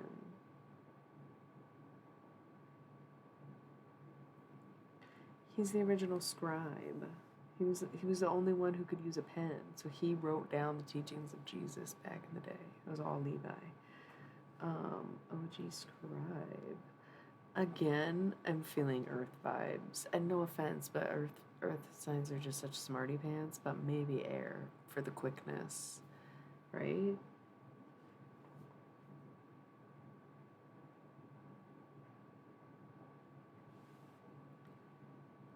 That's so interesting. Okay, Philip died a martyr at Hierapolis. I don't know. 3 names, yeah, we get it. A living personality. Scholars disagree on Philip. He may have been an ordained deacon.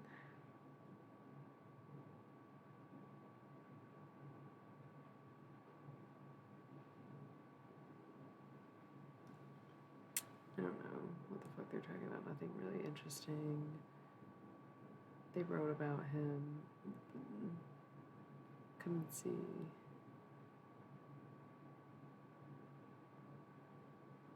Missionary instinct. Yeah, okay, we all like to lay down and get fucked, Philip. Shut the hell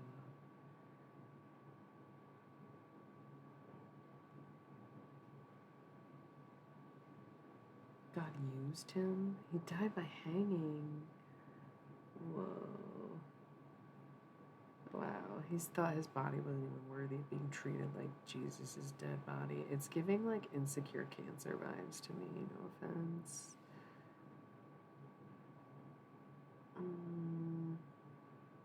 All the mystery though, kind of leaning towards Scorpio for that, in a way.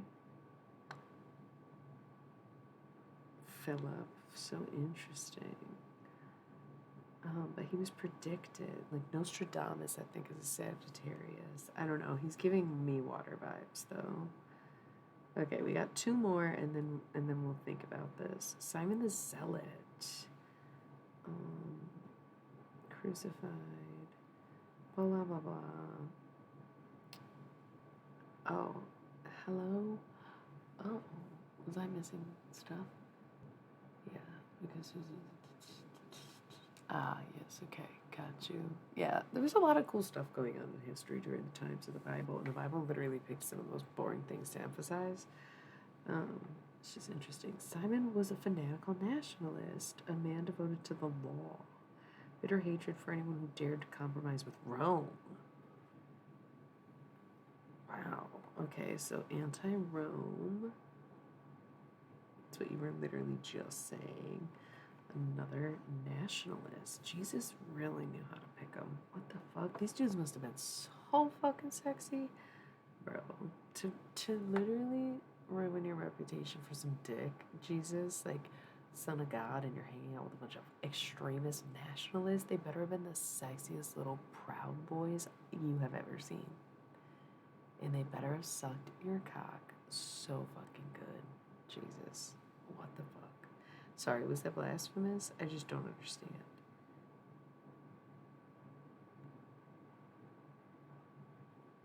Jesus was an extremist. What are you hiding? Loyalty to Israel. Of course.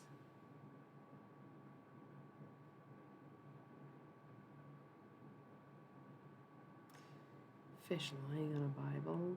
LOL. That's the thing. These other ones have tragic deaths, so like their symbols are knife, saw, hanged rope. He gets a fish on a Bible because he was a fisherman and then was a preacher.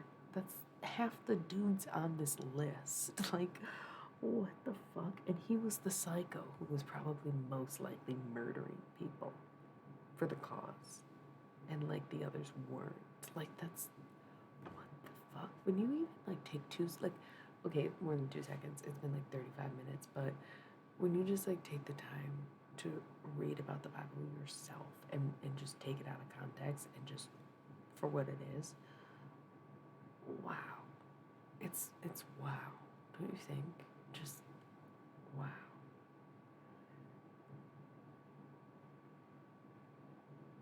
Okay. He died in India.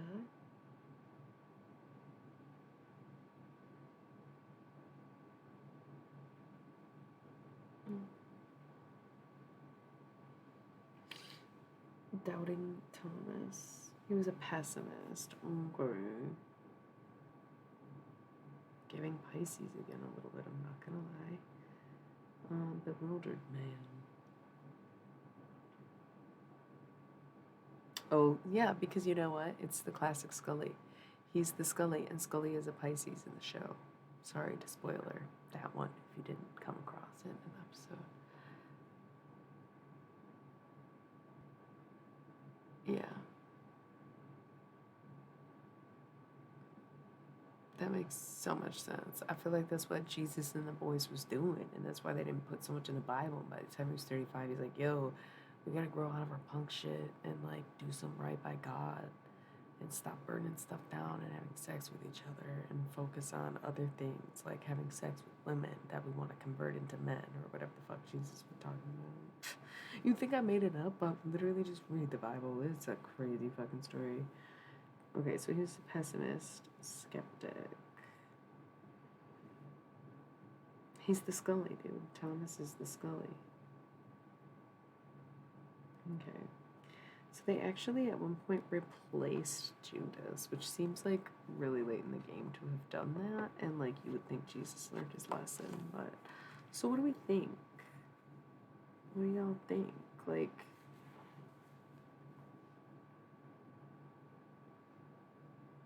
who's who?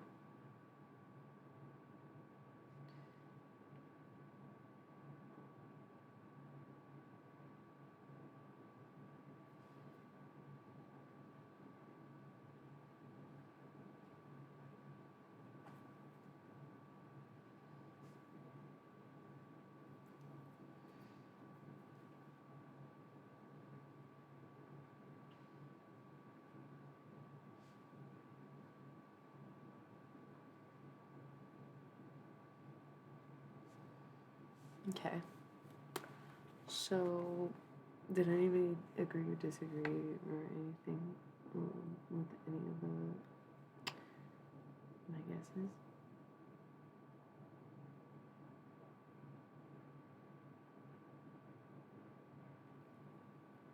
Okay, so if Jesus was an Aries, who would be his inner circle? So apparently the inner circle really was just the three of them. No one else had that note of being inner circle except for Peter, Simon, James. Well, Peter, the one who is Simon, but Peter, and then James and John and their brothers. So like that's so interesting that of the 12, it was just those were Jesus's besties. So who would his besties be if you were an Aries? Who would your besties be? Assuming Jesus was in fact an Aries.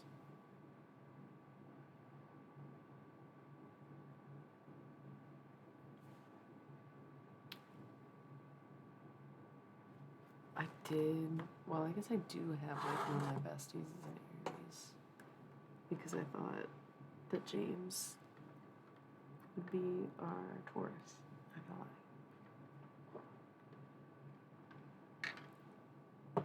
Although, when is Douglas Adams' birthday? I was thinking the writer because Shakespeare's a Taurus, so like the dude who could write could easily be. But let's see. Why did I go with Douglas Adams of all people to be like, when is the birthday of this one writer? March 11th. It was Pisces. Who else is like really famous for writing and stuff? I don't even know. I don't know. Just doing goofy astrology stuff. I think we'll resume it later. I think I'd like to get back to the conversation that we were not having. I'm going to think about it more, and I might even read more stories about them. The disciples were a lot more interesting right now than they ever were when I went to Catholic school, to say the damn least, right? I mean, that's going to be obvious no matter what, because they're only going to like sugarcoat for babies the stuff that they want you to know about the Bible in order to easily indoctrinate you into what they consider to be Christian values, which don't honestly derive from the Bible itself. Because Christian values are way different than what Christians currently value. So, that's wild. That's really wild.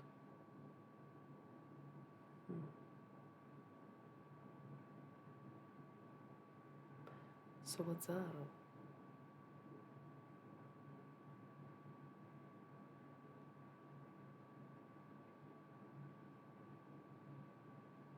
I'm getting a headache, which means I probably got another coming before it's over.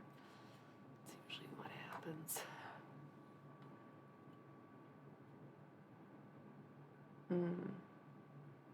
So cool. This is my theology arc. This is my resurrection era. This is my anti-Christic comeback. Okay? I love it. I love it.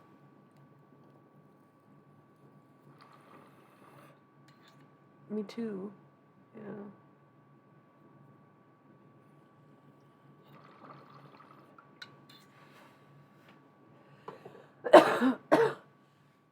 Sometimes I'm like, why did my relatives leave Italy? And then other times I'm like, really glad that I didn't end up marrying my inbred back mountain cousin or some shit.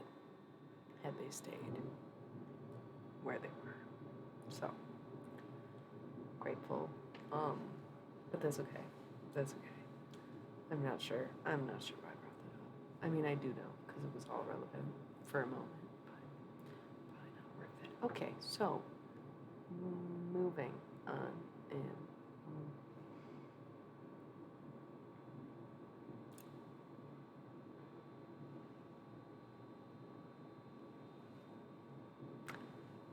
listen, but here's the whole debate that we're having, right?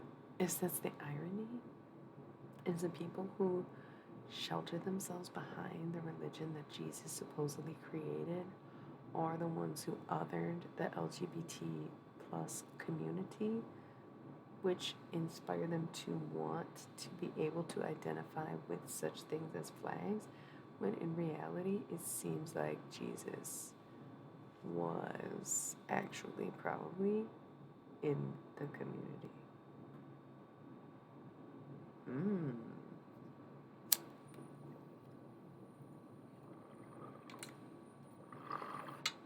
So like,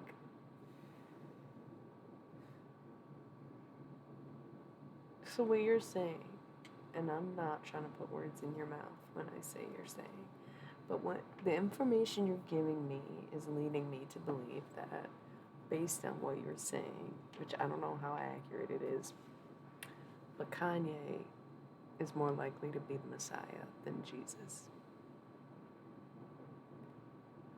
Trump, more likely to be a Messiah than Jesus, because they do incite violence and cause riots and pillaging and shit, right? And so if Jesus was preaching the opposite, saying love and whatever, and that's not what they believed, right? Yeah, it's crazy. That's crazy. Jesus walks with me. You know?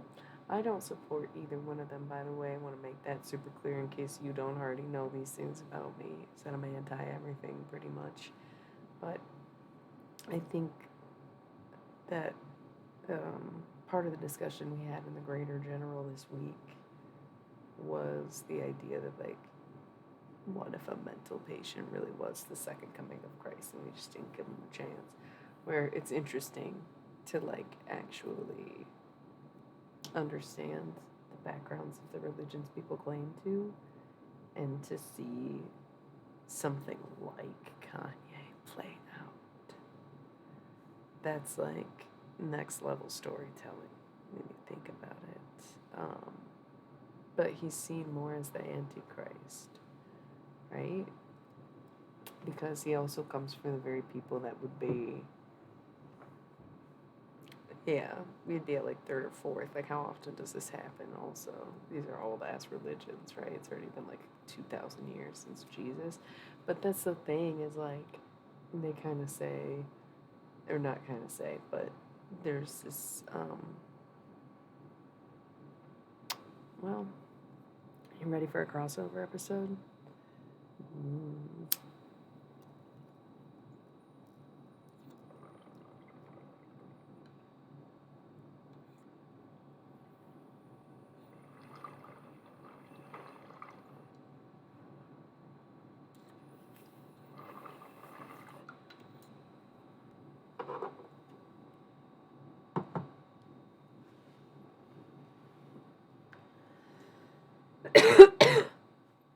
Antichrists that are technically more like Christ-like in that sense, right? Or what they were expecting to be the Messiah.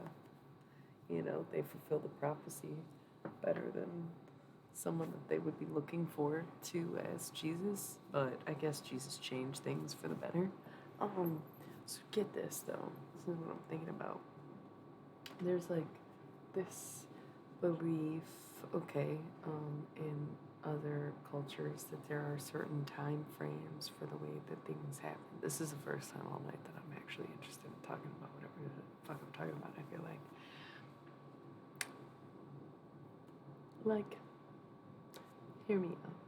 So, we think Jesus was born 2022 years ago, essentially, because our modern American calendar or English calendar, whatever the fuck, Gregorian calendar, is based on what they approximate Jesus' birthday to be.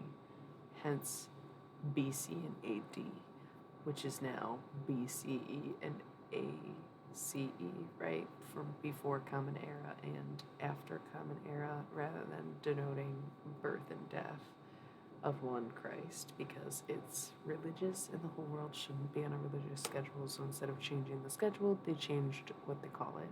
Either way, we're talking about Jesus and his birth date, birth year. I almost want to take my headphones off. It's kind of exciting. I'm getting through something with you guys. So Jesus, born approximately 2,000 years ago, oddly enough, just so happens that the Mayans, who existed, from what I understand, before Jesus, like more ancient of religions, gods, civilizations, the Mayans felt like there was some period where it equated to be approximately 2,000 years after Jesus was born. And so basically in the Mayan belief system, or that period of 2,000 years, was basically this belief from what I read over this year. I'm trying to find the books I was reading, and I haven't yet to locate them. So I had some interesting books I was reading this year. I was reading about mythology in ancient religions and 2012 and the meaning behind that. And I'm referencing this book that I was reading about it, where the Mayans were marking that 2012 to be the beginning of a 2,000-year period that they referred to as the Golden Age, where things would become very peaceful and be like a new dawn of a new sort of utopian world. And that could be lies we tell ourselves. But I think there was also the 2,000-year period before was the Dark Ages, because a lot of it was really dark, and it was a lot of pillaging and crucifixions and martyring, and it started in a peaceful way the first couple decades with Jesus, right? But when they killed Jesus, they started killing everybody, and it became a very violent time, and the years to follow were very dark and very violent. Like, you got the Crusades, you've got I don't want to say too much because history buff, but not really, right? Even like the witch trials going a bit later, all of the medieval times in that era where people were just poor, and didn't have water or whatever, and all throughout that, of course, I'm missing a whole bunch of stuff in between. Forgive me for not exactly knowing what was going down in the 2,000 years after Jesus was around. But it seems like couldn't be very possible that now that we're in this golden age, we're transitioning where the first few decades might feel like, yes, okay, there's no way that this is going to be a peaceful time because everything that was happening then is still happening now. But maybe it's just that because it only started 10 years ago, that there will be a bit of a rough patch in the beginning. And in the same way that Jesus, the peacemaker, the bringer of peace, brought upon dark times, it's almost like the dark leaders of these, whoever maybe not Antichrist, because I just said that I was more like the Antichrist, because I don't think it's really like, I think it had to be more like Jesus and not his opposite, you know what I'm saying? So it would be more like a Donald Trump type, where the harbinger, what is that word? Of evil is what invokes this period of peace. Does that make sense? So just because it seems like in the beginning, everyone chooses peace and love, Jesus was killed and died. Thank you. Before the world went to shit and killed everyone that he fucked with. That's crazy. I wonder if we would channel Jesus.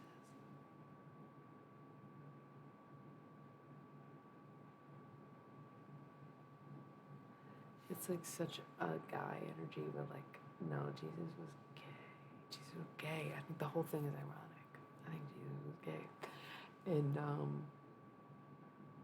maybe even trans. Who knows? Like, there's a lot to unpack that Bible, and the Christians are the ones who aren't ready for it. And it's like, well, you shouldn't have begged the world to read this book if you didn't want anybody asking questions.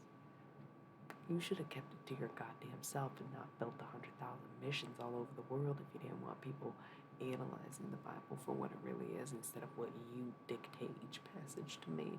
If I'm reading it straight out the book, let me tell you something. You certainly interpreted a lot of that real funny.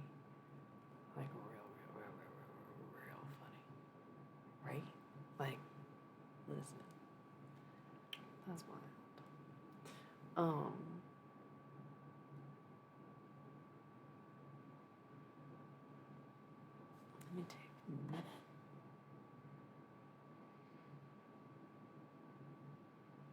timing things out for myself.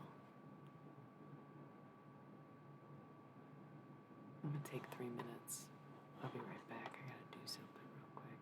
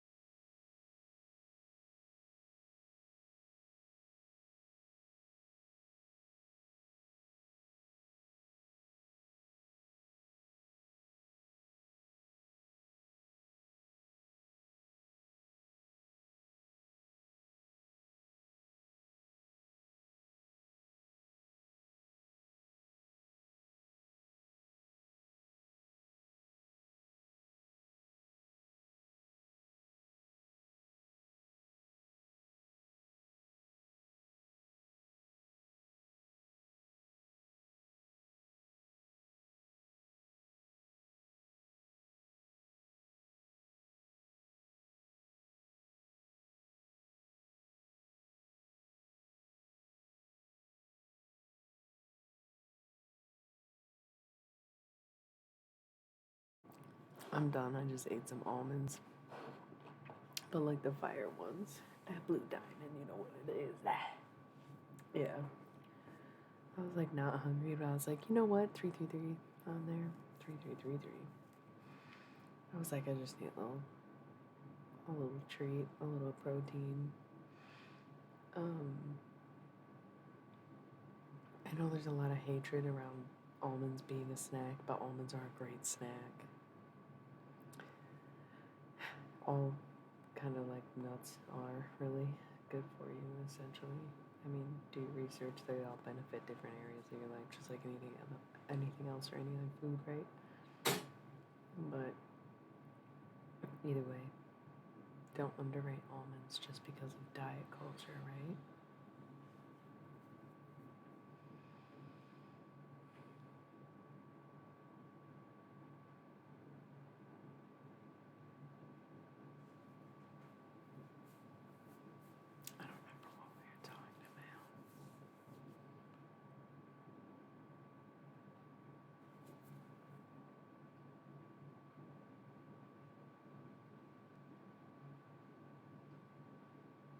Love it. Thanks.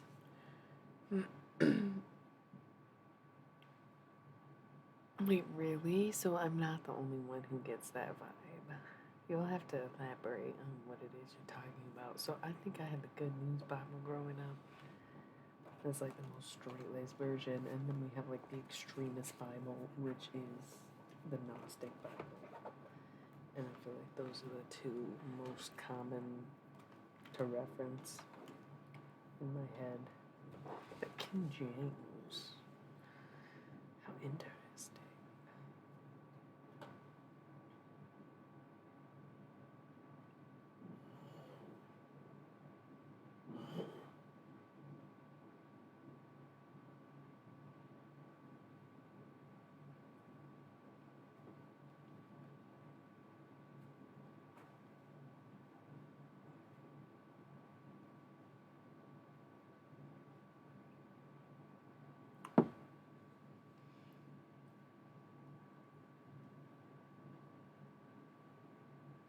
He was strongly homosexual, in all probability a bastard, but not a saint.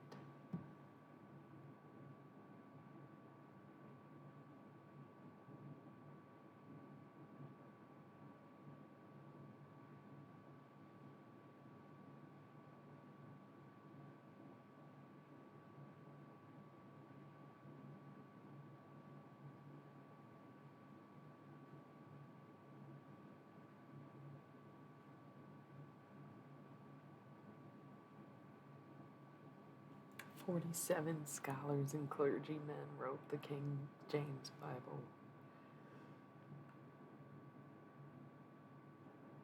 Christian fundamentalists and Christian new religious movements. Early modern England.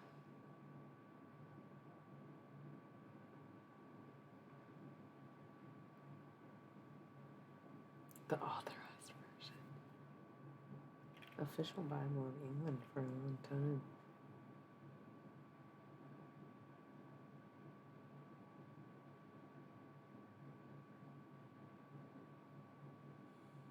What's apocrypha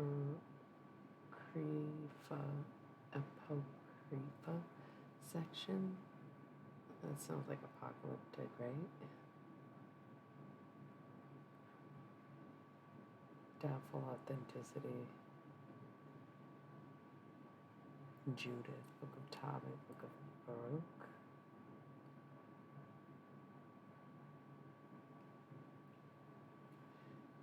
Dude, this shit is literally so interesting. I love how many people are not interested. We're like, there's like just 3 of us who are like, dude, this fucking Bible shit. Okay, 4 of us who are like really into this topic, and it seems like everyone else could give a fuck less.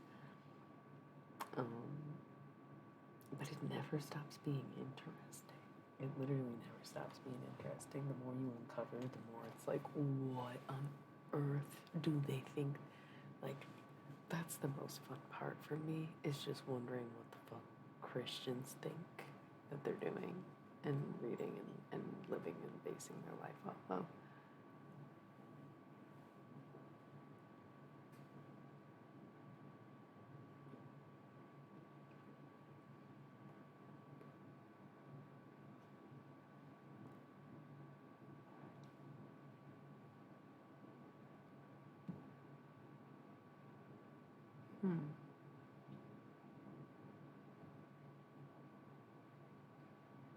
Well, it did say that there was like a bunch of people who worked on the King James version of the Bible. You know, that man couldn't have been bothered to write all that shit down.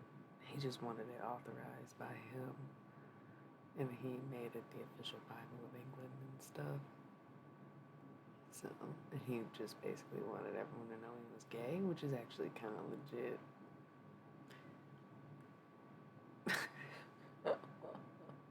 Love that.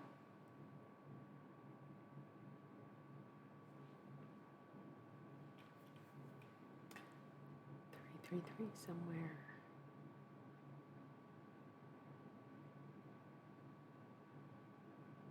So, never stops being interesting. You like there are so many takes, but also nice. But also, it's like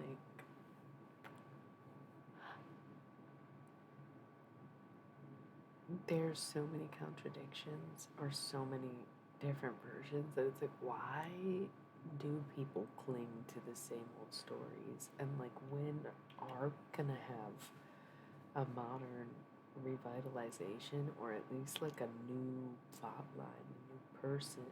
And I think the closest thing that we get is really like when you switch novelties and just go with John Lennon. Because listen, Jesus was kind of a mess. He was probably selling drugs, ruining people's lives and marriages and homes, reputations, got a bunch of people killed. He was not like this untouchable, all loving, he was more of a table flipping, law defying, radical, right? So it's not that much of a stretch to say that anybody could be like Jesus because the bar was not that high. Like, it simply was not that high. I get that y'all think that being abducted by aliens and impregnated with their fucking half-breeds is some kind of godsend. But truly, not a big deal. Maybe it is a big deal, is not what I meant, but you get what I'm saying. Maybe I forgot. That was kind of a funny little trail of thought. I feel like somebody's coming in to correct me and be like, actually, what really happened? And it's like, is it the aliens or is it the Jesus Squad? But yeah, it'd be very easy to make any cross comparison. That's what we were saying. Like, the second coming of the Messiah would be they're looking for someone who would violence and pillage, like these fucking crazy Gemini men in the media seem to be like, oh, that could work, that could be it. Or someone like John Lennon being the most unanimous figurehead in music during a time when things were so much different than they are now, even though it wasn't that long ago. And it seems like something as trivial as music wouldn't be so revolutionary, but we've discussed this mildly before, where like there was and still is a cult of people who think that the USSR would have never been disbanded or that the wall wouldn't have come down if it weren't for the Beatles. So like the power that they had over people was fucking ridiculous. It was basically like Jesus and his inner circle, right? Of course, there was other disciples. There was other people who were making the Beatles happen. But the inner circle, Paul, what difference does it make? You know what I'm saying? Where if they refused to change the storyline, I could only see that the characters are developing over time. And when you look at music, things are so different that it really was like, it was such a different era that it could probably happen a lot faster, where people will be worshiping someone like John Lennon, like people worship Jesus, because we're seeing that the whole lid on Christianity is getting blown off by these conversations, by scandals in the church, by haters like Westboro and shit. It's like it's not cool anymore. It never really was, but it dominated things, and it's not so dominant now. It doesn't have the same kind of chokehold on everything as anything else does. So there's a lot going on there. But I do wonder why people cling to these stories that have been so overdone and overtold when there are so many versions of the same thing. It's like The Lion King being Rocky Horror Picture Show, being Hamlet, being something else, you know? Not that I think we should worship John Lennon, but I think at some point people will become so detached from him as a person that they might. They hear his gospel, they hear his songs, they hear like times before digital music existed. Crazy as that seems. That's wild. Really, really wild. But it's true because we see that that's almost literally exactly what happened with Jesus. Like, that's more or less what happened with Jesus. So,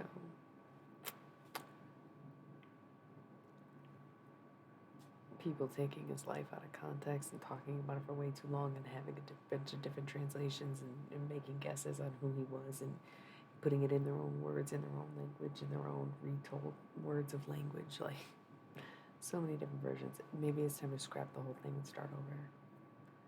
But what's the starting point? It's hard to pick that because Jesus is great, but in a sense, completely arbitrary because it's the same story. It's not necessarily the same exact story as Siddhartha, but Siddhartha was called by a higher power to make some kind of change in his life.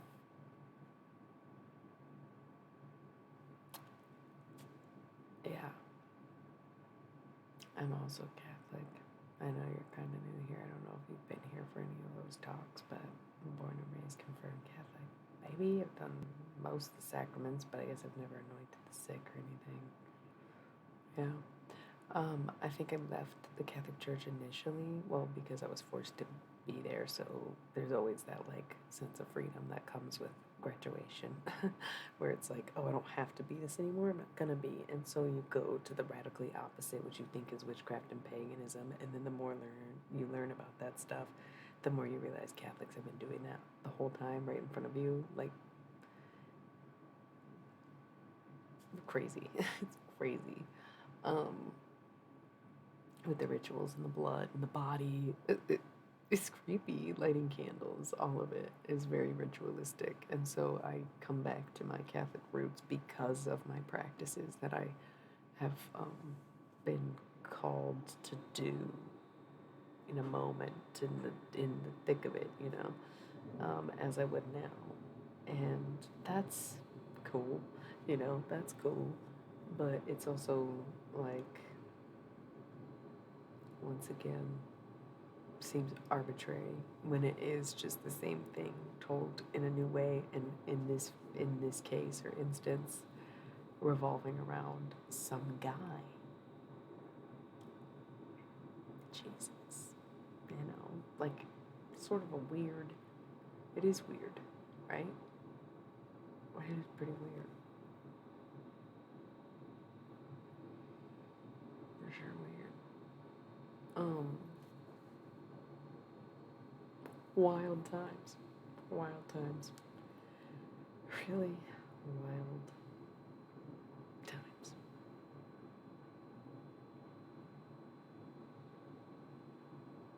But yeah, try to keep an open mind in myself. And yeah.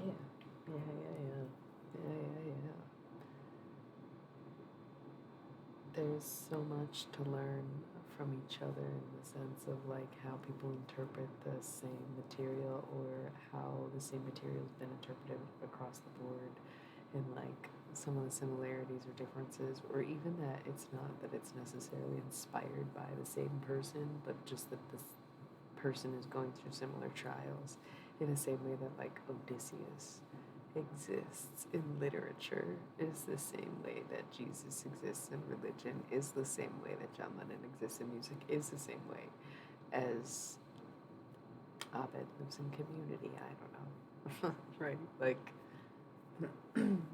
just more modern takes on the same subject because it's almost like needing a renovation, But then you try to start something new and people just say it's a cult. Like, the big main thing isn't also a cult, so how is that fair? To just negate any option for any new type of style or belief system. You just refuse to make room for the unknown in pretty much any scenario or in any regard, right?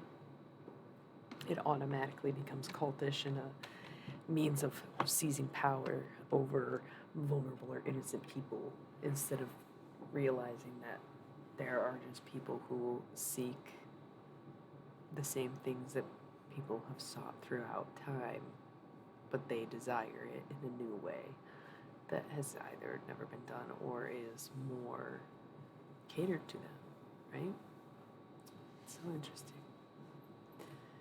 That's why Jim Jones is a Taurus through and through. I think Marshall Applewhite is kind of more crazy in a sense, which sounds weird because they both had suicide cults, but it just seems like Jim Jones, it was like he talked his way into something that he was like, damn, all right, well, I guess I'm just gonna kill everybody.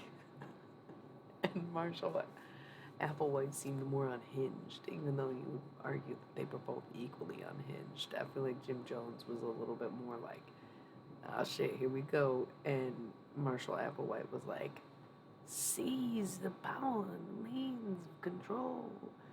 Crazy, really believed what the fuck he was doing.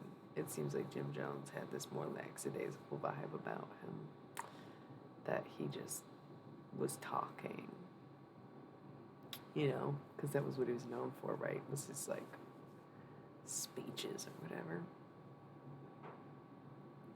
Yeah, well, that's the thing is everybody did question it at the time of Jesus, so you would not want to be in the church in the Jesus era. Most of them were killed. That's the thing, is like, as we were just saying, is a lot of the disciples were fucking nationalists, and they were just like ready to kill Roman soldiers basically, and thought Jesus wasn't doing enough, and that's why they stole from it. That's why Judas was like hands on the money stealing, but then also took from Jesus. Oh, sorry if that was offensive. I don't know what Seventh Day Adventist is, and I'm not a fan of Jim Jones. I know it sounded like that. It's just such the stark different vibes in cults that I was really comparing, not speaking on him as a person, um, because they're oddly enough both Tauruses. So my bad. Did not mean to strike a nerve. Got you. Yeah, so he was like, fuck it, I'm gonna do it different. And he was like, oh shit, yeah. I can totally see that, where a bunch of people wanted to break away, but then they have nothing else to cling to. They don't realize how much of their identity is in that. And when they break away, it's easy to take to a new leader.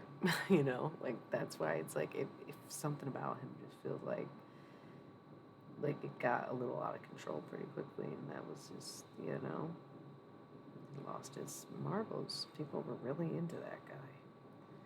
It's weird, right? It's super weird. Christians against Christianity. That's what comes up when you search. Oh, Bible version. I just wanted to search Seventh Day Adventist, because I don't know what that means. All about the Bible. The second coming of Christ will happen soon. A literal, personal, visible, and worldwide. The righteous dead will be resurrected and taken with him to heaven together with the righteous living. The unrighteous will die. That is so morbid and sounds like a zombie apocalypse. Like, why do Christians take themselves so much more seriously than everyone else when what they believe is equally as silly? They're all religious nuts. Is that the real bit? Is that they leave the church and they just want to do the same shit, when in reality the best way to deal with any kind of faith is to integrate it into who you are as a person and admitting that it did have influence over you and then moving on from there.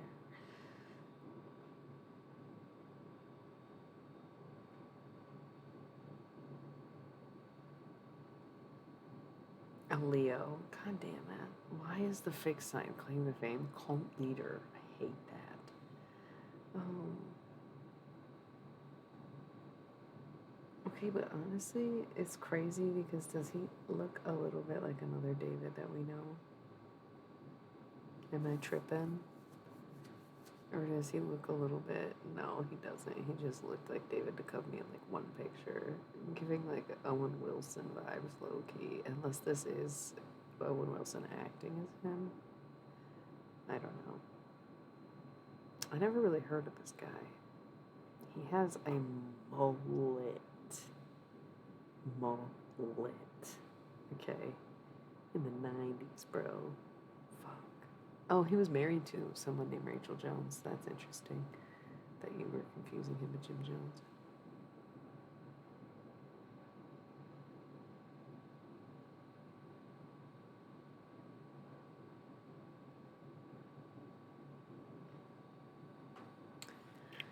Yeah, this is a really interesting can of worms. We went straight from Jesus to murderous cult leaders, but honestly, how do we know? I don't know. Like, a lot of these, they were just martyrs back then. That's the thing, they didn't all die at once in a group. They were viciously murdered individually throughout the world, like for preaching, which, like, we don't really like preachers still, but do we think they should just get cut up?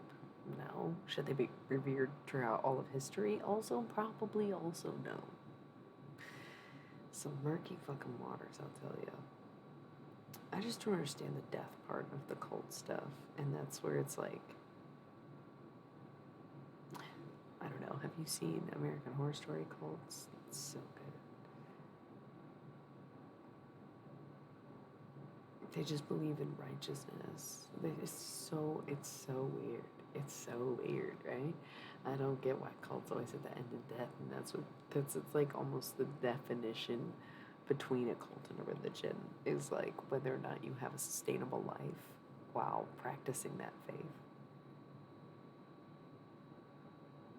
Yeah, that's fair. It's Texas, Waco, Texas, in the 50s, 60s, 70s, 80s, 90s. It's wild.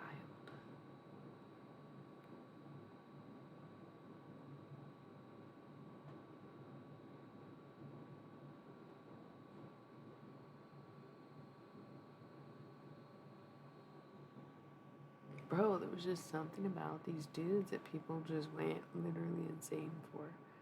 And it's just like, I could never, like, that's a wild. But maybe some people really believed they weren't gonna, like, kill them, whatever.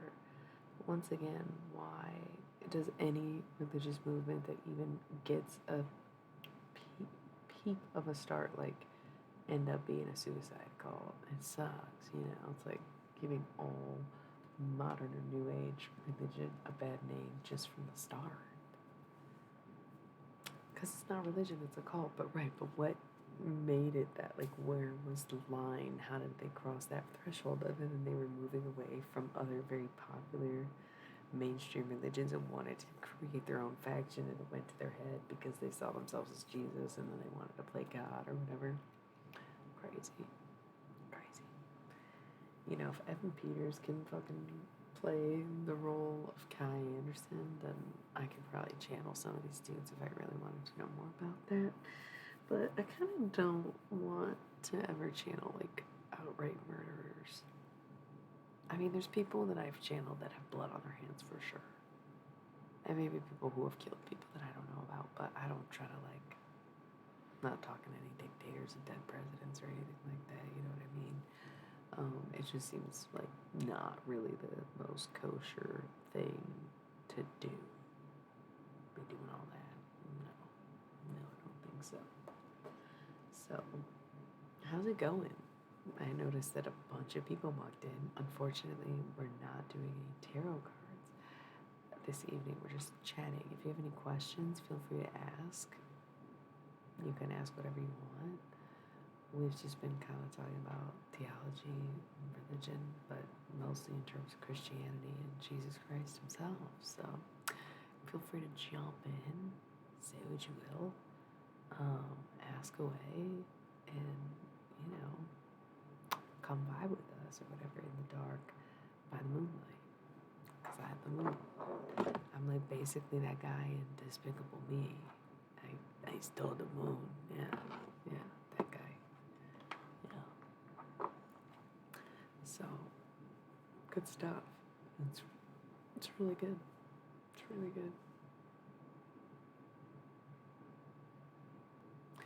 So, I mean, I interrupted myself to say that, but I don't know where we were or anything. We were just chit-chatting anyways. Just whatever random thing came to mind. Because it's just one of those days. I think we did sufficiently tackle the poll topic topics, though. Any other suggestions for poll topics next week? By all means, do share.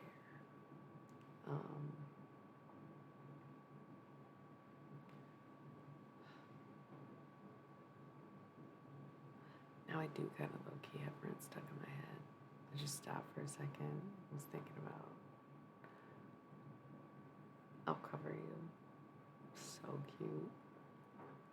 We nerded out about musicals earlier. That was really fun. That was something I had in common with multiple people watching the stream. That was pretty exciting. That's how I knew I had the right crowd, you know? I don't understand when people hate musicals. It's very hard to fathom. I think you must not like music that much if you don't like musicals. Because what could be better than watching a movie that also has music in it? Come on, just find one that you like. What's not to like about that? Maybe too grounded in reality, or maybe not busting out into song and dance enough. Just saying. I think that train goes both ways. Cool. I'm like getting all people out of here that are not going to talk to us about cult leaders and Jesus and stuff. We got one newbie hanging up for dear life. They're like, I don't know. I get that. Or sad, or just like the most fucked up content ever. You know? Like Spring Awakening, Nazi stuff. So sad. So nuts. Very depressing, very not fun to watch. Is that even a musical? It might just be a stage play. Because how did you even make... Yeah, no, it's like really depressing. But I'm really pro-abortion, so like I support that, and I'm glad I got to see it in high school or whatever, but pretty intense. The universe is going to show you what it wants to show you. That's for sure.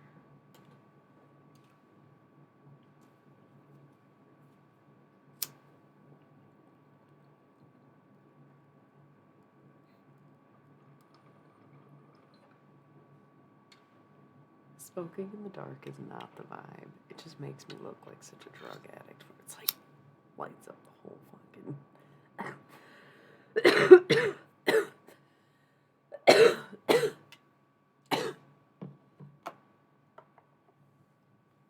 Crazy.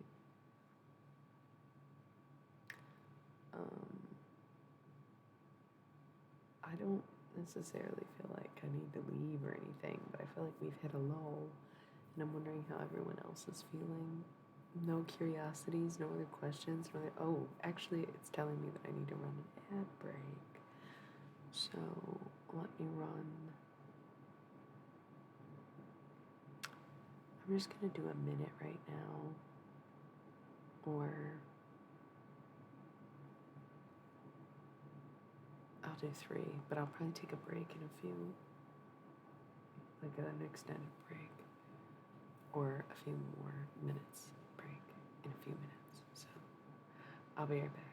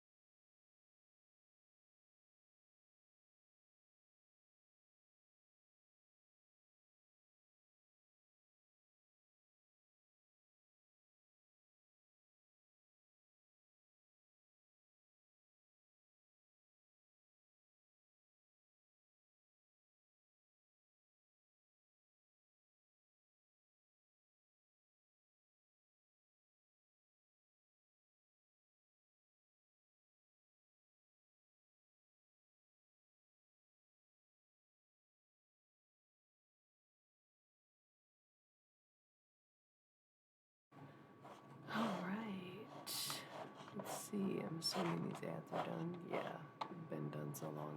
They're telling me I can play another one if I really want to. And so I'm back as promised after these ad breaks. Still in the dark. Still feeling like whatever. I probably could call it a night if I wanted to. It got real quiet when I was like, oh, I'll be right back. But I was trying to like keep the chat going while I was gone. Took like a little bit of an extended break. Hello. Thank you for your patience. Moving through the motions of the oceans. I don't know. Cool. Very cool. I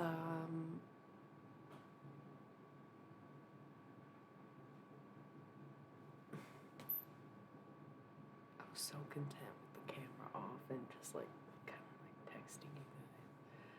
I get in those moods sometimes. No, I mean we warmed up. I did this for 4 hours just now, and then I took like a 10-minute break, and now or 20-minute break, and I'm like, a camera? Like, yeah, bitch, we already saw you go insane all night, so why hold back now, right? Like, okay. Cool. Because nostalgia is a feeling and memories are a thing. That was my answer for that other thing that we talked about, besides theology and Jesus.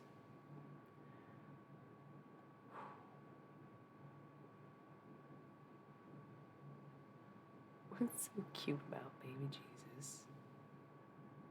So funny.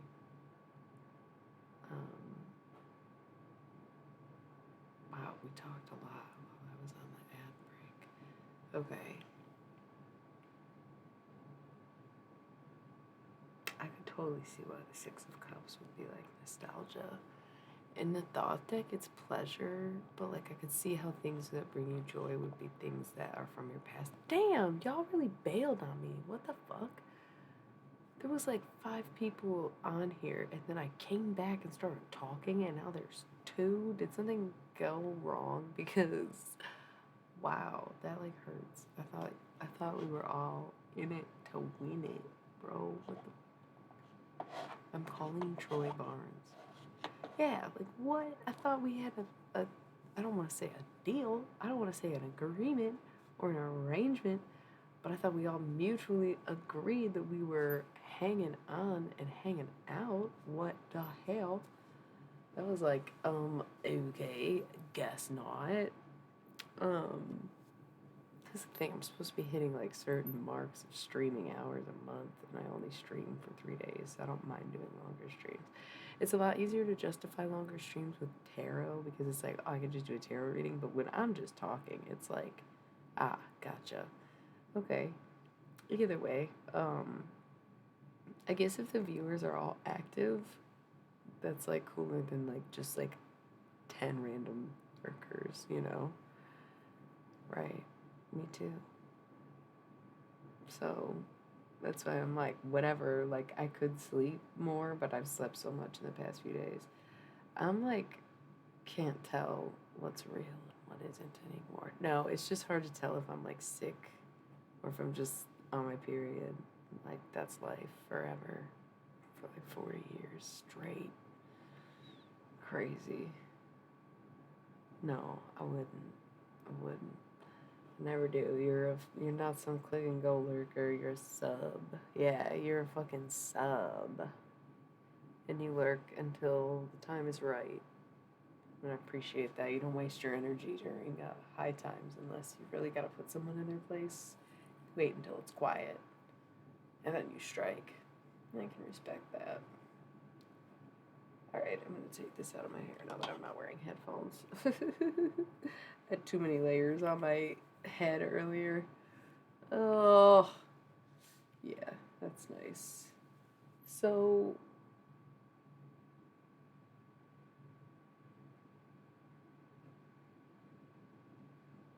thank you.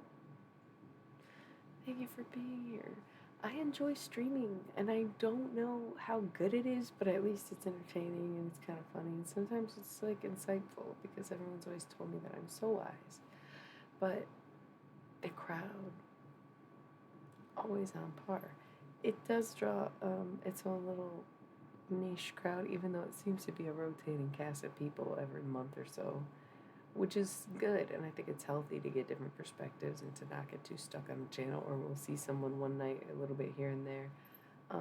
It seems like we've had very few incidences, and the few incidences we've had are people who were not really about the shit and left real quick, or we're just ended up being weird because we're too accepting of everybody, right? Like, it's not been so bad over the past few months, and I've very much enjoyed it.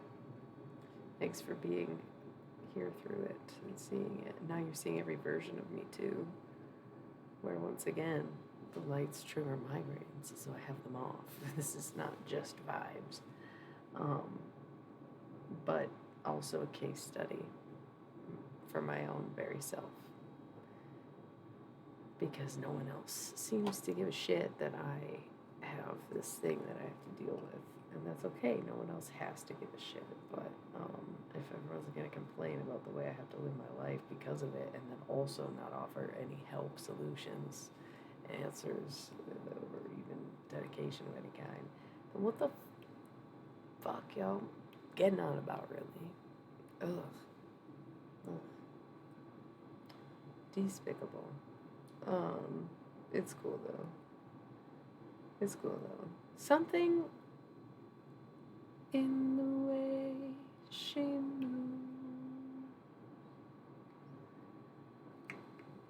Something about other lovers. Something in the way she moves. My voice is not where it needs to be at right now. You can hear it. Like, I've had a cough. I have not been singing. I have been fucking crying. It is okay. I admit, like, I'm gonna accept. Thank you, beautiful voice. Sometimes, right now, don't want to leave it now. Come on.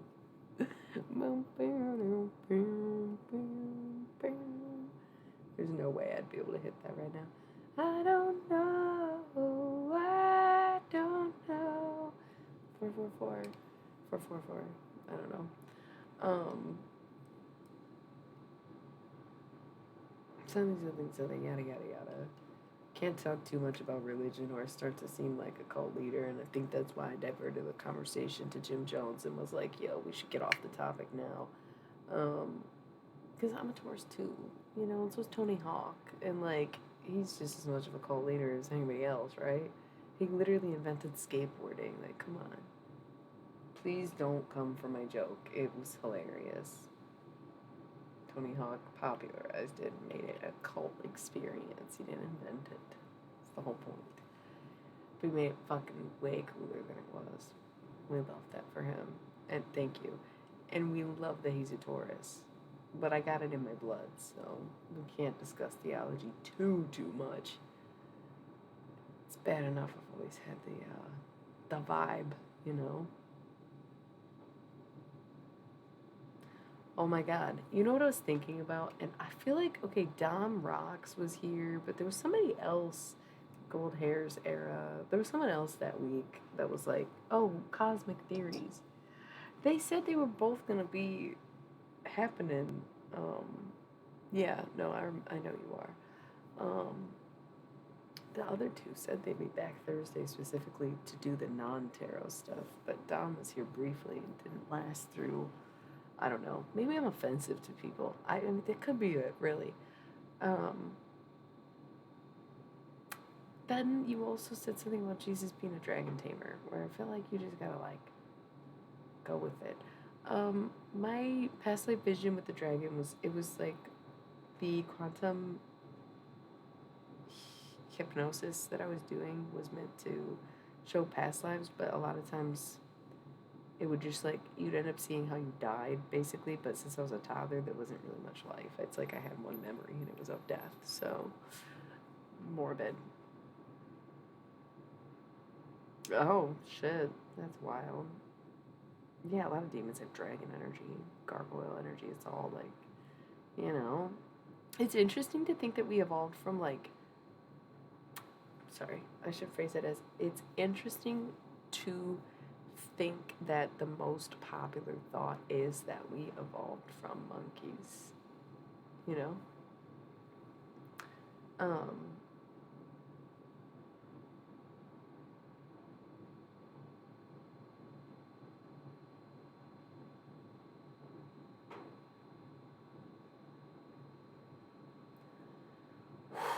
some heavy energies sometimes. I'm just saying, I'm just giving a moment. I'm using my energy elsewhere, basically.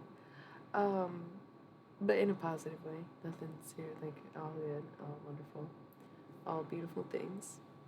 Um, life is good to us. Life is kind. Life is really special and probably divine or something. So,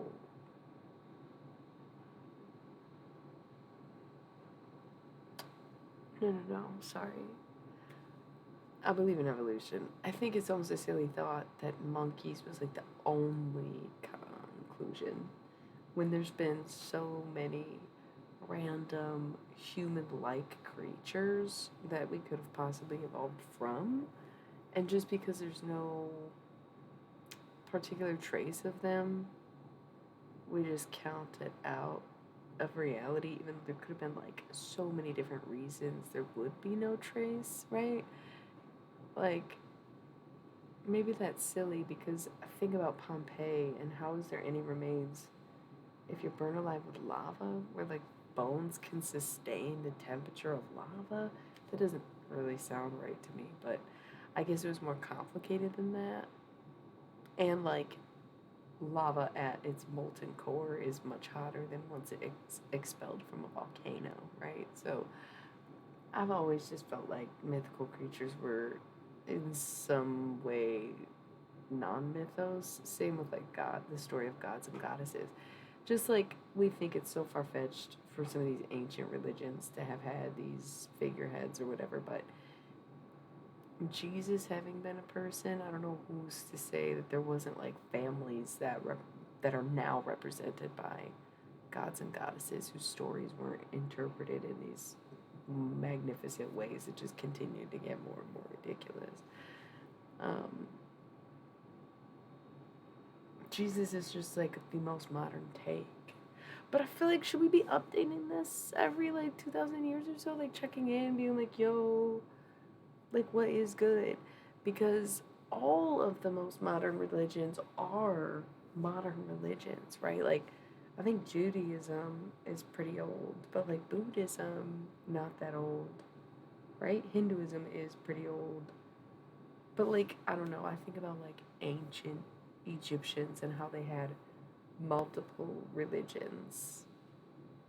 Where are the prophets? Literally though. Like I feel like the last time we got like someone good in was Nostradamus coming in and saying some shit. So whatever he said about a prophet, I feel like we should definitely be listening to that guy, and just because he's at least spicing things up in the last century, right? Like there is just this sort of lack in all of it. And like partially probably because the internet too hyper aware of the present to even contemplate the future, too hyper aware of the present to be able to allow ourselves to focus on the past, right? So what's the point? But I just feel like where the profit's at. You know what I mean? And also question what you have your whole identity, religiously or otherwise, staked in. If it was so easy for them to come up with these new prophets, but then like we also see this stagnant period of no prophets, like you gotta question one or the other, right? Like it just only makes sense. But now I am a little bit curious on like how old certain religions are.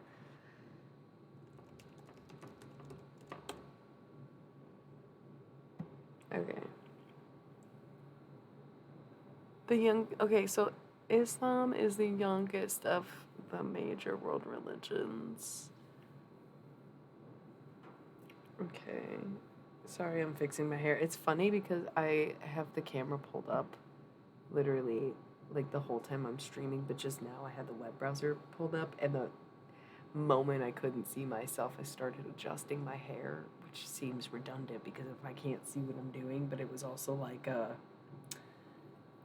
mental failing on my part where a part of me was like, oh, I can't see them, they can't see me, but I did not turn my camera off. I just clicked away from my visibility. So that was a really silly moment that I was being honest about what was happening.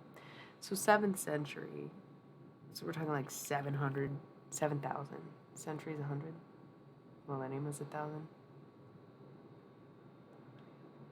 Right? New century. So like 700 years after Jesus.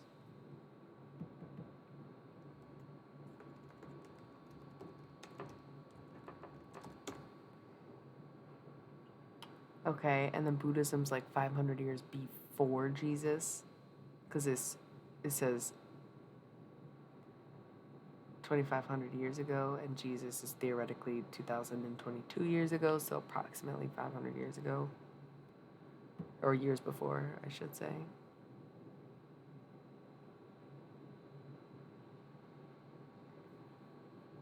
Mm-hmm. Mm-hmm.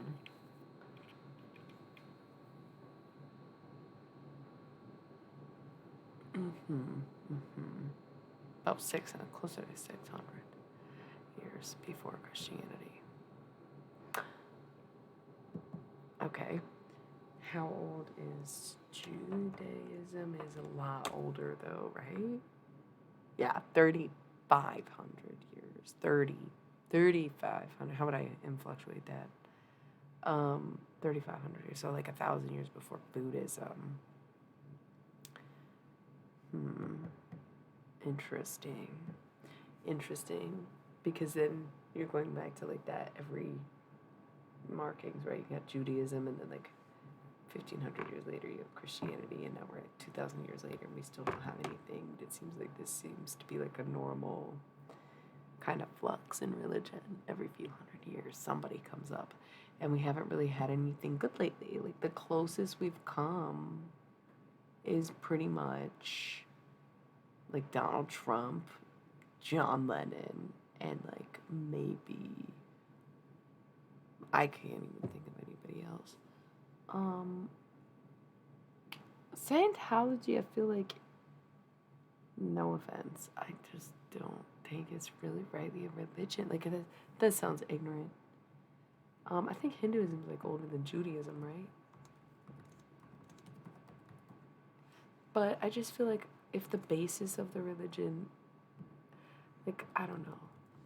I was just talking about how science and magic are one and the same to me. But it just seems like the fact that it says invented in the description is like all that I need to know in a sense. Where it's like just some guy, like he was an author. And so the fact that the language around this set of beliefs and practices that he conceptualized is invented, it does seem like he was more of a fiction writer. And it does seem a bit more culty. And does it even have a figurehead or a deity, which is that not what makes a religion, and anything else would fall more under the category of spirituality. You know? I don't know. I don't know if I'd count that as a religion at all. But the dude was not even born until 1911, so it's a very modern take on religion, but I don't think it's going to compare necessarily to some of the other religions that we are talking about. Oh, George Floyd, that is a good point. That is a good point. Sorry, I was clicked away from the chat. Yeah. Yeah. BML is definitely an organization and not a religion, and of course is very controversial at that for so many different hilarious even reasons, I would say. Scientology's a cult, though, yeah? So, yeah, I figured that's why I was clarifying for you. That's exactly what we were saying. Is like because Jesus was human, that everyone had their own perception of who he was because he was a different person to each one of them, just like we're a different person throughout our days. So he knew when to play a crowd. He knew when he could freak out. He knew who to trust within among his friends, and like who he had near him that he couldn't really trust or didn't trust. Like that dude, pretty legit. So Hinduism is like 4,000 years old.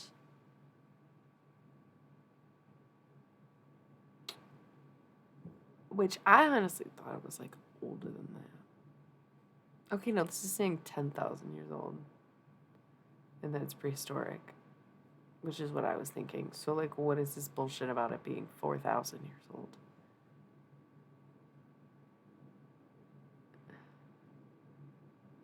Like, who do we trust? Thousands of years. I mean, I guess it evolves over time. This is saying 32,000 years old. Hinduism is millions of years old. There was an idol of the Narshimha found in the cave of Germany that was carbon dated to 30,000 BC. That makes it 32,000 years old. Is it true? Because it's so wild. It seems like the most common answer is that it's over 4,000 years old, but then I'm also seeing 10,000. So I think it's just there's too many. There's like almost too much going on. Too many different maybe sects of it. To say how old Hinduism is, there doesn't seem to really be a definite start date. Huh. But like, okay, so let's listen. Part of the reason we do go in about Jesus, I think, is because it seems like all of us have backgrounds in a religion tied to Christianity, and so there's a lot of like comfort in that, where we know it, like we know what we're talking about, and it is ours to speak on. I don't think I've met any either, but I lived in LA, so I actually probably did, and I just didn't know it.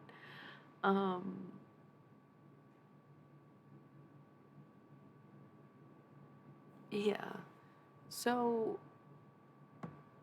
it's just like it's interesting that, again, with all due respect, because obviously if you have the most ancient religion and it has survived into a modern world, then like I'm not gonna say anybody's right or wrong, but clearly there was something to it. Like they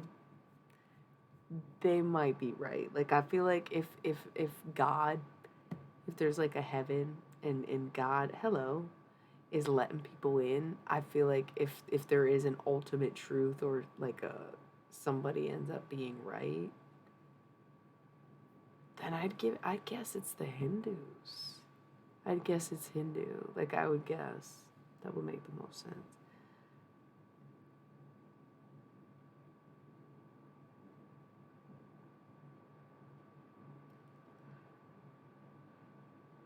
Right. Oh, pardon me. That's what they were saying. Okay. Hey, so sorry that if I left you hanging on the hello, clicking back and forth between my Twitch Studio Beta and the web browser. I'm doing good. We're really dissecting religion tonight. We're just talking, no tarot or anything. Chilling, hanging out. Been feeling like shit the past few days. Trying to be better, just by forcing myself to be better. So, yeah, something. Okay, so I feel like Hindus were onto something. Obviously, if if what somebody saw 10,000 years ago consistently is what they saw for the past 10,000 years and still do, there's got to be like some element of truth to it or some reason that it is the most popular dominant religion. And honestly, like, I'm gonna have to go ahead and say, like, without any offense in any way, because, like, truly my utmost respect to the Hindu religion for being the most ancient religion and surviving the test of time in ways that other religions have yet to prove themselves. And to seemingly be so unanimous among Hindus, where there doesn't seem to be a lot of controversy on belief systems or how to live your life. And that could be ignorance. That could be ignorance because, like I said, we're like up close and personal with Christianity for the most part on this channel or from who I've talked to. Right. I think that is probably a huge key about it. And what's interesting is that we see in ancient Egypt how they always had a polytheistic, atheist, polytheistic, theistic, doesn't matter. Omnipotent, omnipresent religion. That it actually, the downfall of ancient Egyptian beliefs and religions was the anointing of a singular god during Nefertiti's era and Akhenaten's rule. Was their allegiance to Aten just made Egyptians feel like you've taken everything out of it. Like you've taken away choice, you've taken away democracy, you've taken away the option to worship who you want to. And that was really, ancient Egyptian isn't necessarily a religion anymore. There's just gods that are still revered in practice, right? So that's pretty wild. Pretty wild.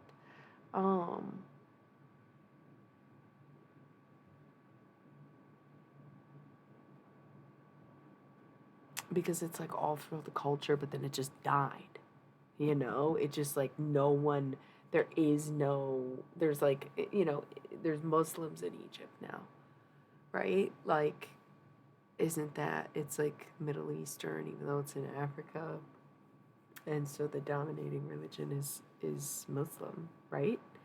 So it's just wild to see how monolithizing that's probably not the right word.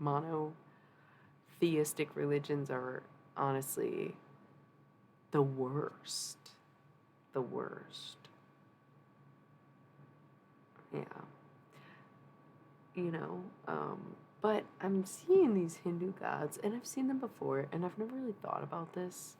But because we've talked about it so much, especially in terms of Jesus and religion, is that, like, I'm guessing that the Hindu religion is based on whatever species of aliens were here first. That's kind of seems like my hair's not looking great. And I just did some really radical shit about a religion that's not my own. But once again, utmost respect.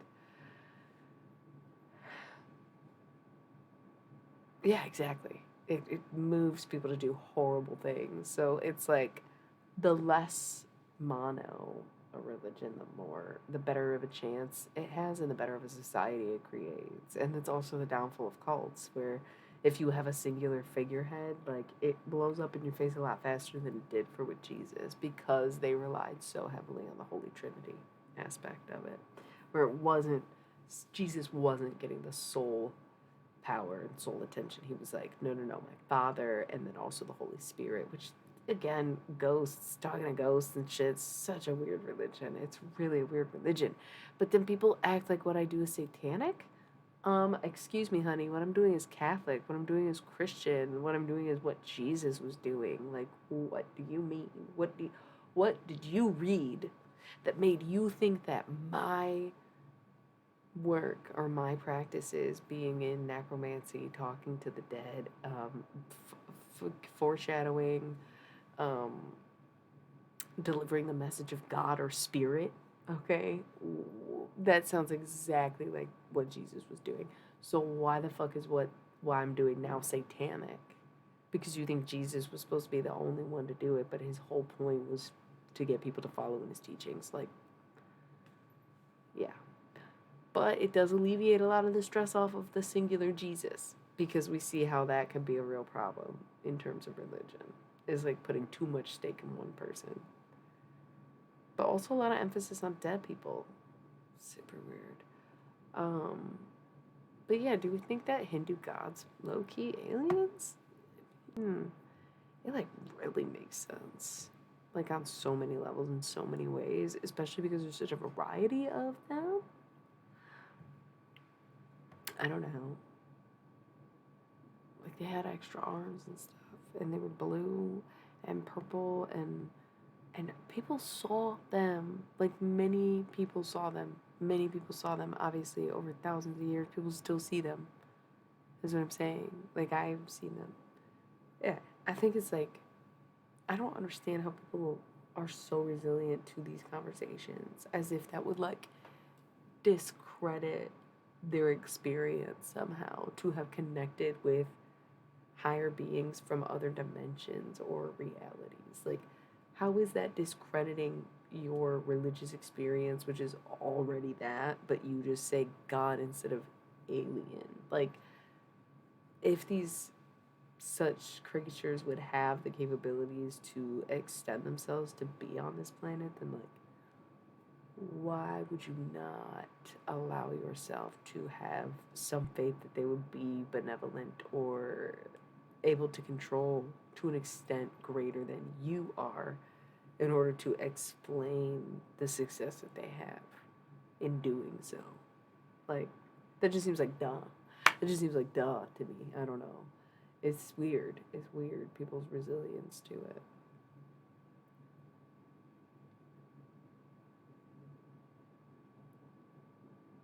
I might start doing Instagram lives again. I've been saying that a lot lately, and then I did the one, and then I was like, fuck this. Um, but maybe on the old account is key.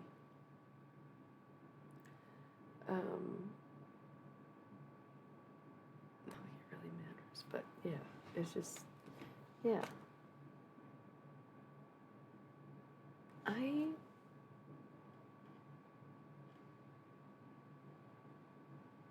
I'm gonna take an ad break, just a regular break. I want to clean up, basically reset my space real quick. It collected and got pretty messy over the last 5 hours in ways that it doesn't normally, and now I'm looking at it and I'm like a little overwhelmed at the situation at hand. So I will be right back. I don't know if we're still vibing or what. Like I said, I'm gotta be streaming a certain amount of hours if I want to keep the Twitch game alive, and if y'all are gonna entertain it, at least it makes for an interesting replay as well. So that's up to y'all if we're gonna keep it moving or if we're gonna get cruising. So let me know when I come back or while I'm gone.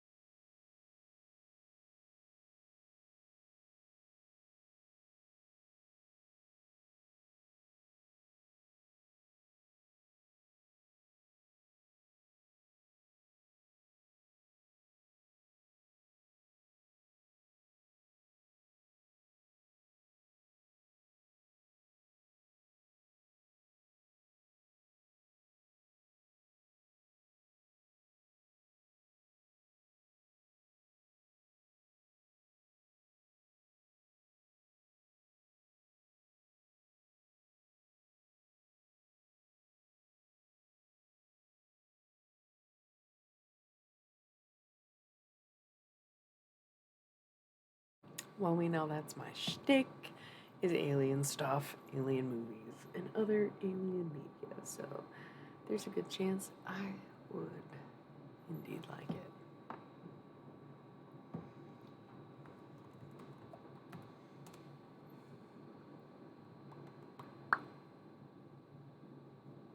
Okay. On YouTube. That guy. Is that it? Okay. Mm-hmm. Mm-hmm. Mm-hmm. Mm-hmm.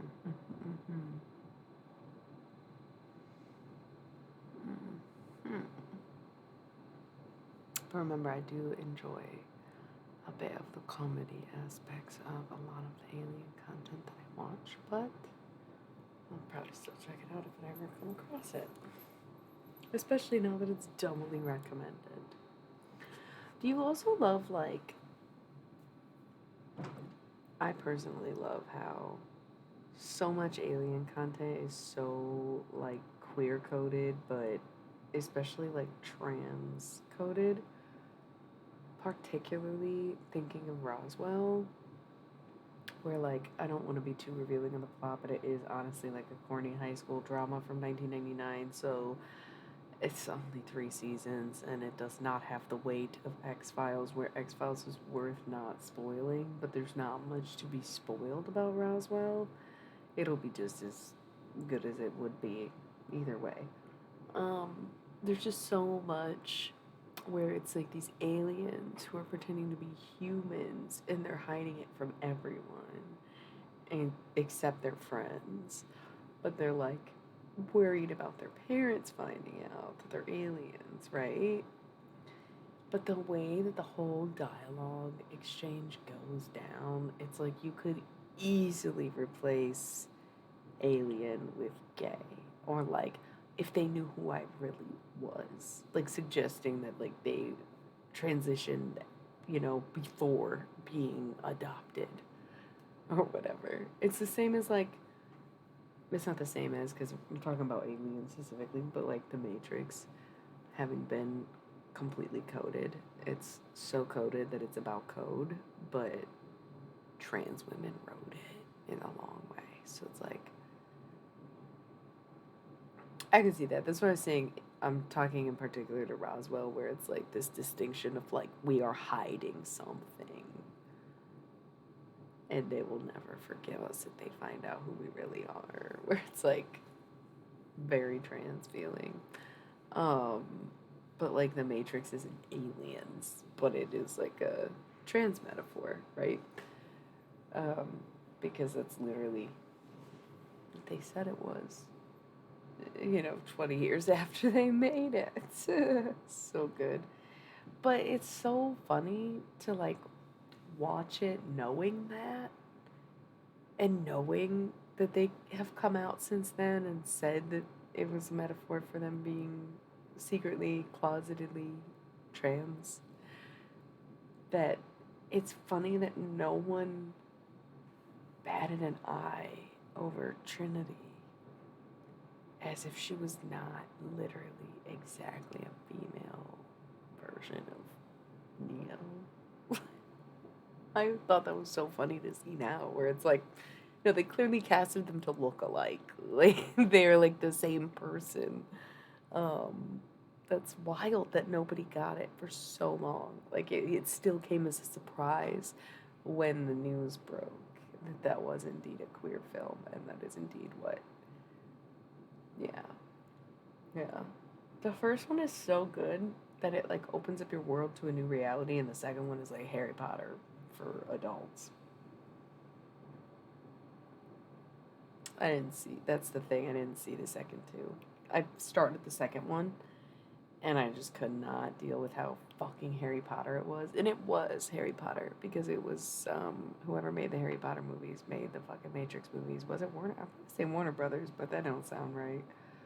Um, and the second one came out the year after the first Harry Potter or something, and it's like, great. So you decided to make this a trilogy because you thought you could bank off of it because you were banking off the Harry Potter series. Like, fuck you guys. But they've always done that kind of content because they did do the show Roswell the same year as The Matrix, right? So they kind of knew what they were doing, but they just, I feel like they invested wrong. But obviously, they got what they wanted. You know, the Harry Potter franchise ultimately making them money for the rest of time, and The Matrix having enough lore of whatever it is to draw people in 20 years later for a remake. But I just, yeah. The first Matrix is so good. It's so good. It probably is one of the best movies ever made, especially modern movies. Yeah. Yeah. Um, Not only that, but even before his, like, Neo chose that for himself before he knew about the Matrix too, and the pressure of getting him to say his dead name. Wow. Um, that whole scene. Like, again, no spoilers, but like whatever. They're like, your name's Tom Riddle or whatever. It's not. Wrong fucking movie. You get it. And he's like, it's Neo, bitch. Like, the fuck? Quit calling me by my dead name. It's very cool. It's funny that people still are like, no way. It's like, yes, in every way. What? How many more ways could we point out how fucking gay, queer, trans that movie is? There's so many ways. Um, it's like especially funny when you see like the kids who grow up in the Matrix or like who know about the Matrix, and it's like kids who are raised to know that it's okay to be gay.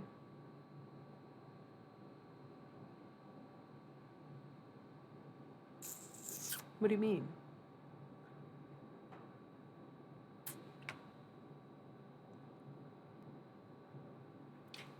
Yes, exactly, exactly. See, we are all essentially on the same page here. How funny that they get so mad about the truth or what it always was. But there's also the irony of the far right is that it all does come back to being gay. And I think that's honestly their journey. That's honestly their journey. Because what did we just talk about? We talked about Jesus being gay, supporting trans people, right? Loving sex workers and whores, and like hating church, hating taxes, convinced tax collectors to stop what they were doing and do what he wanted them to do instead of collecting taxes. So it's just like this long winded irony where they come back to everything that they once loved and identified with and realize that it's the exact thing that they preach against. That's going to take some time. That's going to take some time. Because we see how hard it was for red pillars to swallow that pill about the Matrix being queer, transcoded. So you can imagine they're not going to like when they find out about Jesus. They're just straight up not going to like it at all. They're going to have a really bad time and they're going to try to be like, well, that's not the version of Jesus. Right. So stop. Listen, y'all need to honestly stop saying Jesus then.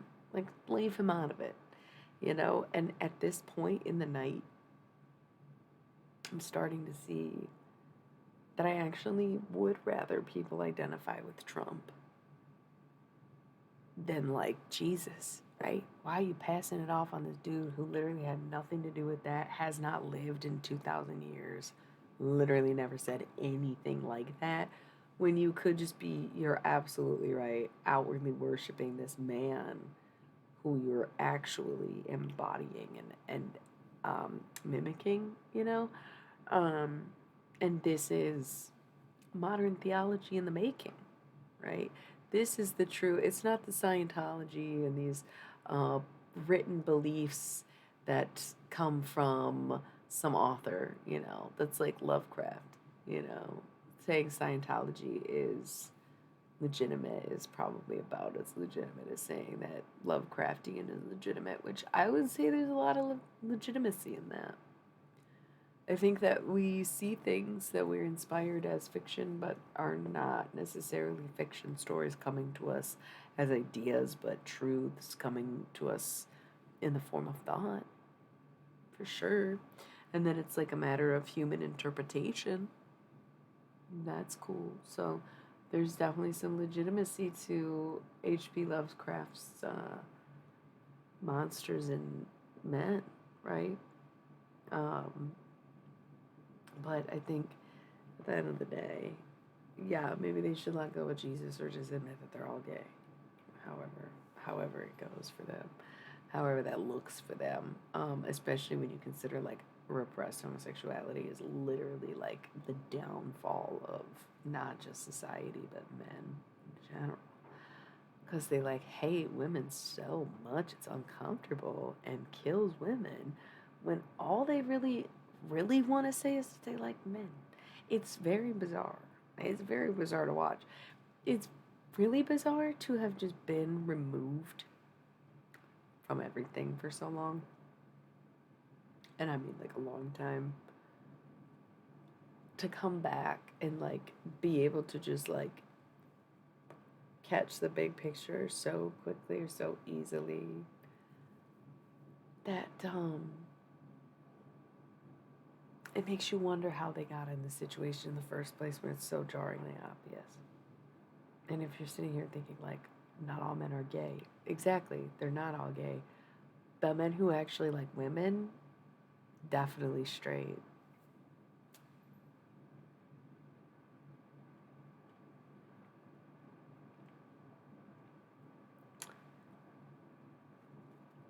Yeah, that's crickets. That's crickets. Because they're like, shit,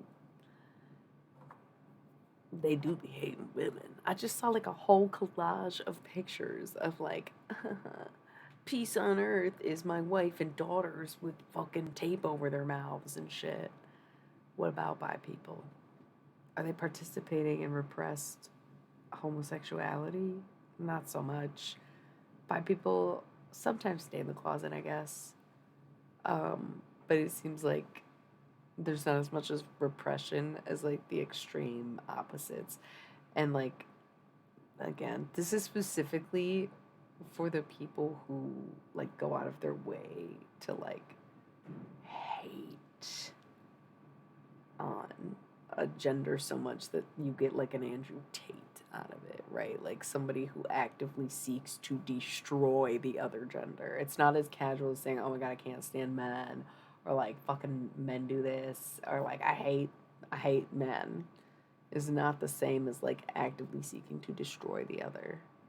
Because it's listen, if you want to beat women down so bad into submission and make them this and that and think that they're the scum of the earth and blah blah blah blah, you are knocking out your competition for other men. Like, and I just don't understand how they haven't realized this about themselves. Like when you really think about that, like you don't even have to think about it that long or hard to like see what's going on there. Like you're threatened by the women, but why? Oh, yeah, that's your competition, bro. That's your competition, bro. Like, stop trying to say you're trying to have sex or procreate or whatever. Insane. No one has to procreate for a long time. There's babies being born right now. We got 30 years before anyone needs to have another baby. Literally. That's not going to happen. But there's no longer a need to procreate. So, people who have been driven to procreate or raised to believe procreation is the only path to fulfillment or somehow the responsible thing to do or have been convinced that it's their only biological desire to live is to procreate. It's a lie at this point in time. There's 8 billion people on the planet. There needs to never be another child born. I mean, like I said, at least 30 years from now, maybe pop out another one. You still be good. You still have probably 6 billion people on the planet at that point in 30 years. Like nobody was having kids. I wonder what that graph would look like.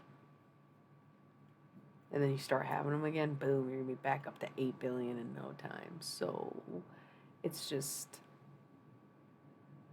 exactly. So just stop having kids. And when you alleviate that stress of people feeling like they have to find a mate and they have to procreate and they have to participate in this charade of heteronormity, the more free they'd be able to be themselves. But instead, what do? They hate on spinsters. They hate on women without kids. They hate on baby mamas and blah blah blah instead of just realizing that they never need to actually go down that path themselves. Like their inadequacy has literally nothing to do with the greater good anymore, right? So if they just took that stress off themselves, I think they'd all be a lot happier and maybe getting some dick by now. Like,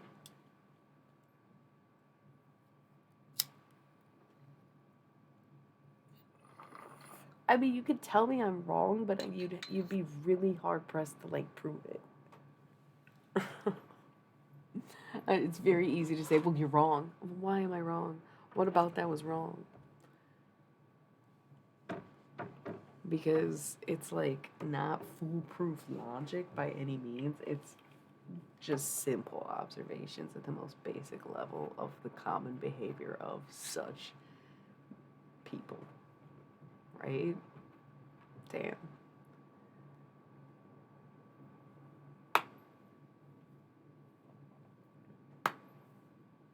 I'm gonna make a coupon. Coupon. Very self conscious about how I say that word. I'm gonna make a coupon. I'm gonna make a coupon. I'm gonna make a digital online thing stating, like, I'm just gonna get like a code, like a coupon code. And I'm just gonna say it randomly, like 6 hours into a stream, and be like, if you watched until now, use code blah blah blah on my website to book yourself a personal reading, just to see if people actually do re-watch these streams.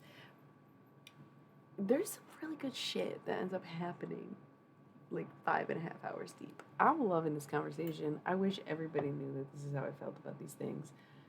Not to get a reaction, but to have that conversation with a more diverse audience rather than people who are just here every night who like generally more or less tend to agree with me. But I don't think anybody really gets 5.5 hours deep into a replay video, or maybe they do. Maybe people literally put my videos on and listen to them all day long. Like, who knows? Crazy to think about. But I see some fucking wicked good shit. And really dumb shit, too.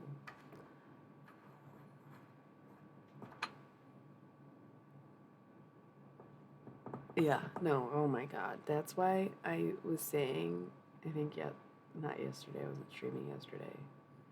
Talked about it on Reddit. Somebody was like, what made you not want kids? And I was like, parents. Not mine, but just parents in general. They're all miserable, they're all tired, and the whole concept seems very narcissistic to literally think that you deserve a second chance in your kid. No, exactly. Like, mental health, wacky as fuck, just like on a karmic level. Like, stop reincarnating on this shitty planet with these shitty conditions and passing along pain, debt, moral shame, and like overbearing guilt. Like, why are you perpetuating this life cycle? But why do you feel you are so much more deserving of doing so than anyone else? And the fact that there are 8 billion people on the planet, and the fact that you absolutely have no scientific need to procreate, just circles back to it being essentially narcissism. But nobody is willing to discuss that because it's like, one, bad for the industry, and two, you're like an asshole for saying that because it's so self-sacrificing. Listen to what you just said, though. Self-sacrificing. It's not like you're making a sacrifice for anyone else. You're sacrificing yourself for an extension of yourself. That's not doing shit for anybody. Okay? It's not. I'm sorry, but like, it's narcissism at its fucking finest. It's one thing when it's like we really needed to. And I get that some people just like want to do it. And to an extent, that's fine because I enjoy children and like I support families of that nature. But the commonality of it trying to be forced upon us, or the fact that it is such an industry, is alarming. You know? Where it's like the whole thing is very performative and fucking weird. But I get it. Like, not everyone can just feel fulfillment on a regular basis either. And they need these moments or these excitements and these milestones to keep going. And, like, well, I don't know. And maybe there is an aspect of love that I'm missing from the whole thing. I can definitely love someone and have literally zero desire to, like, create another human with them, but I'm sure that that is an aspect of it too, where people are like, they love each other so much that they're like, let's create something in love, and I think that's beautiful. But I think a lot of it just comes down to narcissism. You think you're good enough to have a carbon copy of yourself for some reason, and then you want the whole world to be like apologetic to you for it, even though all you did was get nutted in or nut in someone else. That's, you know, if you were to talk about it like you talk about anything else, or if you were to talk about it and didn't know what you were talking about, the way it sounds is like as bad as I'm making it sound, but like I'm not actually exaggerating any part of it. I'm just speaking on it without all the frills and gentleness and sugary coated ways that we do talk about these things, because they have been the crutch and the backbone of our society for so long. And it's not procreation to keep the population alive, because once again, we've hit that threshold of being able to do that without having any more babies for a while. But, yeah, yeah, yeah. And that's the thing. Where is that pressure coming from? Yeah, I definitely feel enough stress and anxiety, but I also feel so much freedom and relaxation without that. And I think that the more I relieved myself of feeling like I had to do that, because I did for a long time think it was like biologically what we're meant to do. It'd be a cool experiment. It's like science. I love science. It sounds like the right thing or whatever. It's like, I think I'm really content being able to explore these things, these concepts, these ideas, these conversations for the rest of my life, more than I'm interested in like forcing these ideas upon a specific person. Because it's essentially what you're doing. You're picking your own set of beliefs and being like, yep, this is it, this is right. I'm going to create life so that not only will I live longer essentially through this person, but so that I can teach someone everything that I know or hold to be true or important to me. That's a bit power hungry in that way. Like it's trippy. It's trippy. But I still embrace it because like I said, like it children bring joy and it's a lot of fun, and like kids are just great in general. Kids are great people. Um Kids are great versions of the people they are, you know. And seeing who someone is as a kid, or how should I say, being able to see the person behind the child, what a delight just to be able to be like, wow, totally get that, because I remember me as a kid and I see me now. You know what I'm saying? Like being able to connect with them in a way that's like, yes, the experience of watching someone grow, I can see how that's satisfying. But trying to pass it off as some necessity, I think we just have to throw that out the window. No one has the need to do it anymore. There's no need. There is no longer a need. It's 100% desire to do so. Not like any other era or time or in the whole world. Yeah, dude. You know, Reddit is honestly, I think, radicalizing me to be as anti-parent as I am, because I am never trying to have babies for sure, and I have some friends who agree and are like, yeah, no, I love my life, and I have friends that are parents, you know, and That's why I make it clear, like, I support both ways, but I do super question what some of these people are thinking. Because you do read all these horror stories and, like, hear the way people talk about their lives and their kids and their spouses, and it's like, nobody sounds happy. Like, why are y'all clinging to something that has proven time and time again to make people miserable by sticking to the script and trying to be this perfect pairing or whatever? And then you hear like horror stories about, oh, well, my parents didn't do the traditional thing and they did all these other horrible things. And it's like, there's no winning. There's no winning. And so if you cannot sign up to be a parent with the idea or thought or acceptance that your kid at some point will hate you, then you are going about it in the most toxic, worse than a helicopter way. If you really think that you're becoming a parent to be a better parent than every other parent who has ever been a parent, you're missing the point. Absolutely missing the point. Absolutely 100% like false. If your parents are to teach you something, everybody who teaches us lessons eventually does get to see our dark side or our bad side. And you are going to be that for your children. Like, get real. You remember a time you hated your parents? Everybody goes through it in life at least one time. You're lucky if they stop hating you. Stop trying to set the goal of them never hating. I'm going to do so much better. I'm going to be the best parent. I'm going to make sure my kid knows they're loved. Yeah, you can do that all day long. They're still going to be like, I fucking hate your guts. Pretty much everyone ever has gone through that. Or, like, I've heard other kids say it to their parents. I've probably said it to my parents. You know what I mean? Like, you just can't go in it being like, no, I'm going to do it different. I'm going to do it better. It's like, you're probably not, though. You're just going to find new inventive ways to fuck up your kid in your own special, unique formulation. That's cool, too, though. That's what gives people character and personality and a sense of style.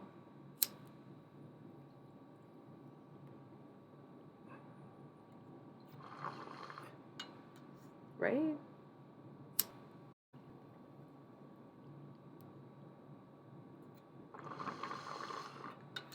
We get it, brother. Your parents smoked pot.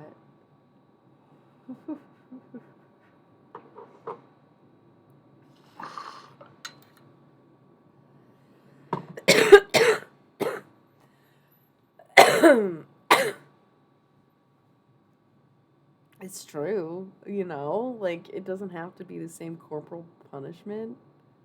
Right. And, like, there's nothing wrong with wanting to be a parent and to be cool, but just, you know, embracing that, yep, I'm gonna be a stoner dad. And at some point, your kid's gonna be, like, so against weed because his dad smokes pot and is a fucking loser and hates his dad. And then one day is gonna smoke weed and be like, damn, now I get why my dad is such a stoner. I'm a fucking asshole. Like, you have to prepare for that stuff. Like, you're supposed to be the bad guy in life sometimes. That's how you teach them lessons. It's just whether or not you stay the bad guy is how you determine if you did a good job or not. Yep, exactly. It's perfect. It's perfect. Foolproof, really. So, you get it. You get where I'm coming from, I think. Well, the brain is technically developing until 25, but honestly, if you don't give them some freedom, they'll just never come around from it, right? Because, like, in high school, you just learn to get sneakier. So if you, like, take the weed, they'll be like, oh, I gotta hide this from my dad. So when they're 18, you have to be like, okay, well, now you're an adult, so I really can't take it from you, but I don't want to see it in my house, whatever. And all of a sudden, it's like, you take the power away, and so they're like, okay, I guess I'm over it. That's something I did in high school. But if you're like not till you're 21, then they have that 3 years of like, could go to college, could become a dropout, you know, either or, um, in which the more power it has, the more forbidden it is, essentially. Vice versa. The more forbidden it is, the more power it has. So I would, my vote, 18, for sure. For sure. Unless they really wildly switch up the schooling system or any kind of laws in the next however long it takes you to have kids. We gotta run an ad break already. Love how like the room just doubled for no reason. Good morning, everybody. It's like a whole ass 5 a.m. and y'all are just joining the tarot stream. Spoiler alert: I'm not doing any tarot cards. We've been talking mostly theology, but we've gotten into biology at this point, and I was bitching about procreation. Probably a post-period feeling. But I do gotta run this ad or it's gonna auto-roll. So I guess I'll just do a minute if y'all are gonna stick around and join in on the conversation or add anything else. Taking any and all questions of any kind, variety, subject, genre, who cares? Cool. Let's not get cut off.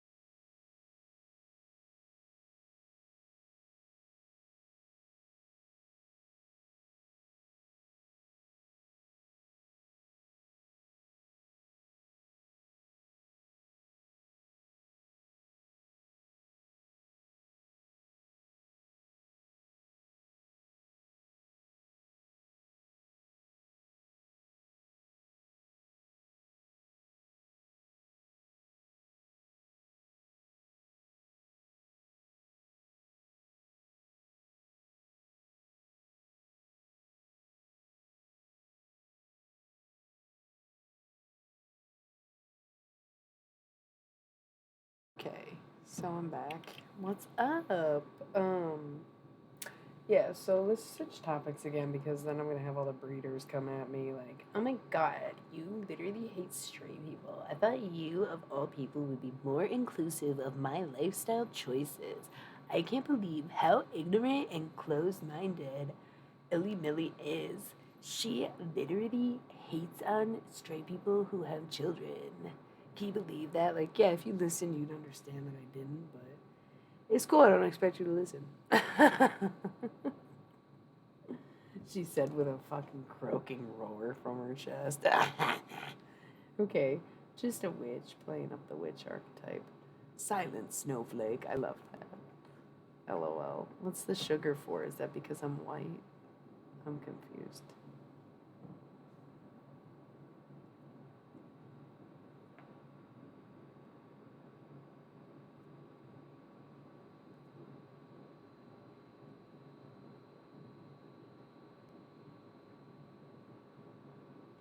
Illy Miley. Oh, LOL. Want some sugar with the butter? You're a dork. Um, yeah, it's Illuminati Mystex. And so, like, instead of shortening it to, like, Illy Miss, which I did think about, honestly, because it's, like, Miss Illy, but Illy Miss, I thought that was kind of cool. And, like, it could still happen. Um,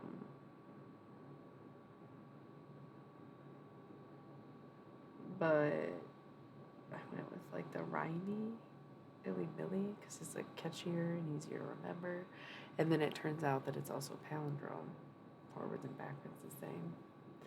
But also, I have been mistaken for Miley Cyrus before. So, we tend to do very similar things at similar times. Like, we both had blonde mohawks. It was an era, I guess. If you were there, you were there in 2015 or whatever. So, when I was in LA, someone was like, no, really, I thought you were Miley, though. More than once. Yeah, I love her. She's Sagittarius. She also has like a deep voice, so if somebody heard me talk, I'm sure it's like all I need is that little southern twang. Um, you know what I mean, right? Yeah, a lot of things she does is hilarious, and she's like actually really talented. She can sing. Her family also, like, as weird as they are, seem kind of cool in a sense. Um, wow, some weird stuff. Okay, cool. Phone's going slow as multitasking. It's snowing out, so I'm making sure everybody gets everywhere safely this morning.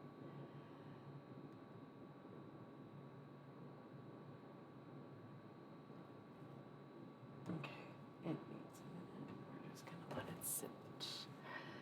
I got the confirmation, yes. It's good. I'm glad to be up and running again, for sure.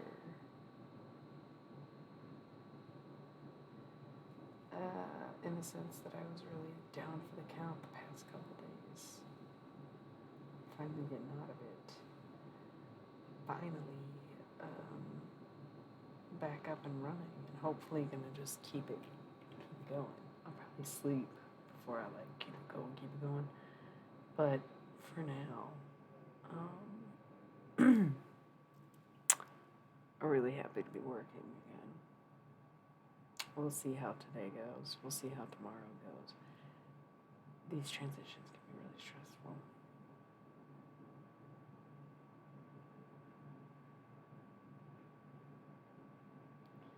Gonna make a superstar now. You don't stop me now. Gonna have a good time. Having a ball.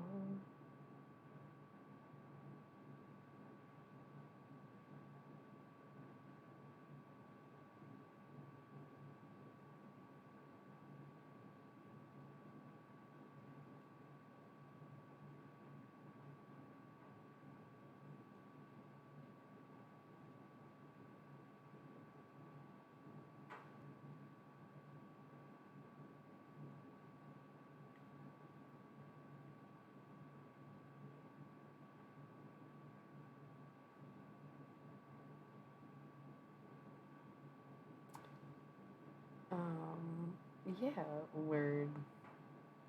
Right? It's so good. Okay.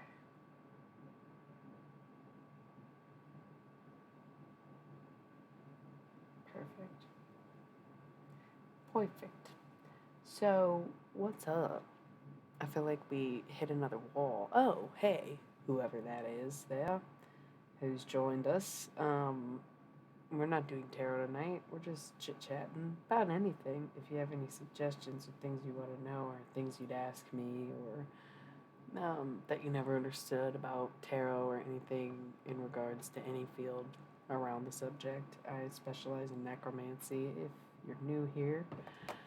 So, anything that you'd want to throw our way, or just something, some kind of like bold statement of your own, hot take, feel free to spill it and we'll judge you a little bit. Or most likely agree with you, depending on how hot it is, right? So, yeah, just a little bit of a lull. It's been almost 6 hours, but I've had the last couple days off unwillingly, but it does feel good to be back up. So, once more, there's always Jesus. There's always so much to talk about Jesus and the damn 12 disciples. And going back to figuring out, yeah, see, they laughed as soon as I said Jesus. They don't get it. They don't trust me to talk about that category, that subject. of Jesus. They're like, I don't think so. I don't want no Christian, whack ass Christian tarot reader. I don't go to church like that, bro. It's different.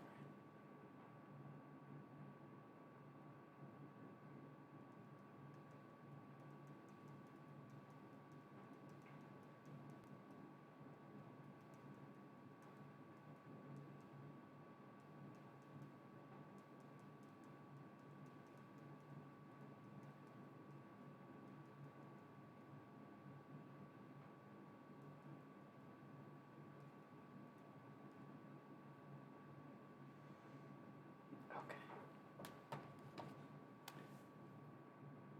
The song 50 Words for Snow. Kate Bush. It's like one of her later albums. I feel like she made it after the year 2000. I put my music on shuffle right before I started streaming, and that was the first one that came on, and it's really good. You know, it's really interesting. I don't know who the man is on the track, but Kate Bush is just so weird. But that song is so weird. I think the whole album is called 50 Words for Snow, and the artwork is like, what the fuck? Why? 50 Words for Rain is a novel, apparently. Oh, but published in 2020, so they must have been inspired by Kate. But yeah, I don't really like snowman aesthetic, so I'm not a huge fan of like the album artwork of this album 50 Words for Snow by Kate Bush. It's awkward, it's not funny, it's uncomfortable. I don't like it at all, just be honest. Still a good album. Fucking weird as shit.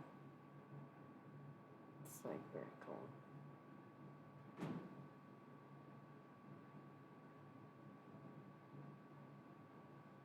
Yeah, 2011. So kind of a weird time in general. But just, yeah, bit off. Bit just different. You know? But cool. Very cool.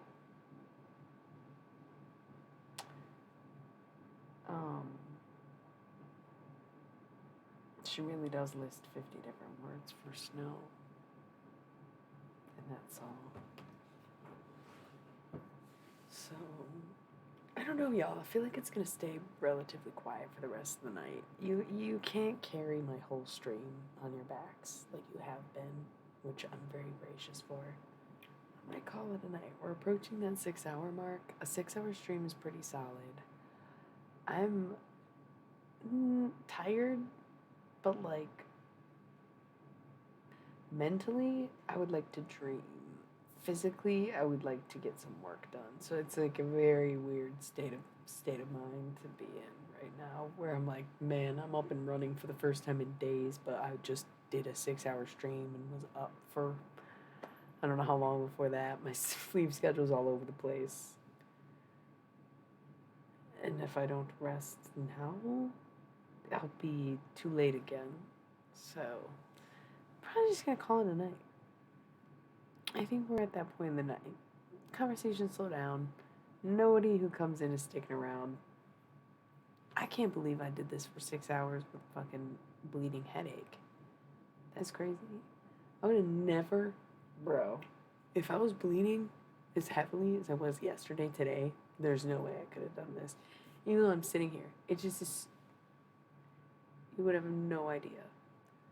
It's just so uncomfortable that it just would have been visible. Yeah, Merry Christmas. I do celebrate Christmas. Happy Hanukkah. We are in the midst of Hanukkah. I think we're at like day 6 now. I don't know. I slept for 3 days, so it's hard to say. We went from day 2 to like I don't know. So happy Hanukkah as well. But I do celebrate Christmas. And we did all just talk about Jesus for like ever. So Merry Christmas to y'all. But happy holidays of any holidays. Happy winter solstice. Happy Capricorn season. I just know it's going to be lit in these upcoming weeks. And by Aquarius season, it will just all make sense. And you guys will be really grateful, I think, for the whole experience. What does that mean? It sounds so ominous when I say stuff like that.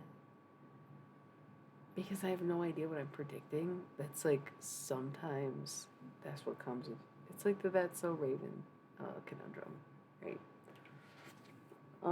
You know how there's like rules in time travel? I'm gonna like write the rules of being psychic, but like in a Douglas Adams way, not in like a Aleister Crowley way, you know, where it's like the That's So Raven conundrum.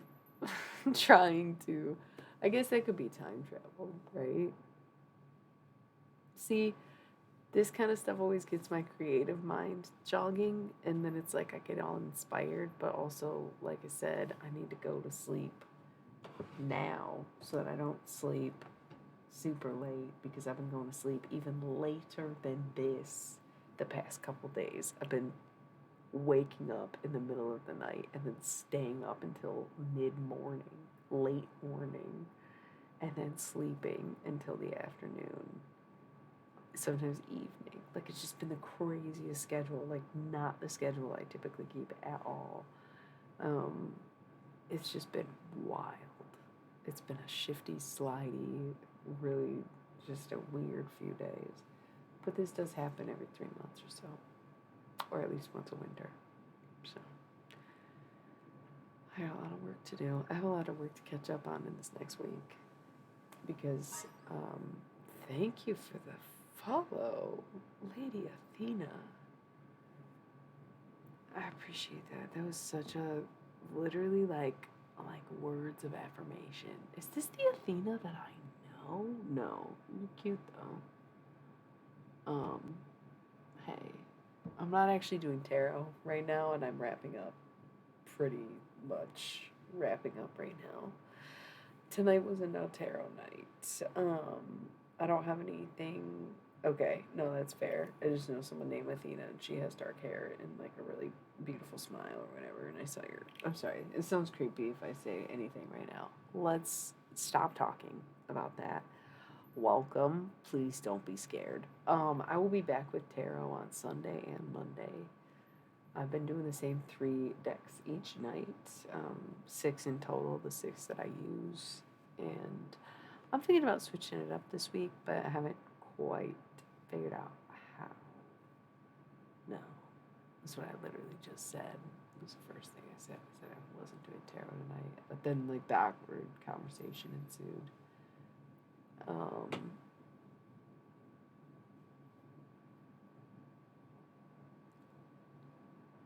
No, she meant me, I think. But it's funny how I was like she. Actually, I don't know if it is, but it's lady. So, um, sorry if I assume they're wrong. I'm really bad at guessing around here people's genders. Not that I'm trying to like actively guess people's genders or anything. It's just funny how often I'm wrong. When I'm like he, she, they, somebody on the other end of the keyboard. Um,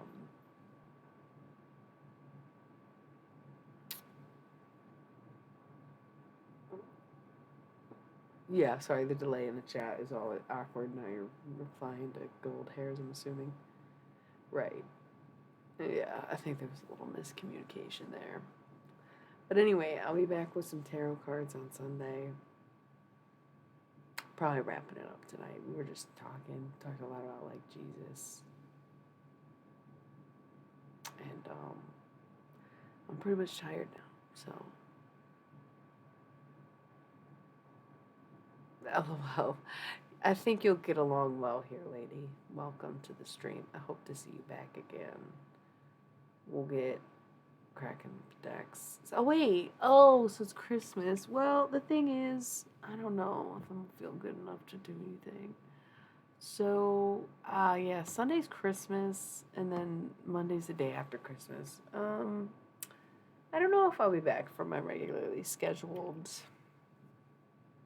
riffraff on those days. I'll keep y'all updated. And I guess, well, yeah. Hey, thank you. I love how you said thank you, even though you were here for like 3 minutes. It's really sweet and thoughtful, and I feel really appreciated.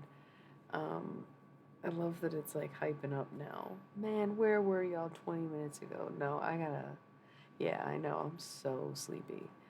Um, I don't know when I'll be back at this point, I guess is what I was getting at before I left. So thanks for being here now. Catch the replay. Tonight was extremely weird. I wasn't my best self at all, but the conversation stayed interesting to the bitter fucking end. Um, and as for Christmas, it'll be a surprise. I doubt I'll be streaming anytime this weekend, but maybe tonight come back with some tarot depending on how I'm feeling.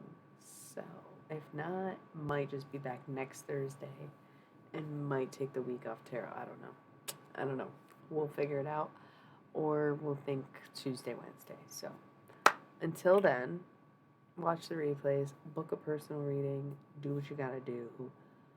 But please do it with me. Go to my website, watch some stuff. I don't know. Okay. I love you guys, and gals, and everybody else, anybody else. I'm Sleepyton, so rolling out with ads and not coming back.